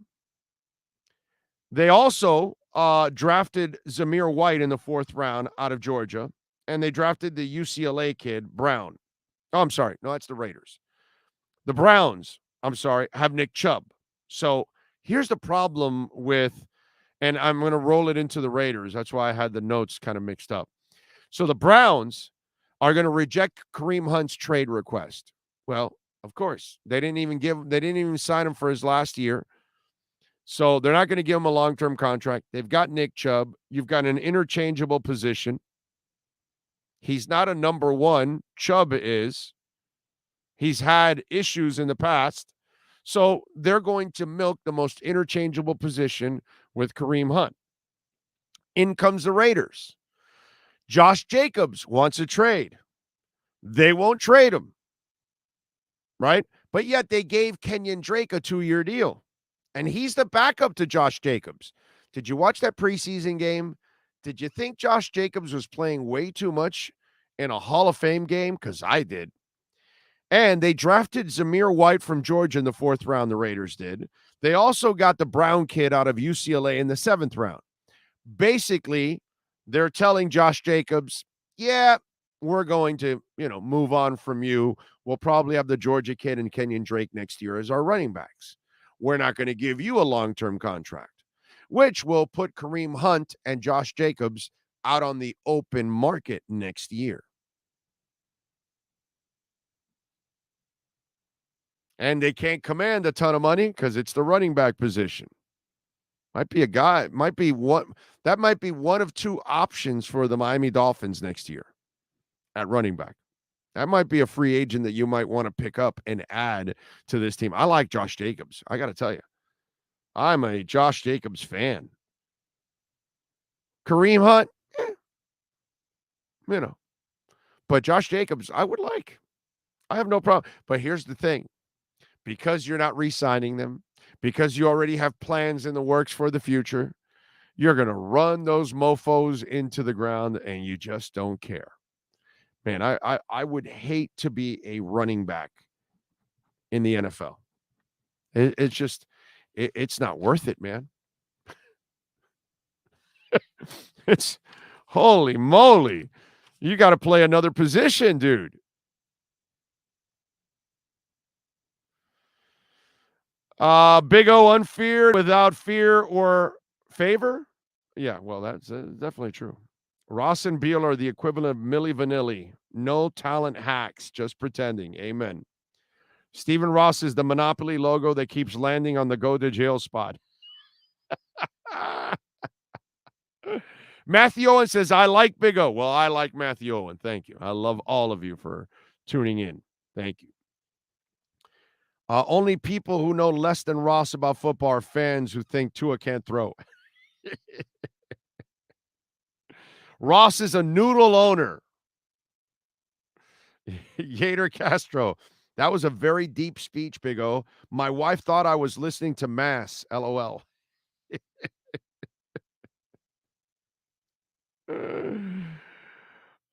Yang reminds me that they also have Diedrich Felton and Ernest Johnson on the roster. Fans got punished for clown owners' idiocy. You are correct, Todd. You are correct, sir. It sucks. I'm with you there. On the music side, by the way, little fun notes. Let me read this for you all here on the music side, since we we like to dabble in a little music news ourselves and get into a little music. So here we go. Today in music history, some interesting stuff. In 1969 on this date, Ian McMillan took 6 shots of the Beatles crossing Abbey Road for the cover of the album by that name. Pretty cool to take such a that picture is so huge, right? That anybody and everybody that gets an opportunity to go cross that same street wants to cross it and wants people to take a picture of it. That's how famous that road has become, not just for the album, not just for the musicians, but that moment there in time. I don't know how many people I've seen that have gone to that same street and taken that same picture just because it's so iconic. It's kind of cool, man. Like, okay, that'll be the shot. And like it lives on forever. Pretty impressive. In 96, during a Kiss show in Cincinnati, a fan threw a fake leg on stage. All the band members signed it and handed it back to him. That's pretty cool. You think he still has that leg in his room somewhere, bar, rock room, man cave or something? Probably, right? And you snuck in a fake leg into a concert? That's really strong. Okay? Because in today's world, I mean, this is 96, which is not so long ago, but it is 27 years ago, right? 26 years ago. It's still a different world. There's no way you can get in a fake leg now because they think you'd use it as a weapon. Did you use the fake leg from the Pirates of the Caribbean, from the guy hanging over the top as you go under? And you'd all freak out. Wow, that leg looks so real. Anyway, in 92, Guns N' Roses singer Axl Rose walked off the stage, listen to this, after 55 minutes at a concert in Montreal, complaining of a sore throat. The other band on the bill that night was Metallica. Also, they ended their set early because James Hetfield was injured by pyrotechnics. The audience rioted, overturning cars, smashing windows, and setting fires and looting stores. Which, if you have not seen it, Woodstock 99 on Netflix, it's 3 episodes. It's 3 glorious episodes. It is amazing. It has very little to do with the music. It was a hell of a lineup, but it has to do with the mayhem that went on for 3 days in that place. How people ended up tearing the entire place down and setting it on fire, and all the crazy crap that went on, the drugs, the violence, the sex that was happening out in open. If you have not seen this Netflix special on Woodstock 99, I will tell you, go watch it. Watch it.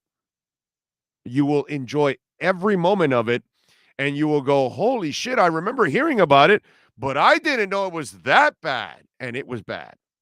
And at the end, when they tell you that 4 women got raped, I will tell you that's a lie. And we've talked about this before, about people who are sexually taken advantage of, or even physically at times. When they live in that embarrassment, they will not share it. Most people who are abused will keep it under wraps. 4 women, they say, were raped there. I can guarantee you, after you watch those 3 days and you watch the animals that were there, I bet you over 40 women were easily raped in that place. The problem is over 36 of them probably stayed quiet and lived with it, because that's what happens to men, women, and children who are abused. Most of the time, they live with the abuse and they keep it inside and they bottle it up. Incredibly dangerous, but that's how most people handle abuse. In 1981, on this date, MTV aired its first stereo concert with REO Speedwagon promoting their recent album, High Infidelity. And I remember back in the day, because I am old enough, man, was that a high. Not High Infidelity. No. The high was when you connected your stereo to your TV. Holy shit. When they told us we could do that, and we got the whole wires and everything. I remember we had to do it with some thing in the back or whatever. I forgot how it went, but oh my Lord, Wow. That was orgasmic. Jamming my TV through my speakers. I want my MTV. In 87, less than 3 months after they went to number 1 on the first chart topper with or Without You, U2 had another number 1 hit off the Joshua Tree. I still haven't found what I'm looking for. And in 2006, Blink-182 drummer Travis Barker on this date filed for divorce from ex-beauty queen Shannon Moakler. There you go. That's what happened today in music history. Oh, did you attend Woodstock 94 or 99? No, I did not. Did not attend 94 or 99. No, sir. Nope. A little disappointed. Well, not 90. After watching that special on Netflix, yeah, I know. I'm glad I did not go to 99. Are you kidding me, dude? That was bad. That was real. That was so poorly planned. My God. And then when you watch the people that were in charge, they're disgustingly in denial still, especially the main guy, about what a piss poor job he did. Like, you didn't have real police there and authorities to protect. I'm telling you, you got to watch this.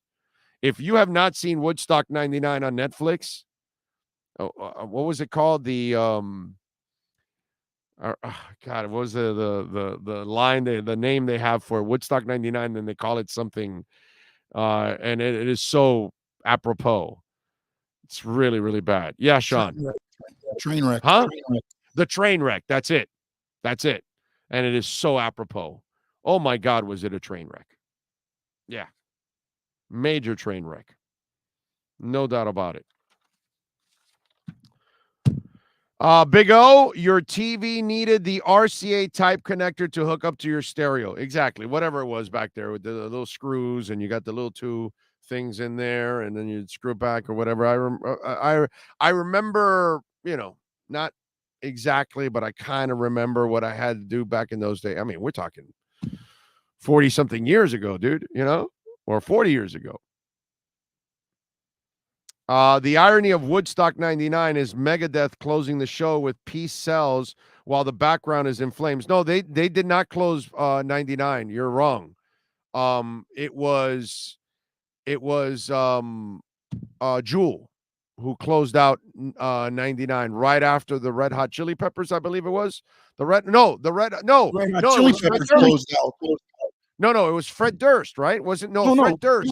The Chili Peppers closed it out because the mayor asked Anthony Kiedis to say something. Yes. They went back and sung Fire.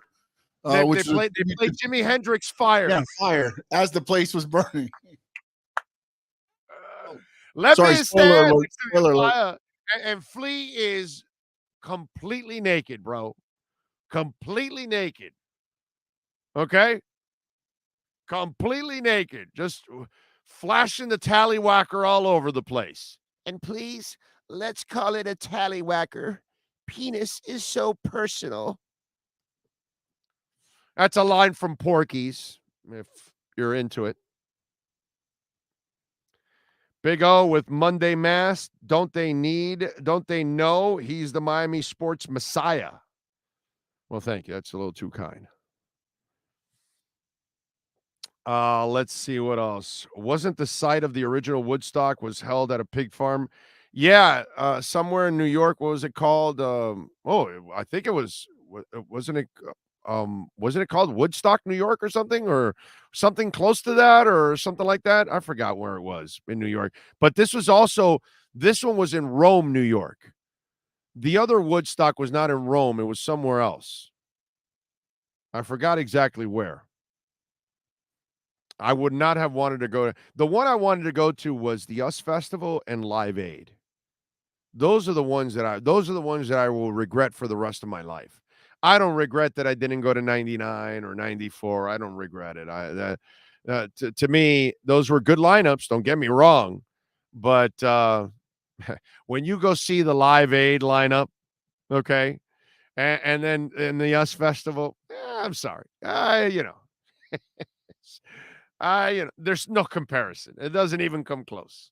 So those are the ones that I will regret for that. For my dad did not let me go to the US Festival, and I was so pissed. So freaking pissed. I got to tell you, not being able to go to the US Festival. That's one that I was just. Original concert, Bethel, New York. Thank you, Troy. Appreciate it. Or Nugent says, yes, Woodstock, New York. Rome, New York was not that far from Woodstock. Ah, there you go. So it is Woodstock. Okay. And 94 was in Winston Farm in Saugerties. Saugerties? Where the hell is Saugerties?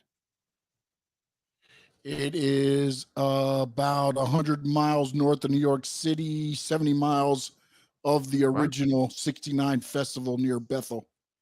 Okay. All right. Wow.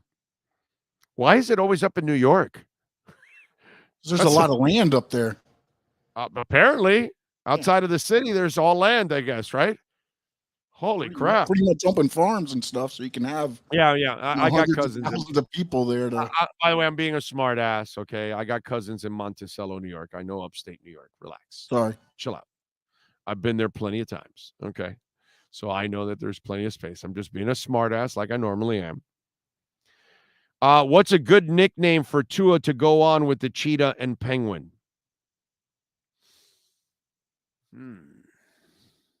It's a good one. Maybe Tua can be the Joker because he's going to laugh at defenses as he smokes them. I don't know. I'm reaching. What do you want me to do, bro? You know, you threw me a penguin and a cheetah, and so I don't know. What animal am I going to pick throwing a football? There's not really one that we can pick. You know what I'm saying? David says, limp, bush, corn, to me, bringing on the dark days of music. Well, that's kind of, there's this one guy, I mean, I'm telling you a lot about this, but there's this one guy that kind of apparently was giving everybody good information and good suggestions, and they just did everything opposite, and that's why you ended up in the train wreck. You have to watch this. You have to watch this Netflix documentary of Woodstock 99. Okay? These 3 episodes, you'll watch it again. Just because it was, I know I'm going to end up watching it again, but it was so good. It was so destructive. It was so crazy. It's such a train wreck that you're like, my God, how did they not stop this? How did they allow it to go on for 3 days? Seriously. You've got to watch this thing. It's crazier than anything you ever could imagine. It's like for 3 days, they gave people the green light to do whatever the hell you wanted, and you could get away with it. Yeah. Crazy, crazy stuff. You got to check it out. I'm telling you, once you watch it, you're going to say, oh, thank you, bro, because that was crazy-ass entertaining. And that's what you're going to say. Have you seen this, Sean? Have you watched the Netflix special? Because you've I've watched it twice since Saturday. Oh, okay.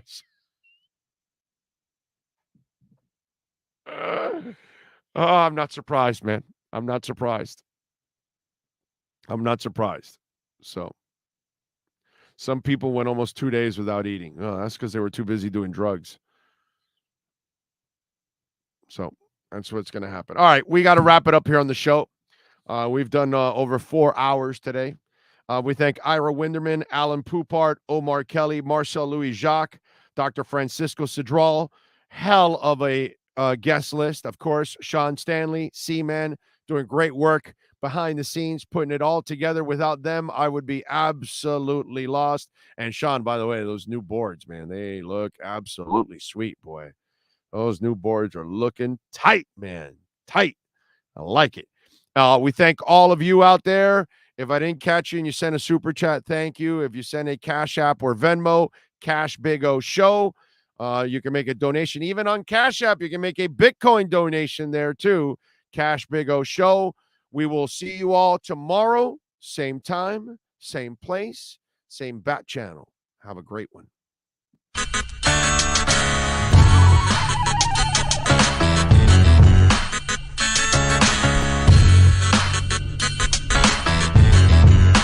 This is the Big O Show.